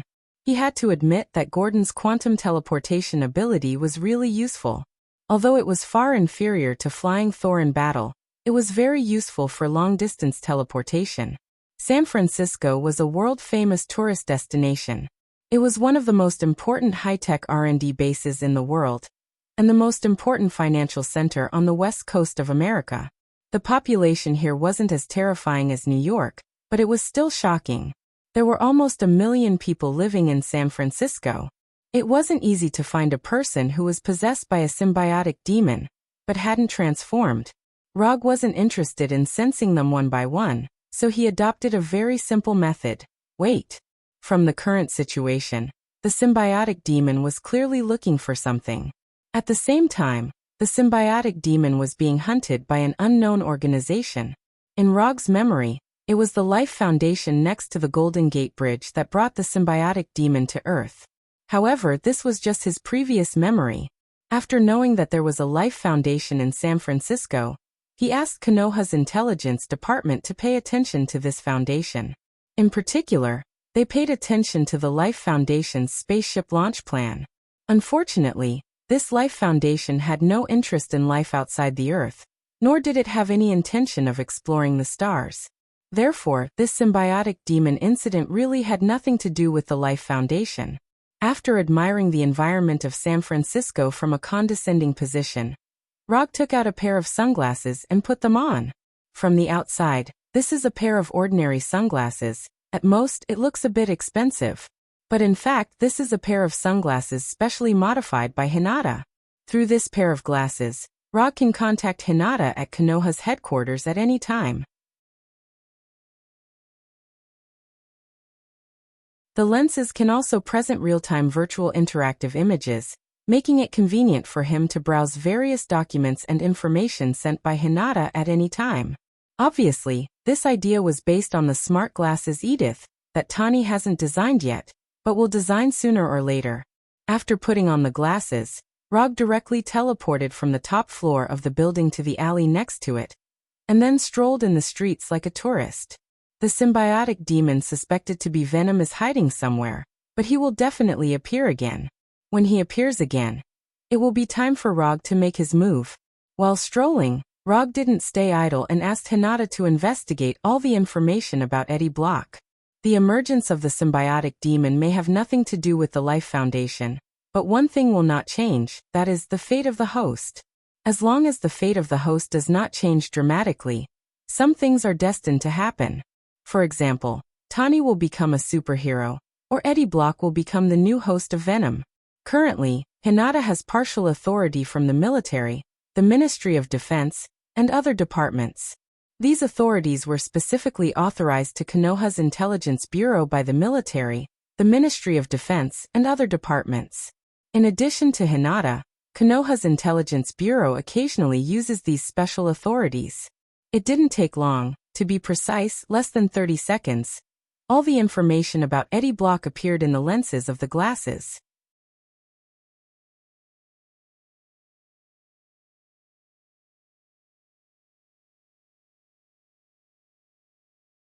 Chapter 270.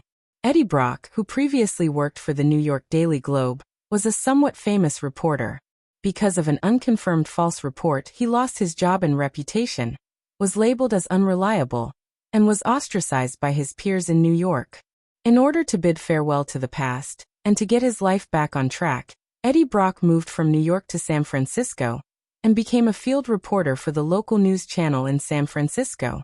With his excellent professionalism, Eddie quickly gained a foothold in San Francisco, and even had his own news column. Simply put, Eddie Brock is a mature man who has experienced a low point in his life and relied on his own efforts to regain his honor. Except for a major professional accident in New York, there is nothing abnormal in Eddie Brock's life record, and he doesn't even have many parking tickets. If you only look at this information, it would be difficult for Rog to associate Eddie Brock with Venom. Although from the information, Eddie Brock doesn't seem to be the kind of person who would commit crimes with extraordinary powers. Rog still insists on his own opinion.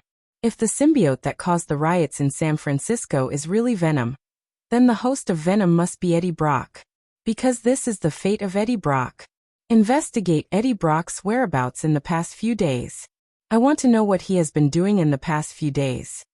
After issuing the latest instructions to Hinata, Rog turned off the virtual projection on the lens and began to wander around the streets and alleys of San Francisco like a real tourist.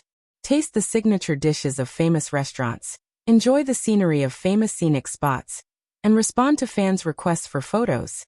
If it weren't for the fact that he would occasionally perceive the special life forms nearby while wandering, Rog would look no different from a real tourist at this time. And in the process of wandering, he realized for the first time that being too famous was not a good thing.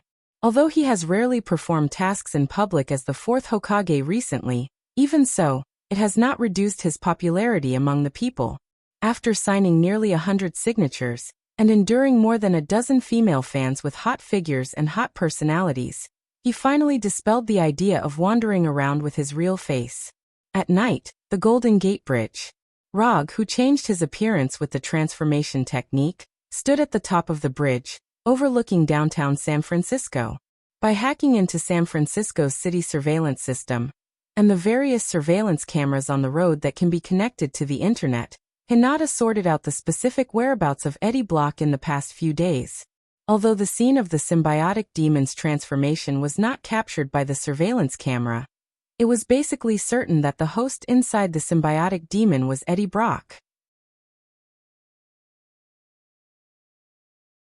Now that he had confirmed that the host was Eddie Brock, the identity of the symbiotic entity was obvious. Venom. Venom claimed to be the loser of the symbiotic demons, but it had the power to contend against the leader-level riot. The identity of the symbiote and the host has been confirmed, but Hinata did not investigate which organization appeared to be capturing Venom. The weapons and equipment used by the captors were not common goods commonly seen on the market. It could even be said that these weapons and equipment were custom-made products. Not only that, but Hinata also discovered that the weapons and equipment used by these captors had never appeared in any country before. In addition to the custom-made weapons and equipment, the combat accomplishments shown by the captors were also amazing. Even compared with Hydra and S.H.I.E.L.D.'s action teams, there was no obvious gap between these captors. Custom-made weapons and equipment, excellent capture teams, these all prove one thing, that is, the organization that is now targeting Venom is not a third-rate character. A mysterious organization with good research and development capabilities and excellent operations personnel. Rog began to be interested in this mysterious organization. Based on what he had always done, any organization that piqued his interest usually didn't have a good ending. Rog had just given Hinata an order to continue investigating this mysterious organization, when a strong explosion occurred in downtown San Francisco not far from him.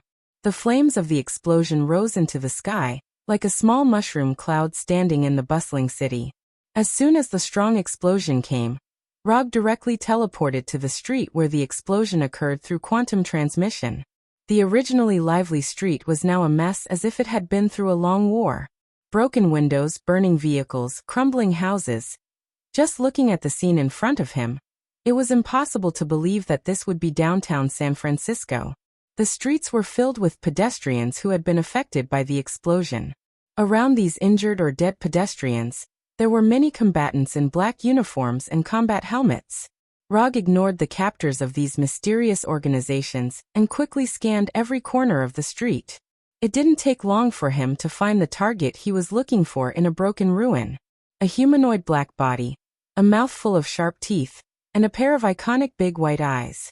Rog's gaze had just focused on Venom when Venom, who was pressed under the brick, felt something and looked up at Rog.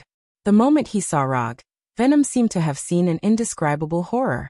His big white eyes suddenly shrank, and then he jumped up and ran wildly without looking back. What's going on? Venom's abnormal behavior stunned Rog. Although he didn't know why Venom was so scared, Rog had no intention of letting him go easily. Venom, who was nearly 3 meters tall, used both hands and feet to run wildly on the streets of San Francisco like a beast. Venom, what's wrong? As the host, Eddie Brock asked quickly. This was the first time he had encountered such a situation. The person behind us is very dangerous. Venom, who was running wildly, replied with a serious tone. The person behind us? There is no one behind us. Eddie Brock just wanted to continue asking when he saw Rog in front of them. Although it was Venom who was controlling his body now, this did not affect him from using Venom's senses to observe the outside world. Venom's running speed was not slow, but it was undoubtedly a pipe dream if he wanted to get rid of Rog. After using Lightning Body Blink a few times, Rog easily overtook Venom and blocked Venom's path in advance. Fire Release, Grand Fireball. Without any hesitation, Rog directly spewed out a huge fireball with a diameter of more than 3 meters. The huge orange-red fireball flew towards Venom like a cannonball.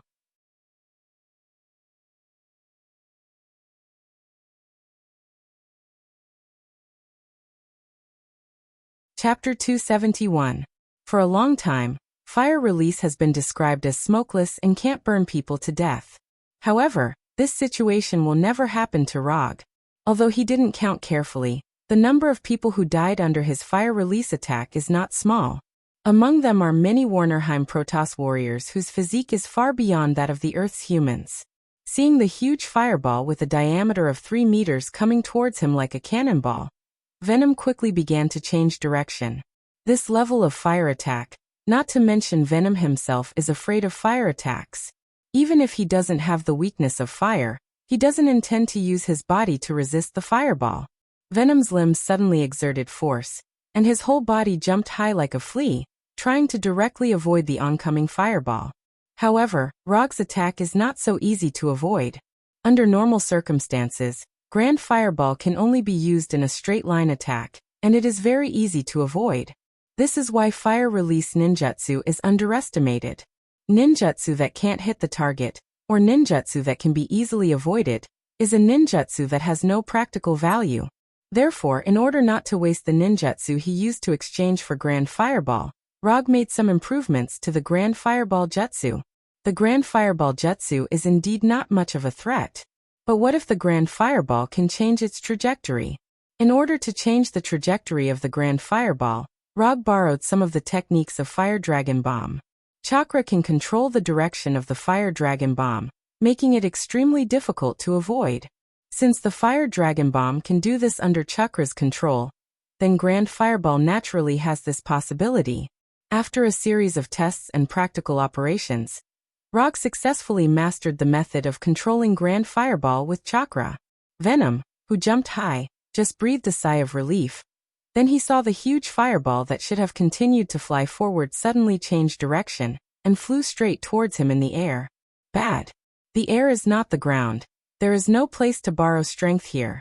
Although the sudden change of direction completely disrupted Venom's rhythm, Venom still didn't give up. Venom's hands shot out a black spiderweb-like substance that flew like lightning towards the houses on both sides of the road. As long as a black spider silk sticks to the house, Venom can swing out of here like Spider-Woman Gwen. Venom's response wasn't wrong, but he underestimated the flying speed of the fireball and overestimated the speed of the black spider silk. Boom. Venom's hands had just shot out black spider silk when the huge fireball hit him like a heavy truck, and the orange-red flames instantly engulfed his entire body. Although the temperature of the Grand Fireball is not very amazing, it is completely enough for Venom, whose weakness is flames.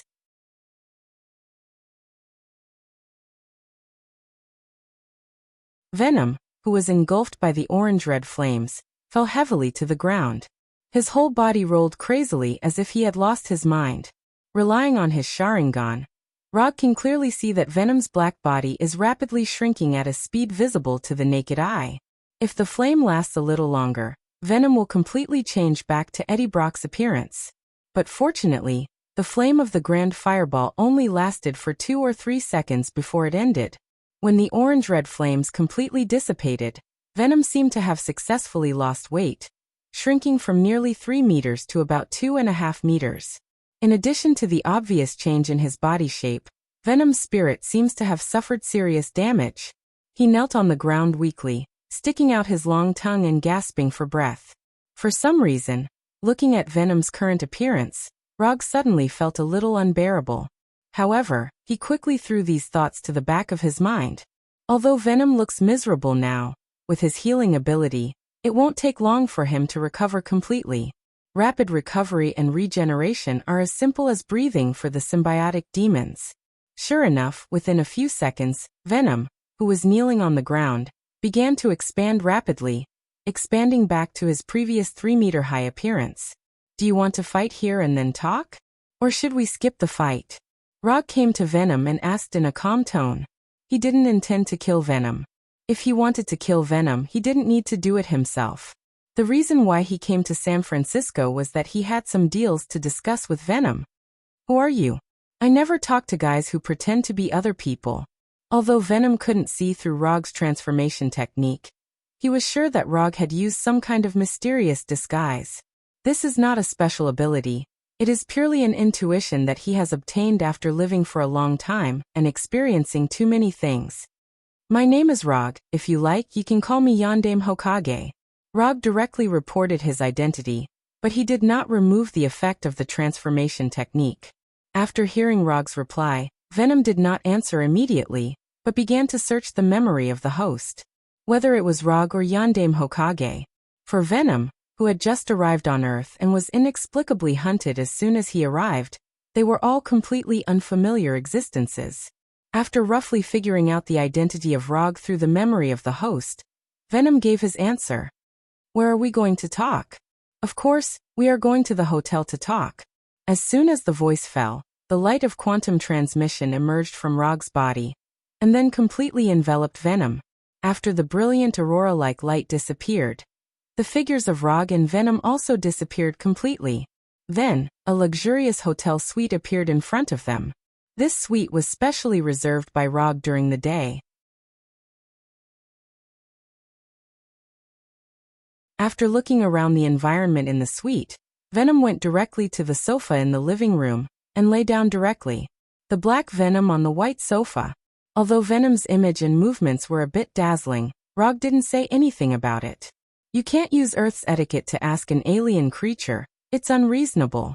Boom. When Venom lay on the sofa like a master, Rog also lifted the effect of the transformation technique, revealing his true face.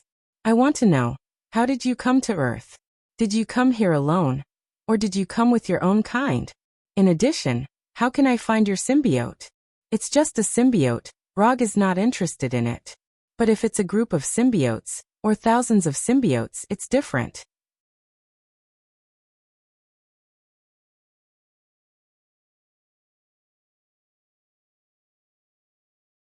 Chapter 272. You want to capture the symbiotic demons? Venom did not directly answer Rog's question, and asked with interest. Isn't this obvious? Not to mention that the symbiotic demons can greatly increase the host's strength. Just the peculiar life form of the symbiotic demons is enough to make people interested. Rog was not surprised that Venom could see through his plan at a glance. Although Venom said that he was the loser of the symbiotic demons, and was the weakest existence among the symbiotic demons. But this was just him being modest. How can a guy who can make a name for himself in his race be a real loser? A real loser can't have the popularity of Venom at all. And how can the weakest guy in a race have the power to compete with a commander? Strength is status. The more strength you have, the higher your status. No matter what race, this is a common standard. Why should I help you? Anyway, they are my kind. I don't think I need to help you. Venom, who was lying on the sofa, carefully looked at Rog and said silently. If it is under normal circumstances, you really don't need to help me, but unfortunately, it is not normal now. After speaking, Rog paused for a moment, and then continued.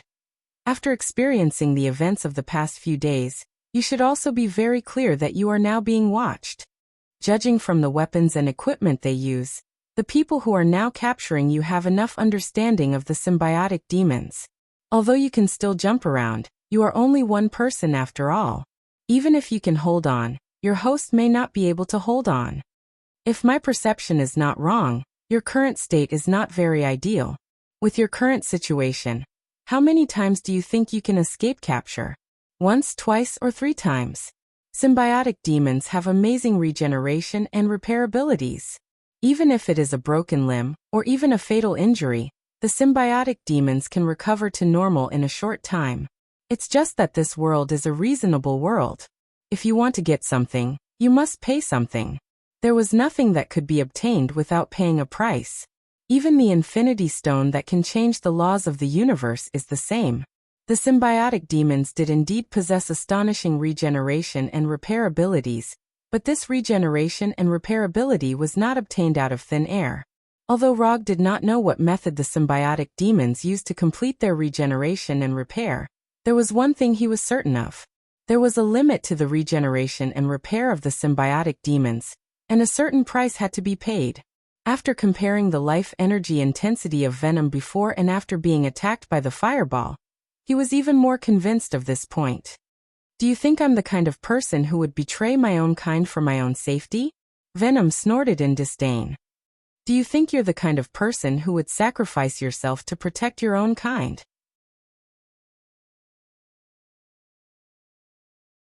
Rog asked. The atmosphere in the room began to become a little awkward. After 2 or 3 minutes of silence, Venom spoke again. First, I came to Earth through a meteorite. Secondly, apart from me, there are 3 other guys who came to Earth with me. They are Howl, Fear, and Rip. Thirdly, those 3 unlucky fellows have already been captured. If you want to find them, you can only look for the people who captured them. If you want to find more symbiotic demons, you can only go to the universe to find our home planet. The home planet is the only planet where we can live normally without possession.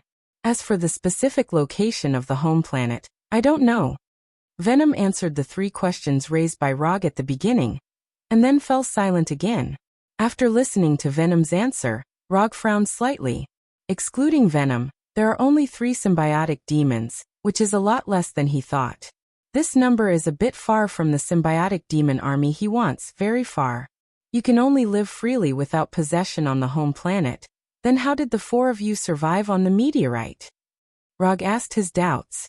The meteorite was a stone on the home planet.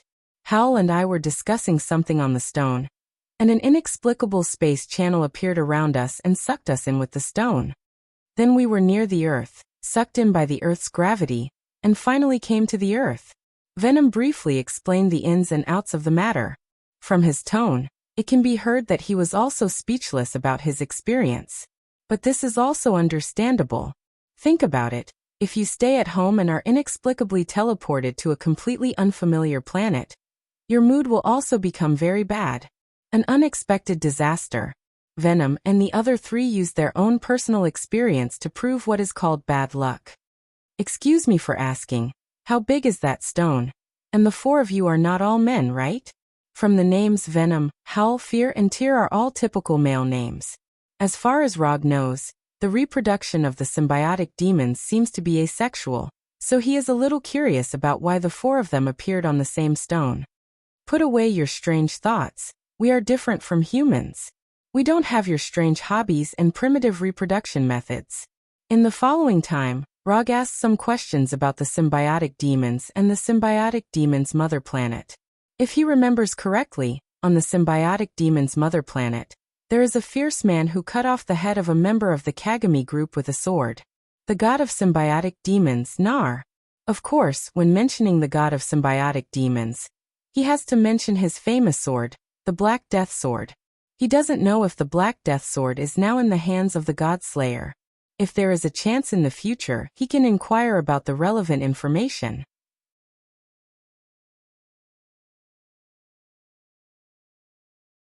After reaching the initial cooperation agreement with Venom, Rog used quantum transmission to bring Venom back to Konoha's headquarters. Before the mysterious arrest organization is solved, Venom will live in Konoha's headquarters for a while. Konoha will protect Venom's safety, and Venom will provide the information Rog wants. After arriving at Konoha's headquarters, Venom removed his transformation form and returned control of his body to Eddie. After arranging a room for Eddie and Venom to live in, Rog returned to his office and issued the latest order to the intelligence department. Search for the mysterious organization that captured the symbiotic demons. According to Venom, They were teleported to the outside of the Earth by an inexplicable space channel. But Rog always felt that things were not that simple. The reason is simple: the weapons and equipment used by the mysterious organization are a bit wrong.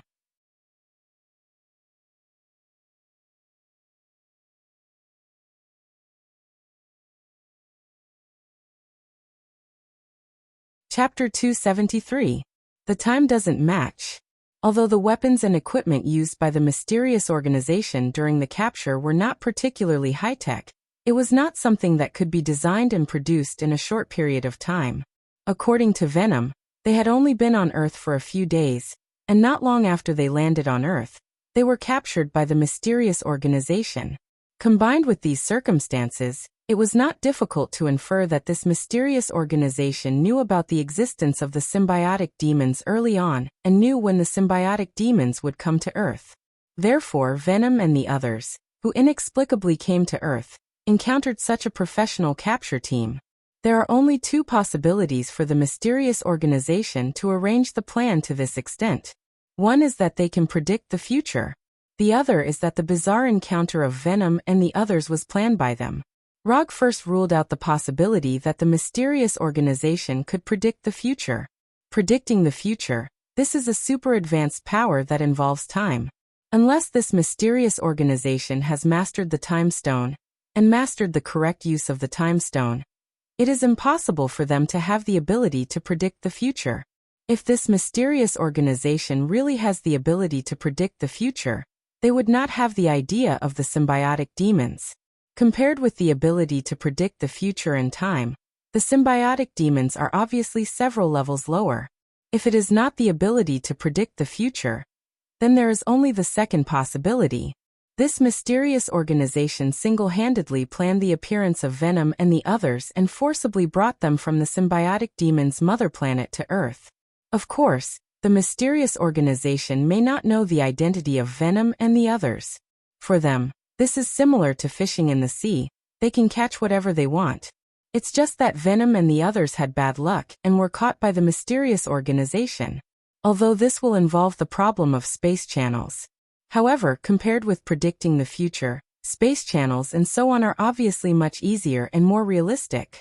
Under the full search of Konoha's intelligence department, this mysterious organization that has never appeared in the past finally revealed some clues. Because of time, although Konoha's intelligence department did not fully grasp all the information of this mysterious organization, they still dug out a lot of valuable information from it. Oscorp. After a series of investigations, Konoha's intelligence department found that this emerging mysterious organization was inextricably linked to Oscorp. Whether it is the weapons and equipment used by the mysterious organization, or the secret base used by the mysterious organization to hide their whereabouts, they are more or less related to Oscorp. After reading the information collected by the intelligence department in the past few days, Rog found that the symbiotic demons incident this time seemed to be a little more complicated than he thought. After the incident with the rhinoceros and the electric man, he thought that Oscorp would behave as a business giant and dispel the idea of extraordinary power. But now, it seems that Oscorp is not willing to be an ordinary normal company. Oscorp's main research field is in the field of biotechnology, and symbiotes are special life forms with superpowers. It can be said that the symbiotic demons of Oscorp's dreams.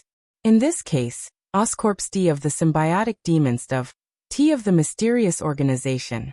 Although the relationship between the mysterious organization and Oscorp has not yet been fully determined, Roger has decided to go to Oscorp in person. Come to think of it, Oscorp is also his old rival. No, it's not an opponent, it's an old helper. Whether it's Dr. Connor's Super Lizard Serum or Gavin's Super Spider Serum, Oscorp has helped a lot and can be regarded as a great contribution. In particular, Oscorp's electric demon selflessly contributed himself, allowing him to develop several good lightning ninjutsu. After reading the information submitted by the intelligence department, Rog teleported to the public training hall of the headquarters and found Venom, who was wrestling with Abomination. He didn't know how Venom saw Abomination. Since Eddie met Abomination by chance a few days ago, Venom had a great interest in Abomination. In the past few days at Konoha's headquarters, Venom was basically online 24 hours a day, not giving Eddie any private time at all. After Venom took control of his body, he didn't do anything strange, he just inexplicably fought with Abomination. Compared with Abomination, compared with Abomination, compared with Abomination, compared with Abomination, compared with Abomination. Except for not competing with Abomination in terms of fire resistance, high temperature resistance, and resistance to sonic attacks, Venom basically has to compete with Abomination in everything. If he wasn't sure that Venom had no intention of changing hosts, Rog couldn't help but wonder if Venom intended to let Abomination be his host. Speaking of which, it was strange. The Abomination, whose appearance and body were equally shocking, had an unusual and powerful attraction to those with long tongues. Perhaps he had chosen the wrong charm point, but he had a strong attraction to those with long tongues. Dr. Connors is like this, and so is Venom. Do creatures with long tongues like big green guys? Just as Rog's imagination was running wild, Venom and Abomination also decided the winner of the arm wrestle. Although Venom's strength is good, compared to Abomination, especially compared to Abomination who has been strengthened by extremists, his strength is still a little weak. Stop playing, it's time to go out and work. Coming to Venom and Abomination, Rog looked up and said to Venom. Although a little reluctant, Venom temporarily dispelled the idea of continuing to compete with Abomination. His long tongue danced towards Abomination a few times before he followed Rog out of the training hall. Through quantum transmission, Rog and Venom came to the top floor of a building opposite the Oscorp building. The person who arrested you before had something to do with Oscorp, but it is not certain whether it was the arrest team sent by Oscorp. So I'm going to let you meet the people of Oscorp and see what their reaction is. Rog's plan is very simple. In a word, it is to deliver the goods to the door and lure the snake out of its hole. Deliver the venom that Oscorp is interested in to the door, and then formulate the next step according to Oscorp's reaction. Are you sure this will be useful? If I really fall into their hands, will you come to save me? Venom has only fought with Rog once, the time when he was hit by Fireball. But before he fought, he already knew that Rog was a dangerous existence that he couldn't afford to provoke. This was also the reason why he ran away when he saw Rog. It's still during the cooperation period. I will guarantee your life and safety. You can rest assured about this. Although Venom looked like a ferocious monster and had the habit of biting off the enemy's head, he was a very cautious person, just like Roger. Especially when it comes to his own life.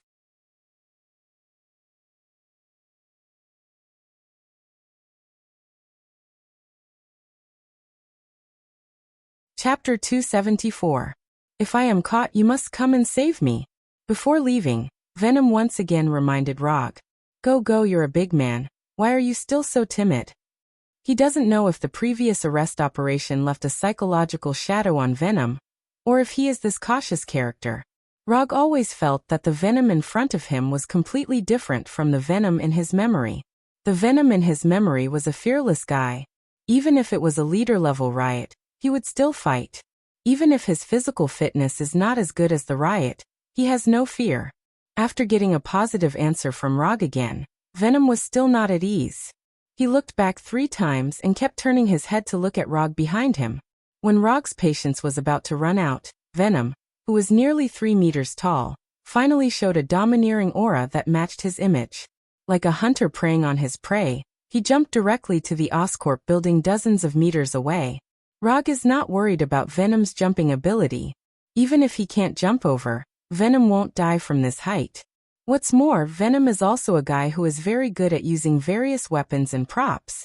The black Venom drew a beautiful parabola in the air, and then crashed into one of the floors of the Osborn building like a baseball that had been hit. Not long after Venom broke into the Oscorp building, a shrill alarm sounded in the Oscorp building. Along with the sirens, gunshots rang out one after another.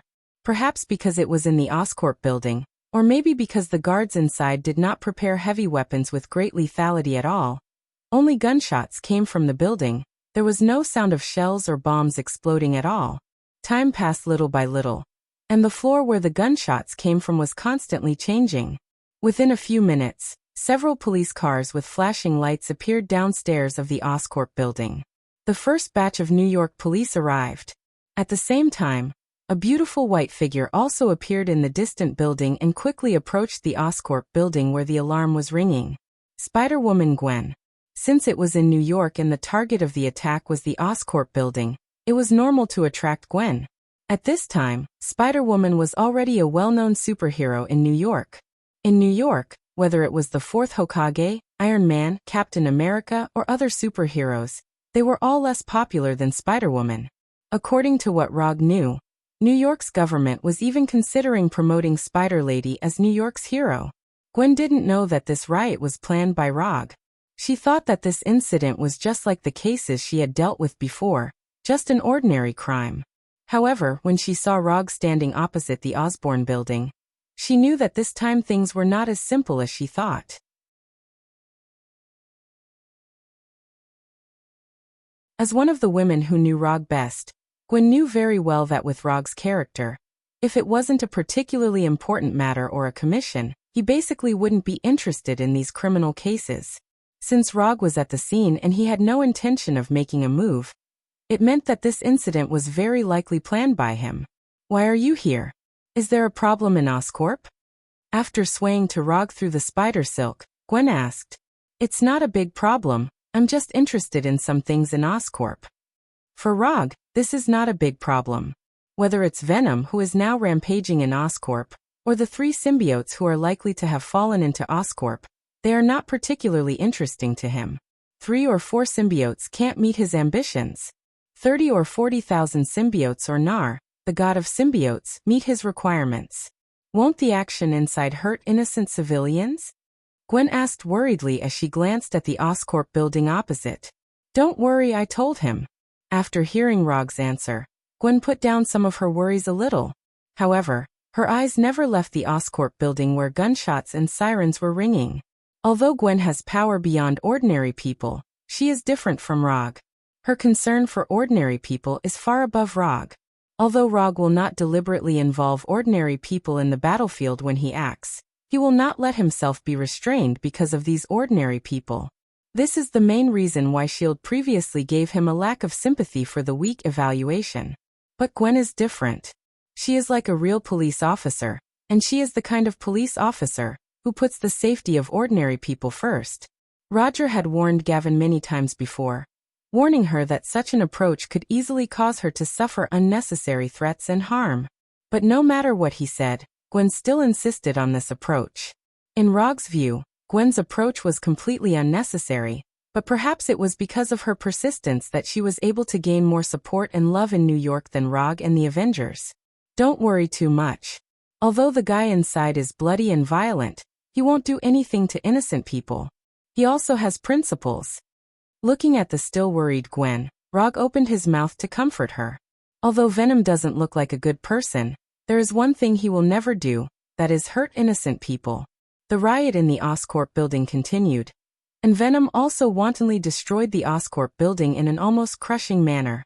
At this time, Harry Osborn, who was in a secret research base of Oscorp, was observing everything that happened in the Oscorp building through real-time monitoring. Venom seems to have found something, and he actually took the initiative to come to us. As the chairman of the Oscorp group, Harry Oscorp was very clear about the origin of Venom, or rather, he was the one who brought Venom and others to Earth. According to the original plan, these symbiotes who came to Earth would become Oscorp's latest research material.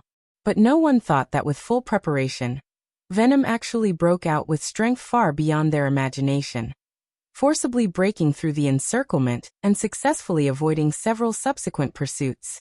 As a result, the symbiote capture plan, which should not have alarmed any organizations and forces, became a San Francisco special creature invasion event. What's more troublesome is that after the failure of the last capture, Oscorp completely lost news of Venom. Looking at Venom's wanton destruction in the Oscorp building on the screen, Harry Osborn's face became extremely gloomy.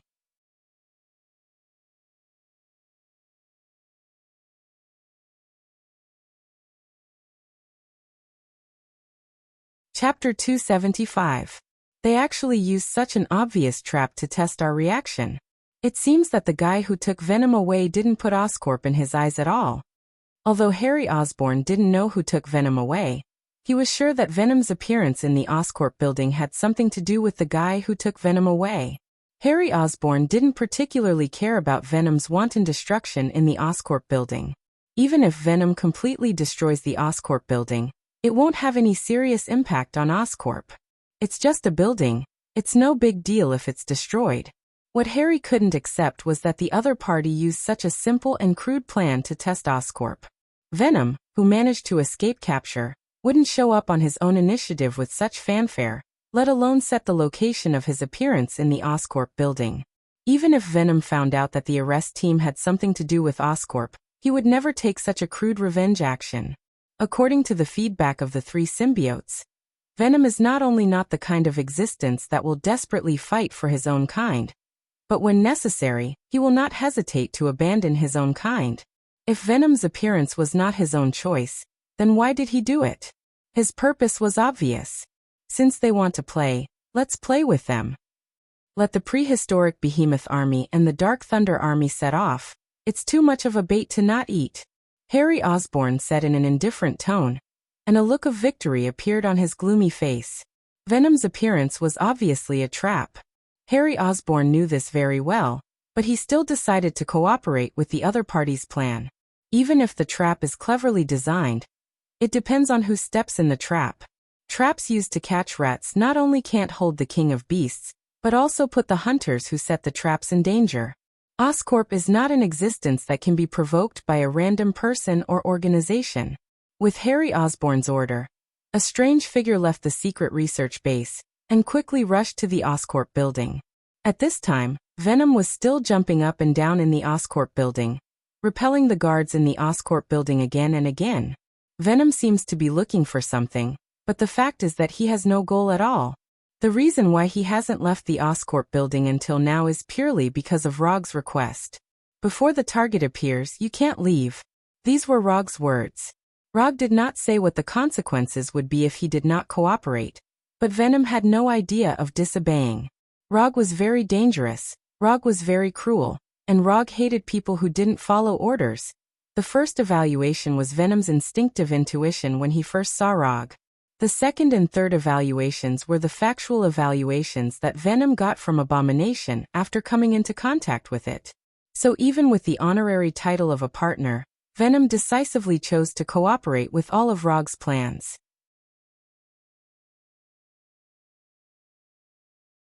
Wait a moment, there might be some superhumans or other special creatures. You don't have to do anything, just leave it to me, Rog suddenly said to Gavin. Calculating the time, it was almost time for Oscorp to show their cards. Rog was not worried that Harry Osborn would see that it was a trap, and he was not worried that Harry Osborn would deliberately not take action after knowing that it was a trap. Harry Osborn was not the kind of person who would endure, and to some extent, he could even be called crazy. Let the Rhino Man conduct a combat test in New York, and let the Electric Man blatantly appear in Times Square. When he wanted to do something, he didn't have any misgivings.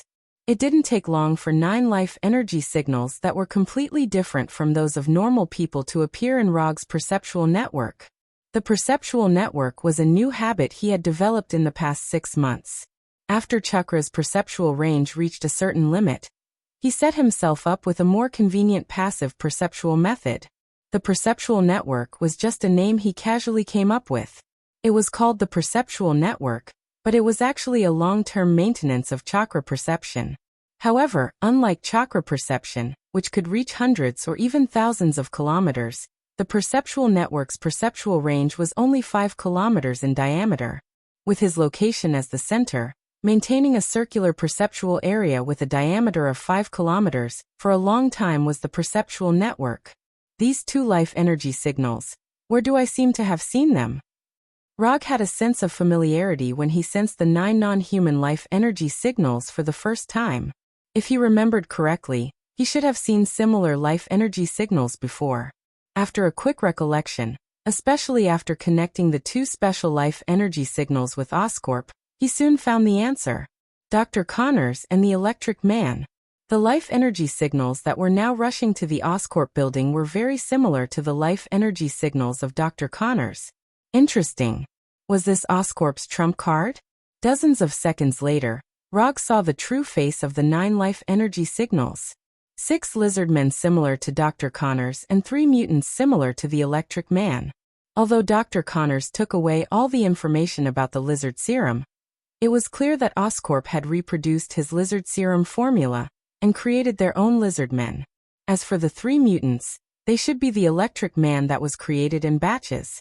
Although there were certain accidental factors in the birth of Dr. Connors and the Electric Man, it was not difficult for Oscorp, which was good at biotechnology, to reproduce this accident.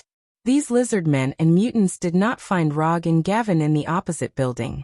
Like special soldiers, they went directly to the top floor of the Oscorp building, and then attacked directly.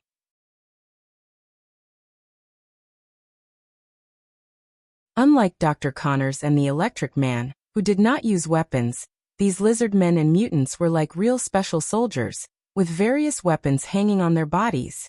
Not only that, Rog also saw protective gear similar to bulletproof vests and armor on them. Obviously, they were completely different from human warriors, but they still built combat equipment according to the thinking of human warriors.